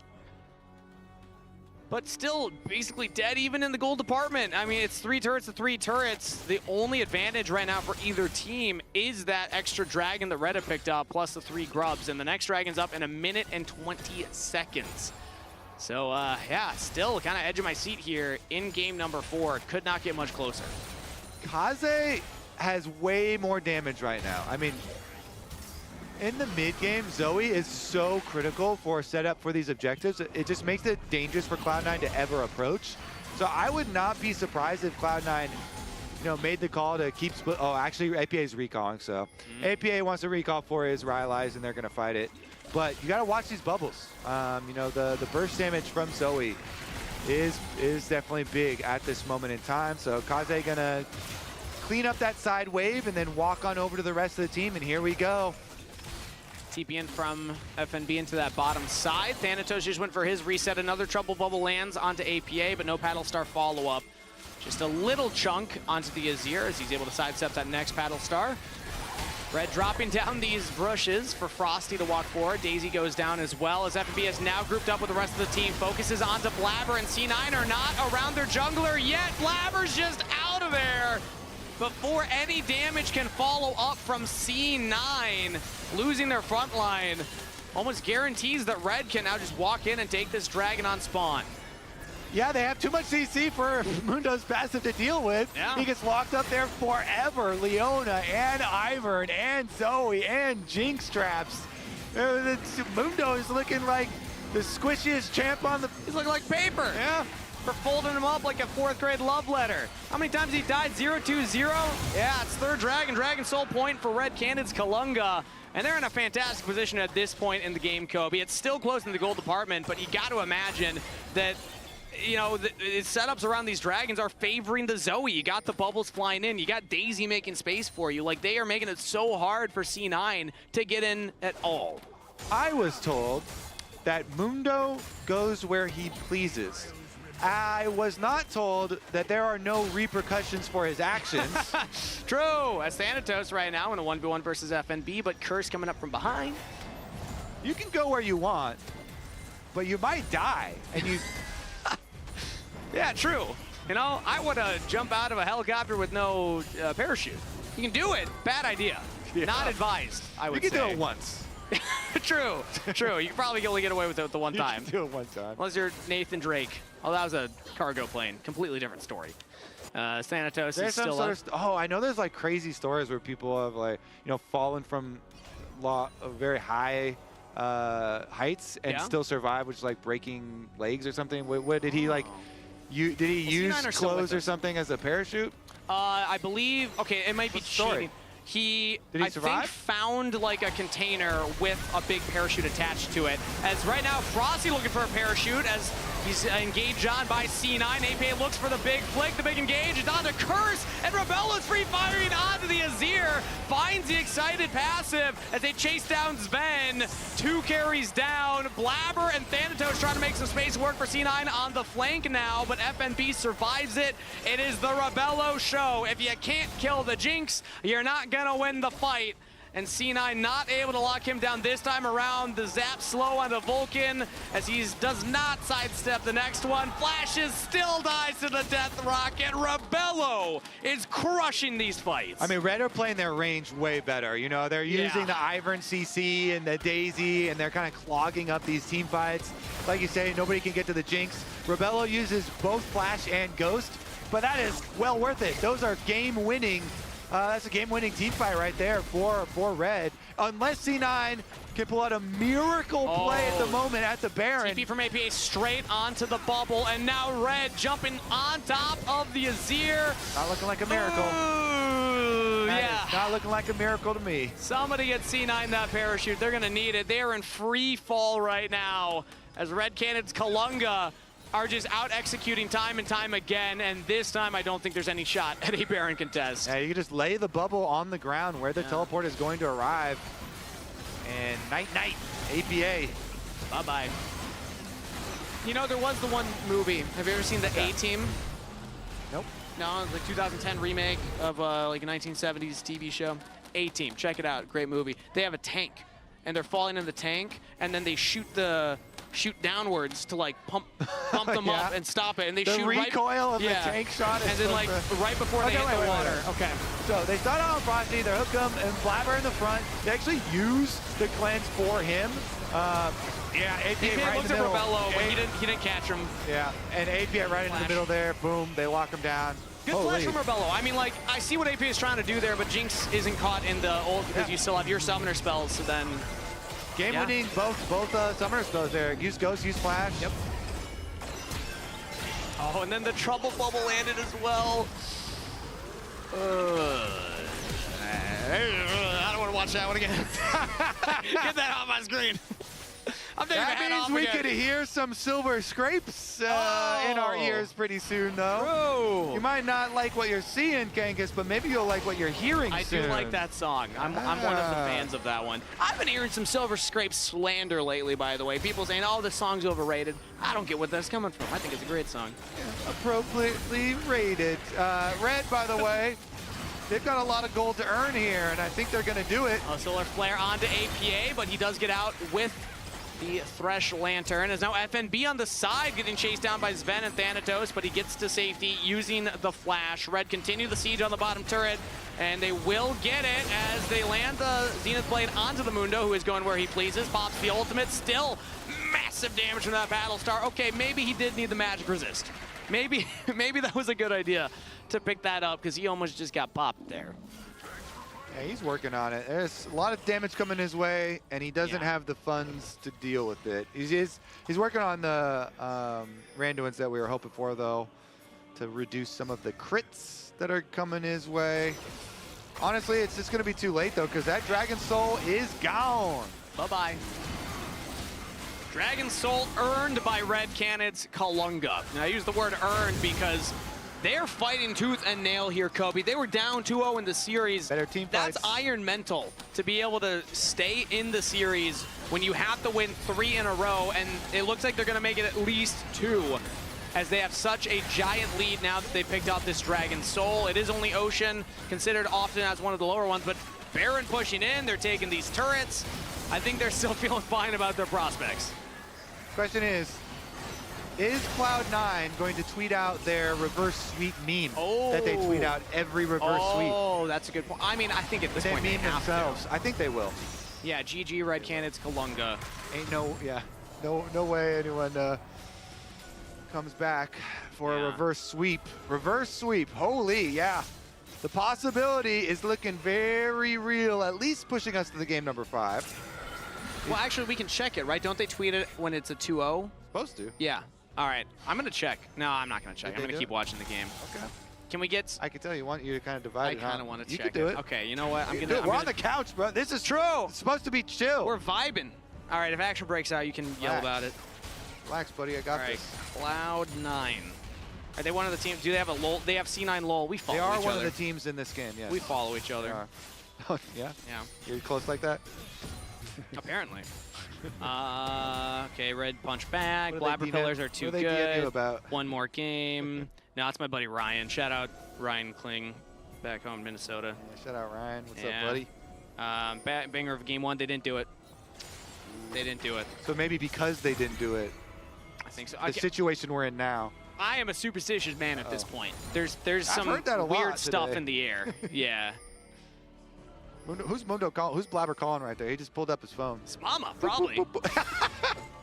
Or is it, we learned last weekend that he learned the game from his brother. Maybe he's calling him his brother, being like, hey, what do we do in this situation, man? Yeah, I keep dying to a Zoe. Got a phone a friend going into game 5. Yeah. Yeah, what do I do? I'm Mundo, but I'm dying. What's up with that? Yeah. What do I do? Oh, Battlestar onto APA. Bubble onto APA. Another follow-up. No, he's able to shuffle to safety, but the Death Rocket! Oh! That was close. That was close. Man, all right, they used the Mikhails already. Mikhail's down. I'm trying to see where the Airy came from. I guess Kaze, did he like...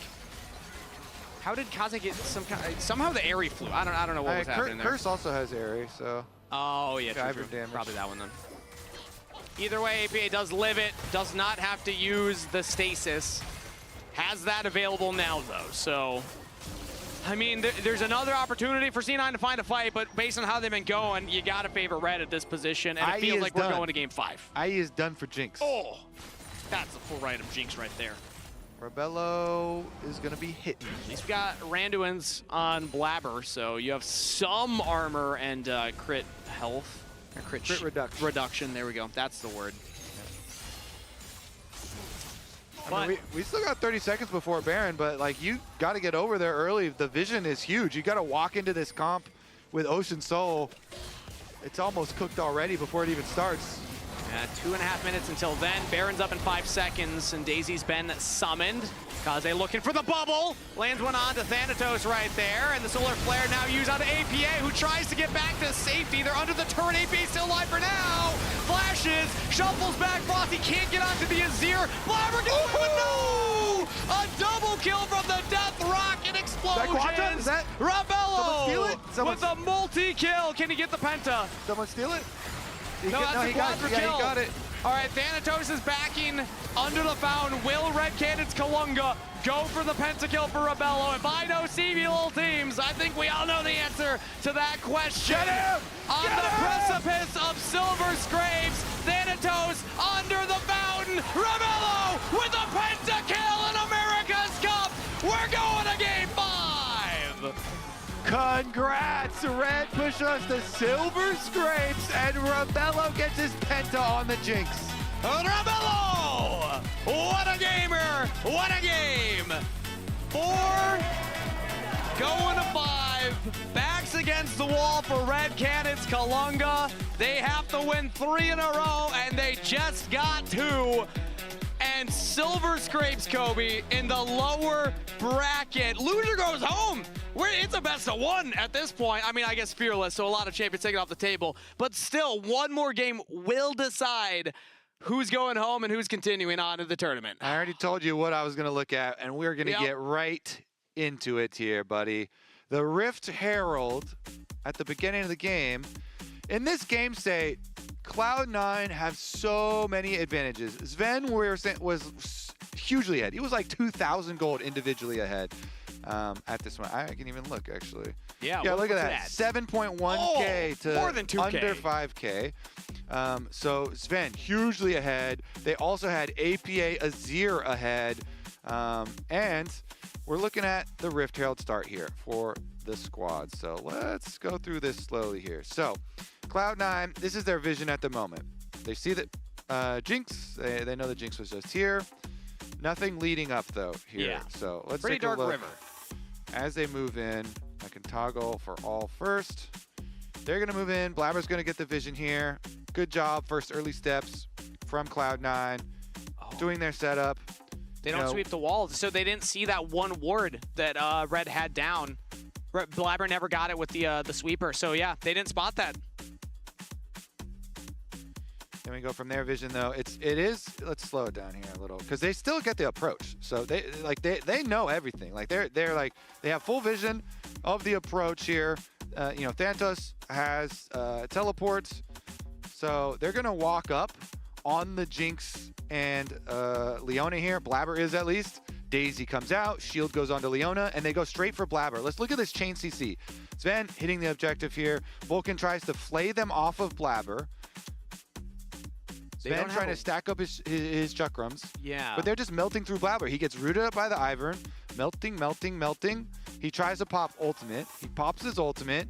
Boom, Leona stun. They layer it on. He even pops his W. Pretty sure he gets his W off good time here, too. Yeah, they get the W.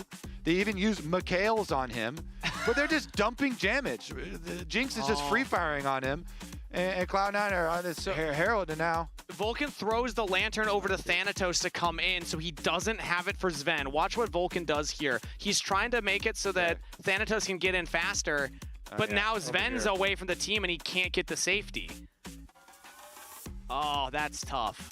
And then they can walk down Sven. He had no summoner spells. Yeah. Kaze over the wall, too. Getting extra. And then that was a huge goal lead, just wiped off the map. This was the huge turning point for the game. Massive stuff for the turning point. Yeah, big for Red to win a team fight. It was still pretty close gold after this. Do we want to take a look at maybe the Dragon? No, Dragon Soul was just given, wasn't it? I mean, they're still just dumping damage into Herald. Okay, yeah. Red is dumping damage into Mundo, and Cloud9 were dumping damage into Herald. And by the time APA teleports, that guy's dead. So that was huge. Anyways, what did you want to look at? I was curious about how the Dragon Soul went. Also, for MVP, I think it's the most obvious Rabello, right? I mean, he got a pentakill in the end there. The Jinx was the identity of this entire draft. and he played his role well. I mean, I also nod to Kaze, though, on the Zoe. It was finding bubble after bubble and really making it hard for C9 to work for it. But I mean, the Dragon Soul was uncontested, though. I guess that What did you want to look at? Okay. I was just trying to remember the setup for it. Like how. I think this is the last moment where there was some critical stuff. So let's take. Yeah, I'm just trying to remember the setup because this was the fight towards mid. So I mean, this one was. Yeah. They're healing up Blabber this time, but their APA went in, and this is what you want to look at. It's just, true. Yeah. Let's watch Rebello in this fight. So Jinx has the flash available, and yeah, just flashed from the middle of the river there. Looks like he was in the line brush. Yeah. Really good flash from Rebello. That was actually like so close from APA to find him there. So yeah, he's on the Leona here. He's in the line brush. APA is gonna come in and look for the scoop. He's walking here against the wall. APA's like, I got him. Boom. Flashes to the edge. Really close flash here over the wall. Close. From Rebello. Nicely done. And then APA is stuck in next to the Leona. Oh, wow. Yeah. Yeah. Great stuff. And then he got a pentakill at the end. Yeah, I'm giving it Rebello. I'm giving Rebello player of the game for that one. We're going to a game 5, though, because of that. And now, I mean, C9, again, a bit of free fall here. That did not look like the most coordinated team playing a pretty standard meta front-to-back I mean, they had such a good early setup for this whole game. Yeah. Everything was going great. Their bottom lane won. Their top side won. APA got fed money. And they could crash. Look at that damage done for the Azir. Ooh, yeah. Under 9K. Zoe completely shut it down.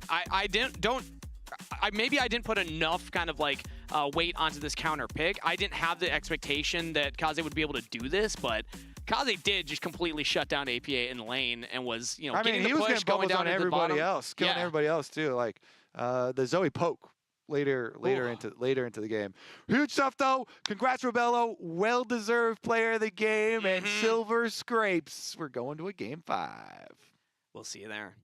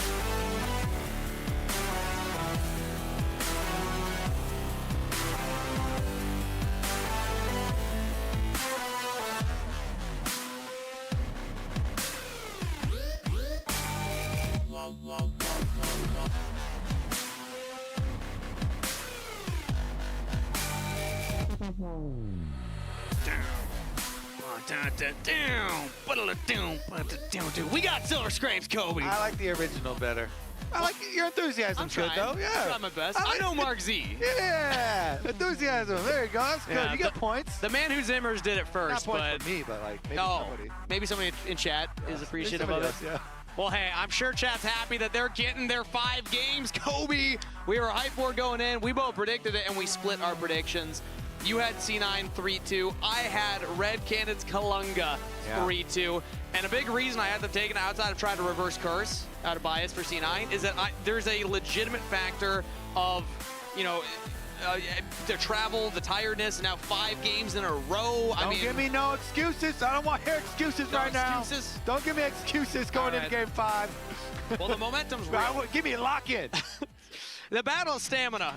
You know, we're going to 5 games here. It's going to be tough for C9. And with the momentum behind Red Canids Kalunga, they just won 2, going to be in super high spirits. And I just cannot credit enough of their mental throughout this series. They've kept fighting in games 1 and 2, even though they were behind. They win games 3 and 4, and now in this game 5, it's all on the line. Winner takes all. Yep. Better team fighting, better focus in the last game. Let's see about the final one here. Game 5 in Fearless, we were already feeling like, oh, champ pools are getting a little bit dry.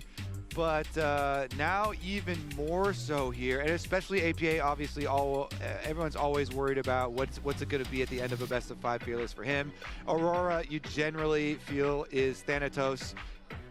He's very, very strong with this champion, and if you're looking at the top lane pool, now FNB has to be like, we really have to respect that Aurora flex. Like, I can't pick, you know, Bruiser or something into it, so they're gonna have to try and work around it that way. But Nautilus is very, very good this deep. I mean, yeah, Nautilus, I love Nautilus Kaisa. This deep, like, Kaisa is still available. Dive comps go super hard here. I think that Red have been very coordinated on that type of surgical play. So, oh man, yeah, and they get Maokai to go with it. Nautilus, Maokai, if they get the Kaisa, I think that goes really hard. Let's see if C9 give it to them. They have a chance to pick it now, but then they would have to find their own support to pair with it. And at that point, like Rel, I'm trying to think of like the other engaged supports that can go alongside it here. Or they just opt away from it. Callista Renata. That is good into super hard dive. Very good counter dive. Oh, Draven, they slammed the Draven instead. Oh. All right, big lane phase kill. This is Rebello, I didn't know you had it like that, man.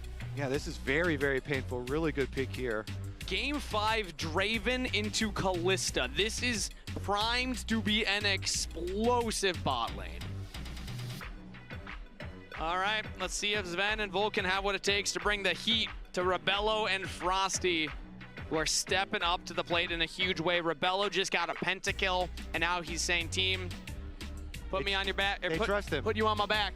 They trust him. Get in the backpack. Right. It's the Draven show. Looks good, too. I mean, it's definitely a good angle. they have so much CC on their side to get kills for him. And even like flanking Aurora is kind of scary because like if you ever get in range of the Draven, you're pretty squishy as the Aurora. You can throw the stand aside and then just pepper you down with his spinning axes. Okay, next round of bans. It's Cassante and Vi taken off the table. And it does look like, at least from Games of Legends, Rebello all-time 0 Draven games played. So really, this is looking like his first professional Draven game, and there was no hesitation in that slam either. Yeah. So I like that confidence. Well, now I'm almost curious, like, are we positive it's bot lane Draven? I would assume. Yes. I would assume. I mean, a top lane the more I think about it, I'm like, top lane Draven into Aurora sounds kind of spicy, right? And I know FNB loves his carry top laners. Okay, I'm sure that's bot, but yes, I'm with you on the spice. Okay, cool. I do like that. As long as I'm not like too far off base here. Ooh. Jace taking off the table, Wukong taking off the table. There were 2 pretty big junglers left for Blabber. Not gonna get either of them. As really would be very surprising to me here. Because I would signal it's not top lane Draven, of course. Yeah, that's how you're surprised. Yeah, the hovers though. Aurelia is like is a possible pick for mid lane counters too. So it could be like mind game, trying to put that in people's minds. Sure. And then they go with the very safe. I like this neutralizing pick. Gragas up here is could go top lane. Honestly, it even opens up a little flexibility with Maokai. You could jungle Maokai. Or you could top lane Maokai if you really wanted to, but I don't see any reason to do that. So, assuming it's going to be the top lane Gragas into the Aurora, very nice like neutralizer up there. So you can focus on your Draven lane. Just send all your resources towards the Draven lane, get Draven cashed in, and snowball that way. Meanwhile, for Cloud9, they want to get some mid or some jungle and top lane synergy going for themselves, and put the Aurora into mid lane and grab a top lane counter here. For Thanatos, get a carry, some sort of melee carry so he can get some auto attacks. Auto attack reset, so good stuff here. If you can do auto attack, Q, reset for Zehen, try and proc a Sejuani stun quickly enough, and you could be quite the bruiser yourself. And I have to say, with Renata is going to be one of the premier picks for C9 here. That's the thing that's kind of holding it still together for them in the face of it. And there you go, Kangas, you get it. Oh, it's Zeri! Zeri rotated into mid lane. Okay. No, I got very excited thinking it was just Draven top, Zeri bot, Gragas mid. Okay. I thought maybe I actually had the prediction. What you want is spice. True. So, Zeri mid into Aurora, it's still putting an 80 carry into the ranged mage, which I think is still kind of in the spirit of why I thought there was a chance of the Draven flex. Aurora loves the melee matchups that she can abuse, but now that she's into a ranged matchup, it's going to be a little harder for AP here. Zoe's going to scale really well into really good team fighting here. So Zoe and Draven core with the carries. Would you say it's like a 2-item spike for Zeri? Like 2-3? Yeah, definitely. Okay. Although I wonder if you're mid, like maybe a Triforce, like if we see like a more solo lane focused build for the Zeri as opposed to the team fighting build. I'm not exactly sure.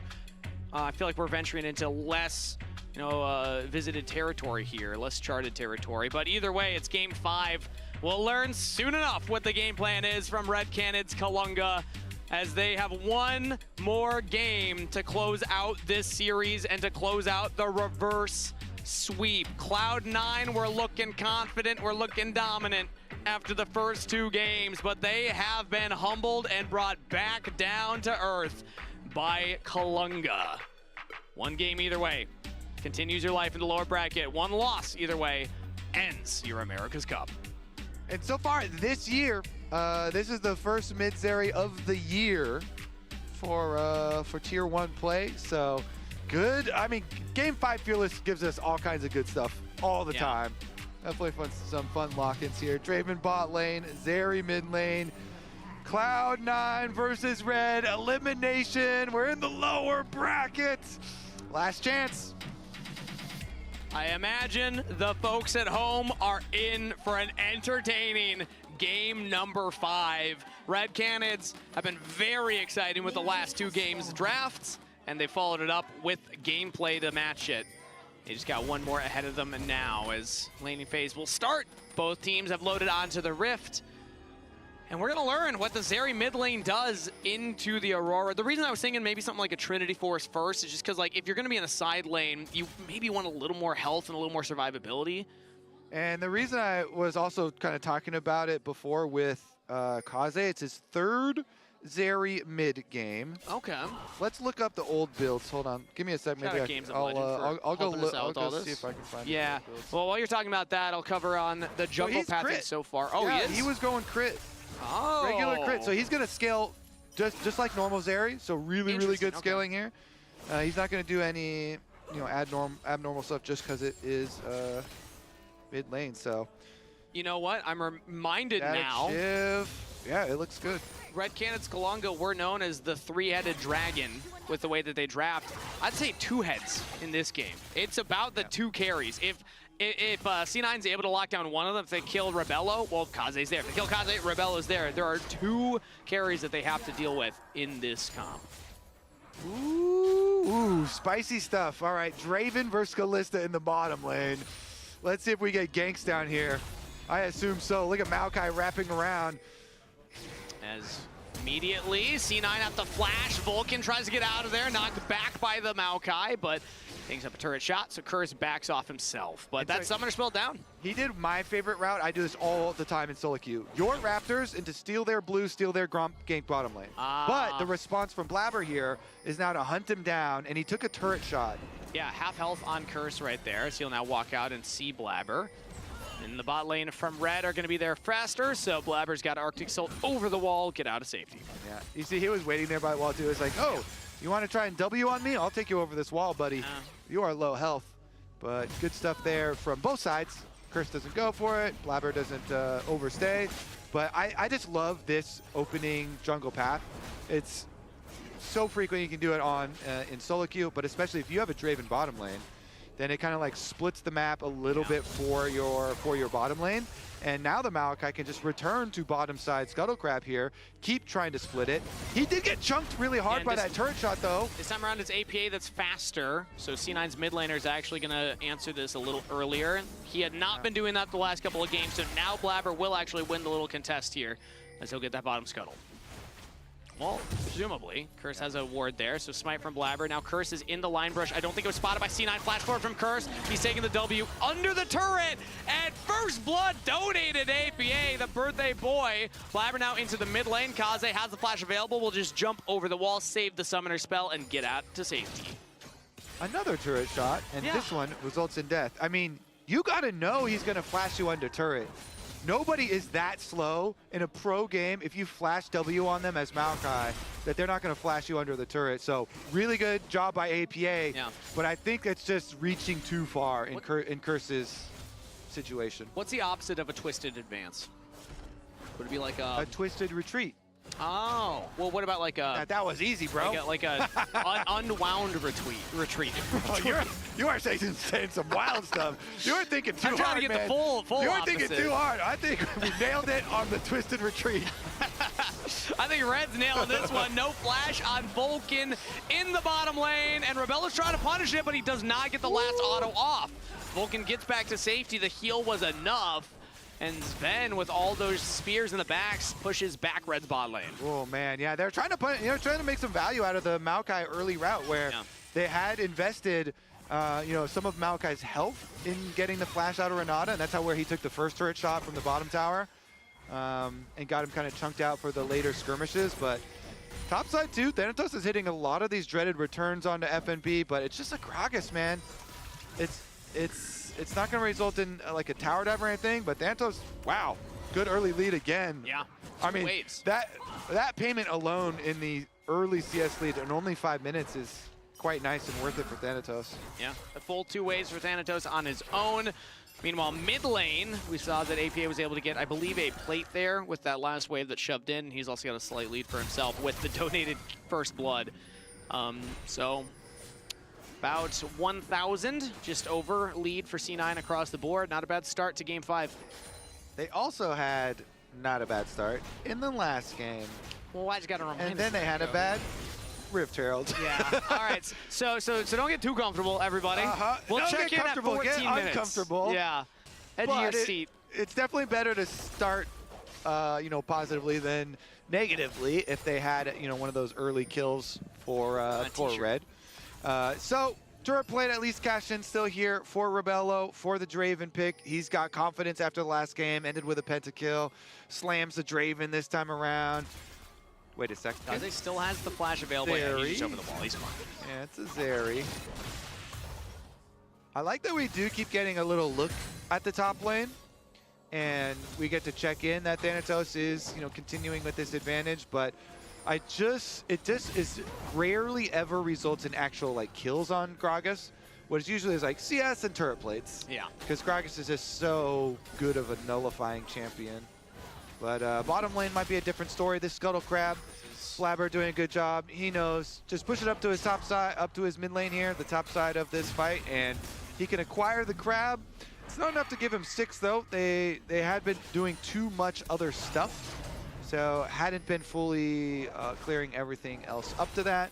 And he's going to have to go back for another camp to grab the Sejuani ultimate. I would consider that a big success for C9 though. When you're into the Draven Nautilus lane, to be able to still have the ability to take that bottom Scuttle Crab. Just on paper, I'd assume Draven is going to be tough to fight if the bot lane roams up and tries to contest you. Liz is no slouch herself either. And Bailout, sneaky good in these early skirmishes from the Renata. So we do have 2 revives by the time team fights come around with Zahen revive as well. Dragon started up by C9 now as Curse will just path away. They're going to cede the neutral objective, and Curse will focus on clearing instead. Blabber now has hit level 6. Yeah. I mean, honestly, too, the differences in burst damage. So even if you talk about like game state and how, you know, gold levels or item levels, DPS versus burst is way, you know, like bigger of a deal in the early game in skirmishes.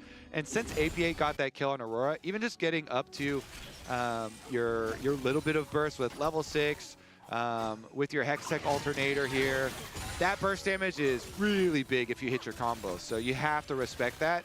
And the Zeri just wants to keep farming. It's like, you know, you need, Kaze wants to build his crypt build here, quite probably, even though he started with a Ruby Crystal, so maybe he goes a different build. Because I was looking at his past builds, he always did the static shiv and then just go regular crit, but he's got a Ruby Crystal now. And start with the Cole as the dredge line lands. Vulcan throws out the hostile takeover, following up with Blabber ganking, and this is gonna be great for C9. Give first to Sven, give second to Sven, a double kill to C9's bot lane.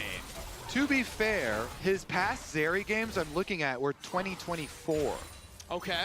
So it's been a long time, and it was a very different meta back then.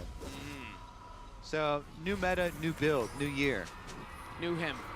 His Curse will not go. Oh, he actually does walk up, stops the back of Vulcan. Well, actually, probably could have finished that, unless maybe Curse just flashed Twist Advances after the E lands. But Vulcan will be slightly delayed from Sven's reset. Either way, a double kill to Sven. Great news for the bot lane of C9. That's close to a Blade of the Ruin King, as now Curse in the river get chased out. He will Twist Advance here onto APA. Frosty's gonna lock him down as well. Kaze's still pretty far away, and Sven's coming in for C9. Rebello as well. APA gets out of there, but the same cannot be said for Blabber. He flashes the Arctic Assault. He does make it out, as the Sejuani too tanky to take down that fast. Whoa. Now they're taking the blast gun back over the wall, so a re-engage comes in. Frosty almost gets popped. Blabber does fall. Rebello will be traded though. AD carry for jungler as C9 get a 3rd kill to their Callista, and Frosty cannot get out of the pit. Waiting for the Hex Flash, not coming up. And that will be a kill to APA, autoing down the Nautilus. Woo! Cloud9, it's like, oh, you know, we sacrifice one in order to get this Draven. That is mega worth. I mean, they still had never gotten a cash-in for Draven, you know?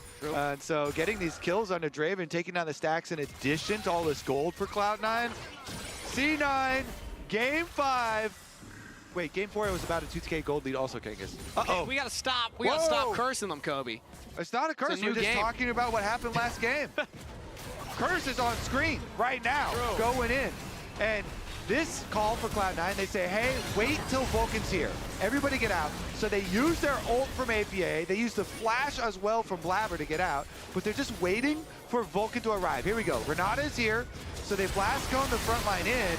and everyone focuses kills down Blabber. 2 flashes are used. They don't get the reset for Blabber, but they do get this Draven right into their hands of Vulcan, who shakes them.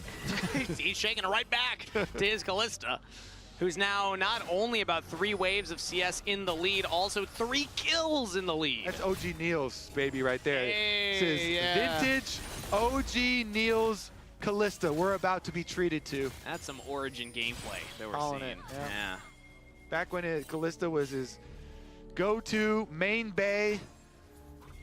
And Main bay. it's going to be clutch this time around. I can feel it. Cloud9, game 5. Kaze, though, let's see what they can do. He's bringing back his old Zeri mid that he played back in 2024. Bottom lane's the focus, though. This is the story. Here we go. 6-1 is ready to go. So is Curse, so it's a 3v3, but Red actually decided to back all the way off. APA is not visible on the map right now, and he is roaming down from mid lane. And that's going to be the Draven ult thrown out, whirling access to try and clear up some of that CS. Vulcan will drop a ward down, and yeah, Red, they cannot even walk up to this next wave coming in. C9 are proxy farming bot side with the help of APA's roam, and Blabber being there as well. I mean, it's a stare down. Yeah. They're giving up mid cryo. Kaze's able to get a lot right there, as now the ultimate comes out from Maokai. Nice from Blabber right there. Throws out the Glacial Prison. Does not stun up Pierce. And again, we're just staring each other down. This is so rude from C9. They're not allowing Red access to any of these waves. Not only did Rebello not get his cash in, he's not even hitting the wave, Kobe. Yeah, they're starving him. It's crazy. Fasting Draven now. I don't think that sounds very good. No. That doesn't have a good ring to it. Not for Red, it doesn't. Because like they gave up half of their mid wave and a mid lane turret plate. That is well worth it. That is well worth it to starve the Draven. Thanatos flashing there as Kaze was roaming up from mid lane. But yeah, well worth for C9. They're going to get another objective. They denied, that was what, 2, maybe 3 waves for Rebello. And Red just saying, get him out of there. We're going to send Rebello topside. We haven't even finished the bottom lane quest. Look at his experience bar. He's a full level behind Sven. Not even like partial. Sven's almost up to level 9. Rebel just does get his late, but Sven's here. He's going to catch the wave too, and he'll maintain that level lead. He'll get his level 9. I mean, he was so far back. There's no way Rebello was getting any of that bot lane quest experience. So he's going to be so far out of this game as Bork is finished, plus the pickaxe for Sven. I mean, that was a clinical play there from C9. It's rare that you see that type of like shutdown for a bot lane, but yeah, I mean, kudos to them. APA gives up a wave. We know he's the type of mid laner that will do that. Kaze gets like a plate and a wave in, but definitely worth it for C9's bot. All right. Also, I mean, it means it's more alone time for Thanatos versus the Gragas. He's been having a very successful time down there. He really does need his Trinity Force, though, to see the real power from the Zehen.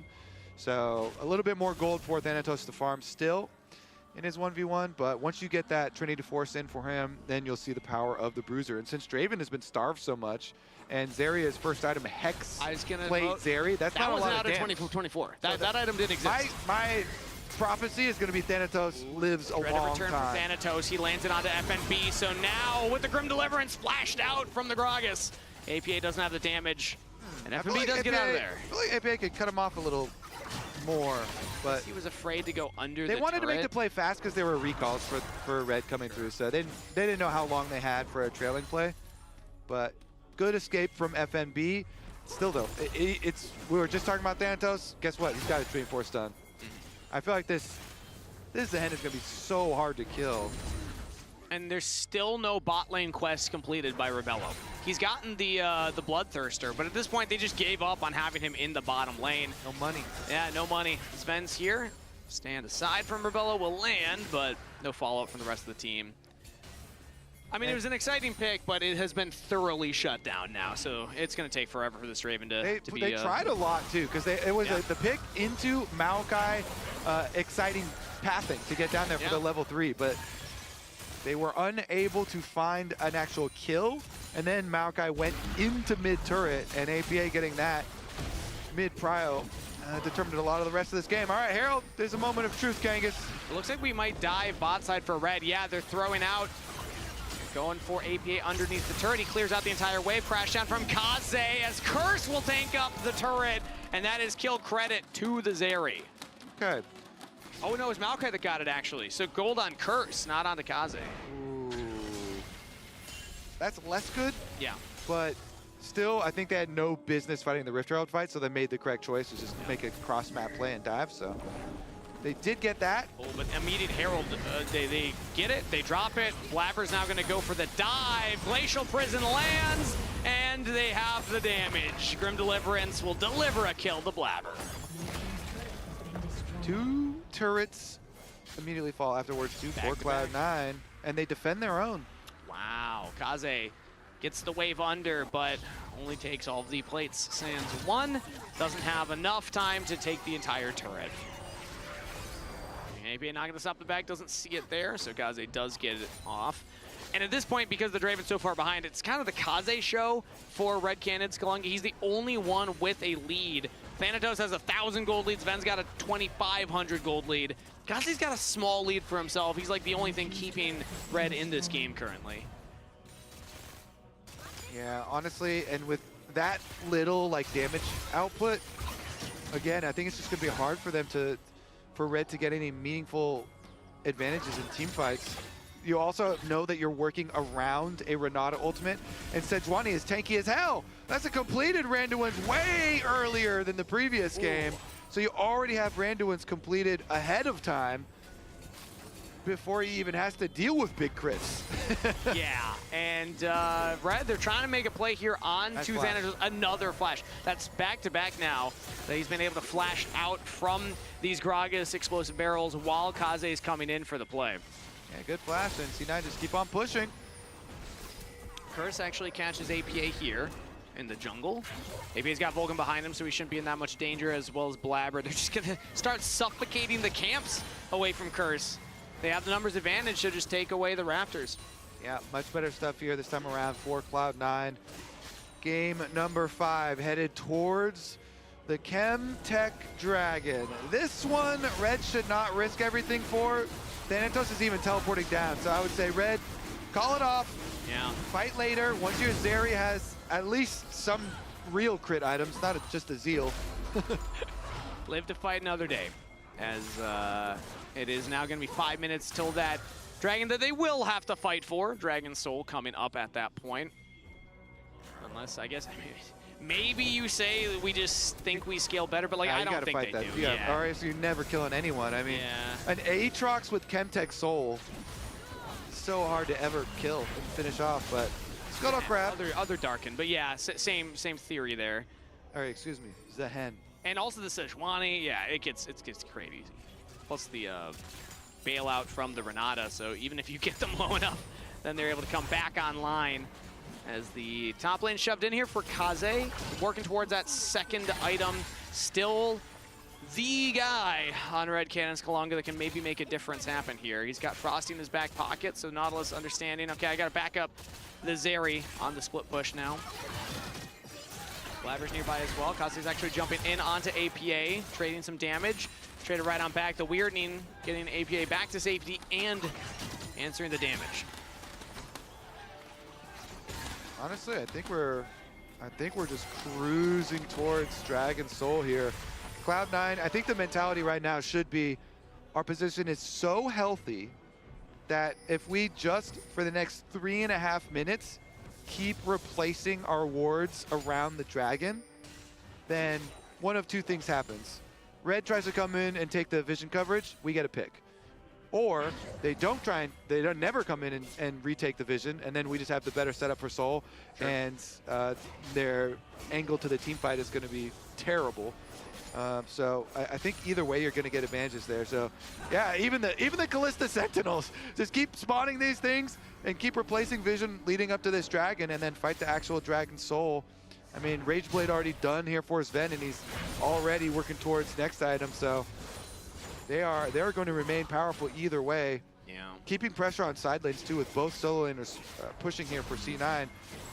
They should just have ultimate vision coverage through this whole red quadrant.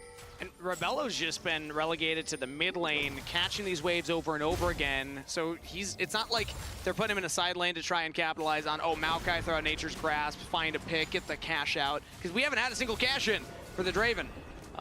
Yeah, that is a cashless Draven. He's broke. He's buying stuff on credit cards. He's like, please, somebody interest. loan me enough for a Lord Doms or something. Yeah. Got a little tiny baby last whisper. Meanwhile, Blabber over here with steel caps and Randuin's waiting for him. Second item on Kaze. So the Zeri is still going to be the primary threat now, but when going into the game, it highlighted they got 2 carries you got to worry about. Now there's essentially one that you need to worry about. Yes, Rebello's there, but he's not going to be doing nearly as much damage, although he did finish the Mortal Reminder, so as we say that, he actually was able to finish maybe that gives him a hope for killing Thanatos, but I honestly still think Thanatos is going to be a monster. Yeah. Oh, pick onto APA. This would be huge for Red Canids, but APA goes between worlds and gets out of there. That was a close one. Draven ult sent up there too, hoping they could get a cash in, get an execute or something. But APA, nice job, avoids death on the side lane. That has been the real downfall of Cloud9. A lot of picks on side lane. So every time they do avoid one is a large moment because objective bounties are on the map. So someone gets picked off, then could be objective bounty cash in for Red. Ooh, speaking of getting picked off there, I was worried for Kaze for a moment, but Vulcan wasn't quite there. APA wasn't quite there. And Rebello. Let's check in on the Draven stacks. Where is he at? 341 right now. Okay, that's a decent cash in if he's able to pick it up. Good influx of gold on top of whatever the kill would be worth. But Sven being 50 CS up over the 80 carry opponent. Especially when you factor in that there was that flash blown from Vulcan and aggressive 2v2 laning from Rebello and Frosty. Yeah, I mean, Cloud9's teamfight is nasty right now. They got Mikhails, they have Bailout, they have Zen with his own revive, with Death Dance completed. So Cloud9 right now, absolute monsters if they get the setup. But Red, they did the vision work. This is not easy work here. Oh, Rebello, nice danger sense there to actually not walk up to the turret. But they gave up their tower in order to get that vision. Yeah, now the Nature's Grasp goes out. Flash forward from Frosty, straight in onto Sven. They have the bailout, but he can't get the damage off. Sven's out of there. Shut down to Rebello. Teleport in now from Kaze. The Zeri's onto Vulcan, and no one from C9 can keep him alive. Flash away, Thanatos buying space. Low health bars on Red, but they got Vulcan. They're looking at APA. A miracle team fight for Kaze. The Zeri is unleashed, and Thanatos is about to be the last member of Cloud9 left up to fight. He's looking for a Grim Deliverance, but it's dodged by Curse. Thanatos into the passive. He's resurrecting, but he's all alone. And Red Canids Kalunga look for a miracle, and they'll find it today. Thanatos will get one on his way out, but a much-needed team fight for Red. Thanatos and Blabber, they're still alive. They're sticking around. Frosty's kind of low, Curse is kind of low, Thanatos is kind of a god! Straight into there, he's looking for Curse, he got him! Blabber gets the kill! They're slaughtering them in the pit, and Blabber secures the Dragon's soul! They didn't need the team fight, they just needed the cleanup! I told you Thanatos is kind of a god. I told you Thanatos is kind of a god. Everybody honor Thanatos right now! Can we get the player of the game again? Are we allowed to? You honor Thanatos right now! I don't think you can do it until you leave the game. Nobody else gets a type. You have to end the game, Kobe, to get the honor out of him. No, doesn't matter. Okay. Right now, you put it in. You can report people early. Oh yeah. So, maybe you can bank it. Maybe you can honor it, bank it too. Holy. I mean, that was so close. That looked like a Red team fight win. Thanatos goes into the passive. Grim Deliverance, I don't even know if the damage landed. Curse used the Twisted Advance while it was going down, so I'm pretty sure he just dodged the damage. But Thanatos just holds the line. I mean, the Death's Dance putting in massive work as well. Getting that one kill heals him back up. Let's get a look at the replay because it was bad for C9. And look at it. It was good for Red. You know, Raptor pit start. They go straight for Sven. Sven was on the tower trying to finish it out. He's dead on start. It was great ball. Maokai ult into Nautilus ult flash into Draven execute. And then the re-engage is where Thanatos is like, yo, guys, is this playable? They kite him out. You know, Zeri is over here on the top side. Kaze rips him apart. Kaze flashes, kills the last person, and then you think it's all over. But Thanatos says no. Yep. No, no, no, no, no. We are not going home. We are not done at America's Cup. 2-0-2. Thanatos putting the team on his back. As the cash out for Rebello didn't even get him a third item. Now RED Canids on base defense duty here. The siege begins for C9. They have Thanatos in the mid lane pushing in with Baron. The rest of the team pushing in this bot side. And RED are just trying to turtle up and absorb as much of the pressure as they can. This is a crazy game 5, man. Now, insane. Also, RED, like, that was a really good comeback attempt. Let's see if they got another one in them, Kangas.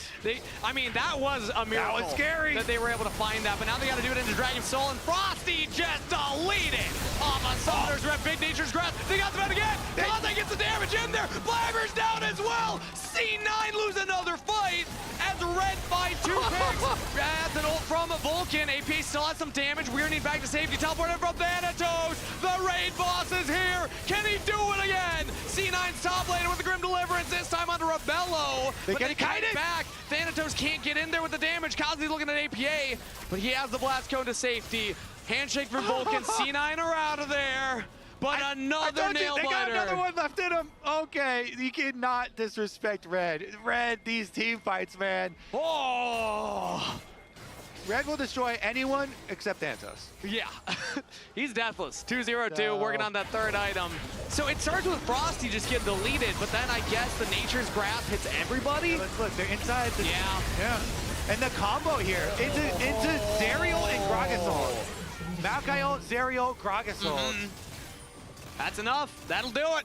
That'll do it. Kaze 2-0-4, deathless on the Zeri. I was talking about the team's on his back, and it definitely is now. Yeah, I mean, it's hard to pin him down. You don't have point and click for the Zeri. So as the Zeri scales and we get later and later, Zehen you can kite.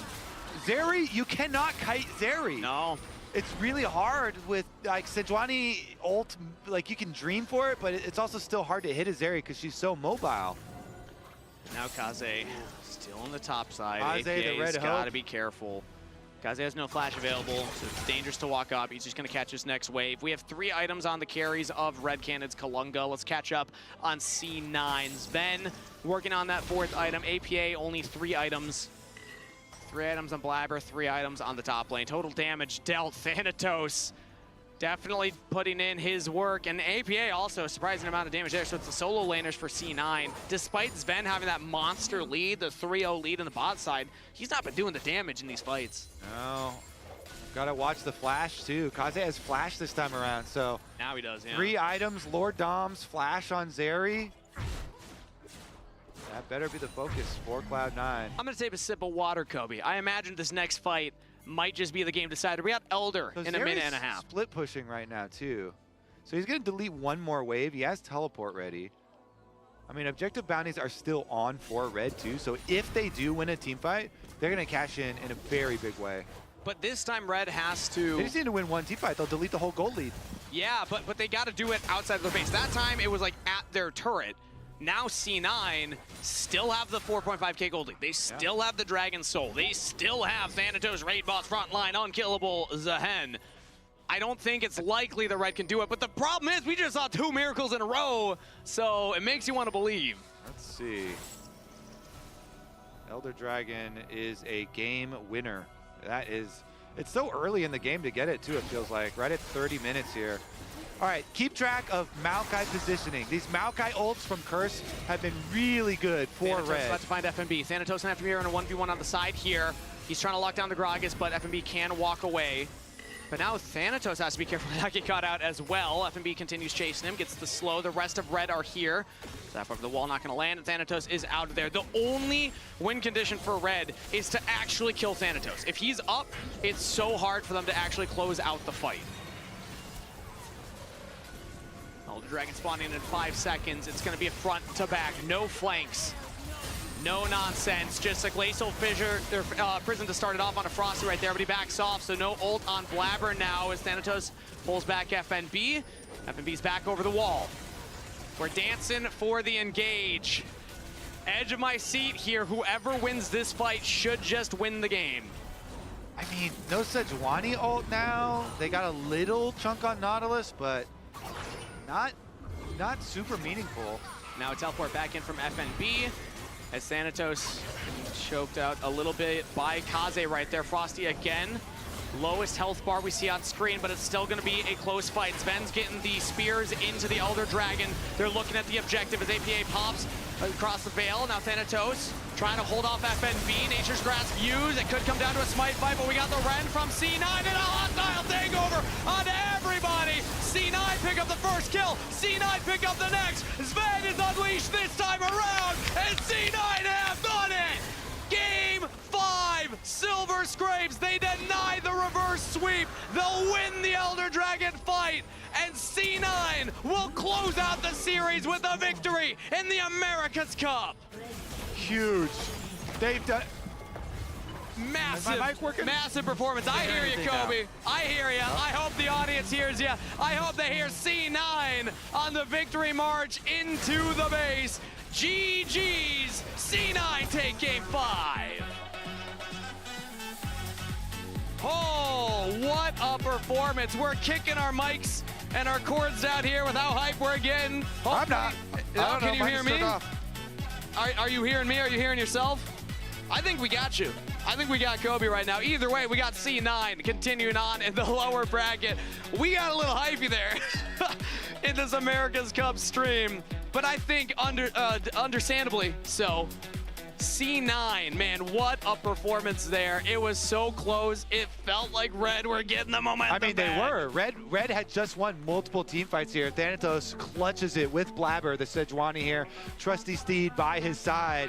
But that was so incredibly close. And then the final team fight, they do a good job. This is one Cloud9 actually set up well. They make him come into you so you can get the Renata ultimate and you get that big team fight value. That hostile takeover was clutch. Are we taking another look, or are we?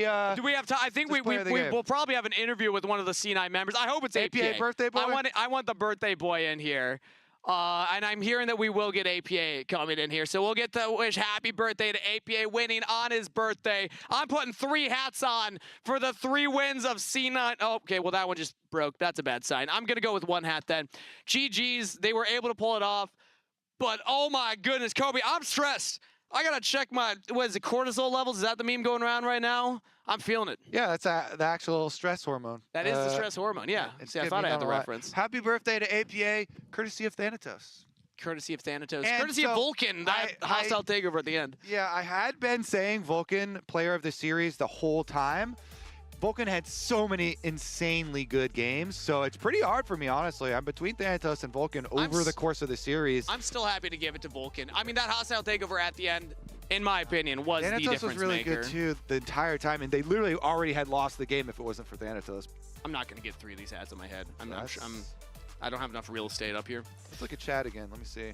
I'll look at chat. Oh okay. We're looking at my struggle right now. Hats. I'll look at chat. So the problem is, Thanatos or Vulcan, who you want, chat? It can go here. It's not playing nice. I gotta get like under that. There we go. Okay, that's 2.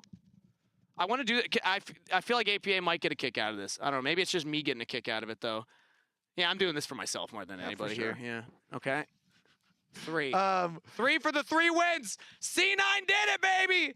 We won a best of 5. I'm seeing a lot of Thanatos here. Oh, yeah? It's mixed. It's mixed, though. Vulcan, healthy Vulcan representation again. This one is hard. And we got it. Thanatos gets it. The clutch at the end. I mean, game 5 pressure, right? Yeah. You got to give it over to game 5. Yes, the Elder Dragon ult was really big from Vulcan as well. I have to say, Vulcan's Bard game, woo, did he win that game for them. Yeah. That was insane. Really good games all series long from him. The All-Star one was huge too, but Thanatos, very consistent, very big games, and had to clutch after they just got wiped mid in this game 5 where they're in elimination game. So yeah, Thanatos is going to be happy to get that one. Wiped mid, wiped bot as well. But we will still chat with APA, who was not in our Player of the Series conversation, but still had a couple of good games in there as well. That Zoe counterpick on the Azir, I'm curious his thoughts on that one, because that looked tough to play. And the more I think about it, I'm like, that's got to be like a pretty tough counterpick to deal with as a mid laner. Yeah. Yep. All right, but first, before that, let's listen in on C9 Game 5 comms. Yeah, fight. I'm coming, guys, I'm coming. Yeah, it's good fight, it's good fight. Shooting driven. Yeah. I'm also driven. I'm going. Yeah. Oh shit. Kill driven, kill driven. I stun, no die. Yeah, I won that one. Nice. Nice, guys. Good. Good. Yeah, good shit. Nice. It is what it is. I'm heralding top. Herald okay. No flash. Yeah. Wait for Herald to tank, okay? Yeah. Okay. He got chunk. Yeah, I'm ulting him then. Yeah. Maybe lost from base, guys. Yeah.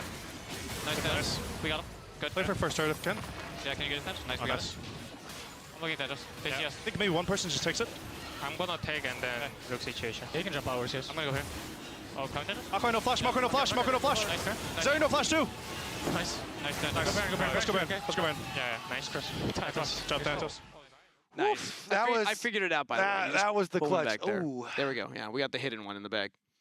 I like the commitment. Yeah, I like the commitment. we're trying. We're trying our best. Again, we're gonna see if APA gets a laugh out of it. Yeah, it's birthday boy. Let's get some after all. more on you. Honestly, though, like there were so many clutch moments in that one, and you could tell the comms though not rushed at all. They're like, okay, yeah, one person take it. They're low health. You got this. But again, what a stressful game number 5. Stressful series, I want more of stressful those, series. man. You were almost about to get reverse swept. Yeah, and again, I mean, hearts out to Red Canids Kalunga. They gave so much fight there, especially like Rebella was completely shut down, but he's able to get that shutdown on Sven, finally cash out, and get that third item. I didn't know if we were going to see a third item Draven in that Kaze game. pulls back out the Zeri. Yep. He's clutching some team fights. They keep on wiping them with these Maokai ultimates, but not enough. Not quite enough.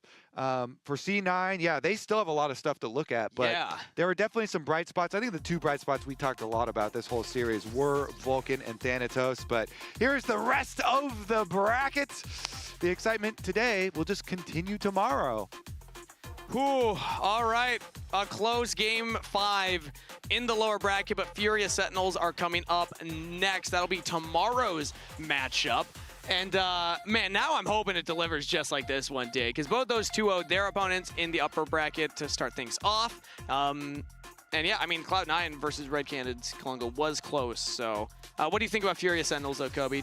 Honestly, it should be a banger. I think both jungle support combos are really, really good and very thoughtful about how they play the game. Sentinels, one of the biggest things to me is we've got comms listening from this tournament, and they've switched mostly to English. Yeah. So that's a new development. They were speaking a lot in Korean before, and Huyi was doing a lot of translating, which was slowing him down. But we've seen the improvements from Hambach synergy with Darkwings and Hambach synergy with Huyi, and the communication going a long way. So I think that matchup's going to be insane. I'm very excited for that one. We're waiting for stage interviews to wrap up before we can get APA to chat with us here on stream. So while we're doing that, Kobe, we gotta get more hats on you, man. I was gonna go look at some plays. You're gonna look. Do you want to look at some plays instead? Yeah. All right. You can try to put more hats on. You can go look at some plays. I don't think I can fit any more hats on my head, Kobe. It's not that much real estate up here. But no, I'm here. Ready. We have APA ready. Okay. Let's get it. All right. He can save us right here. So once we have APA in, APA, can you hear us? Hello. Yes. Hello. Happy birthday! Happy birthday! You got to win on your birthday, man. Let's go. All right. First of all, Yeah, that was very a low off win, but I did win, so nice. It counts. First of all, coming hot off that 5-game series, off of the series yesterday as well, they're kind of all rolling into each other. What is the energy level like? What is the mentality of the team right now? Because running the lower bracket, you're going to constantly be facing elimination and have to keep up the focus. I mean, I don't think we care too much about playing from a lower bracket. I think we just care about how we're playing right now. I don't think we're playing particularly too good. Like, some of us are still suffering from jet lags. Some of us are starting to feel a little bit sick from just stuff that's happening. But I don't think that's an excuse to just how poorly we're playing. Like, I'm happy we got the win today. I'm happy we got the win on my birthday. But I think people should expect better of us. And we should not be showcasing like the series we had today and yesterday. But I think we can do better, and we will do better going. I don't know when I play, if it's tomorrow or the next day, but for whenever that is, I think we should do better.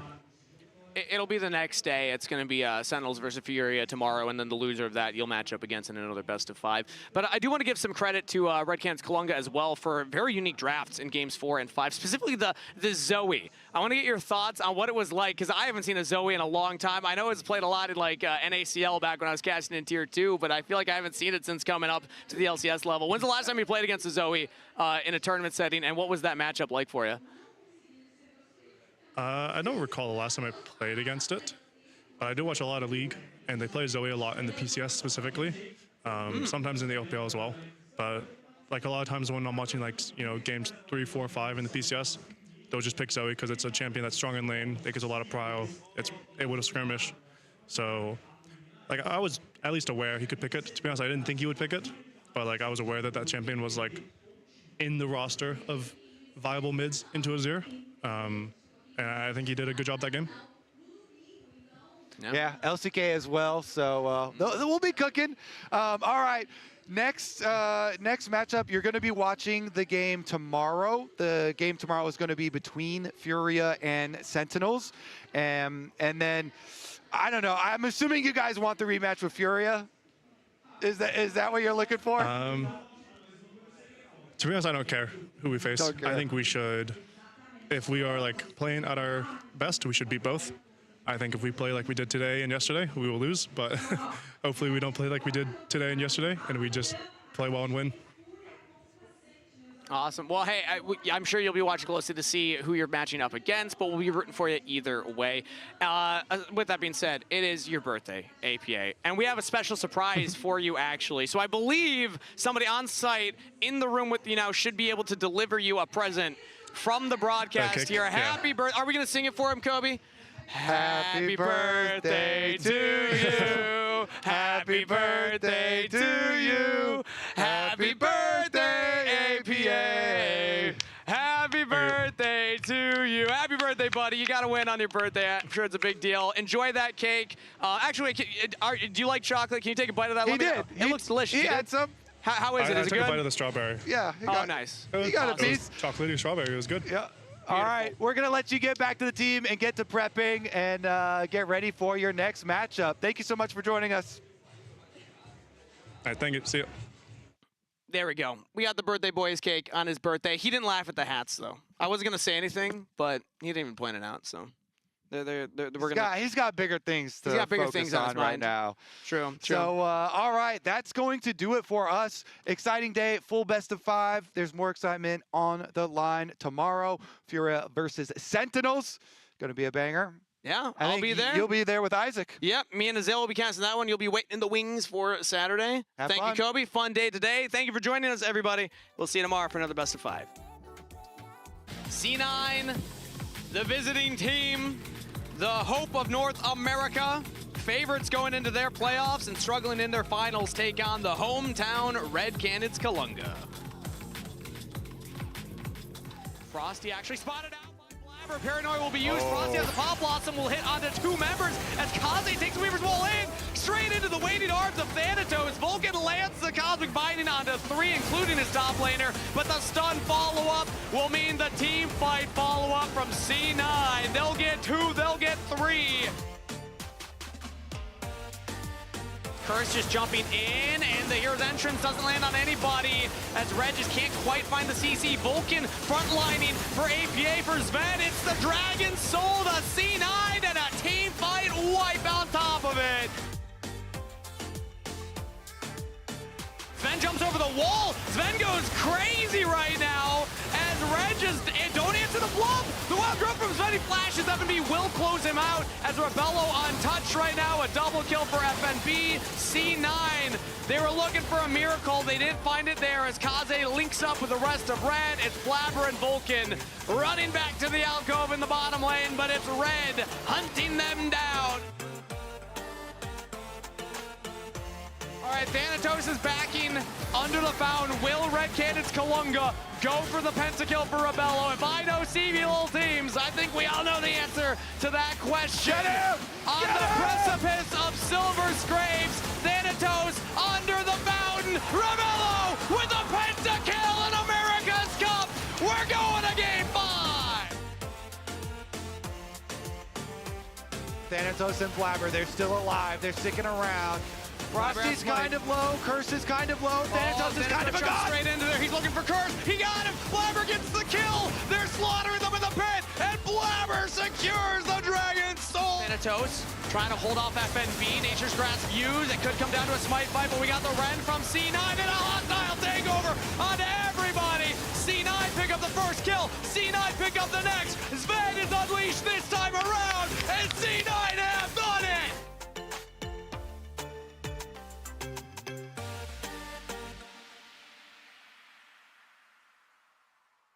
Esto va pa' ti. Mueve que este ritmo te pega, Mueve que este ritmo te pega, Mueve que este ritmo te pega, Mueve que este ritmo te pega, Mueve que este ritmo te gusta.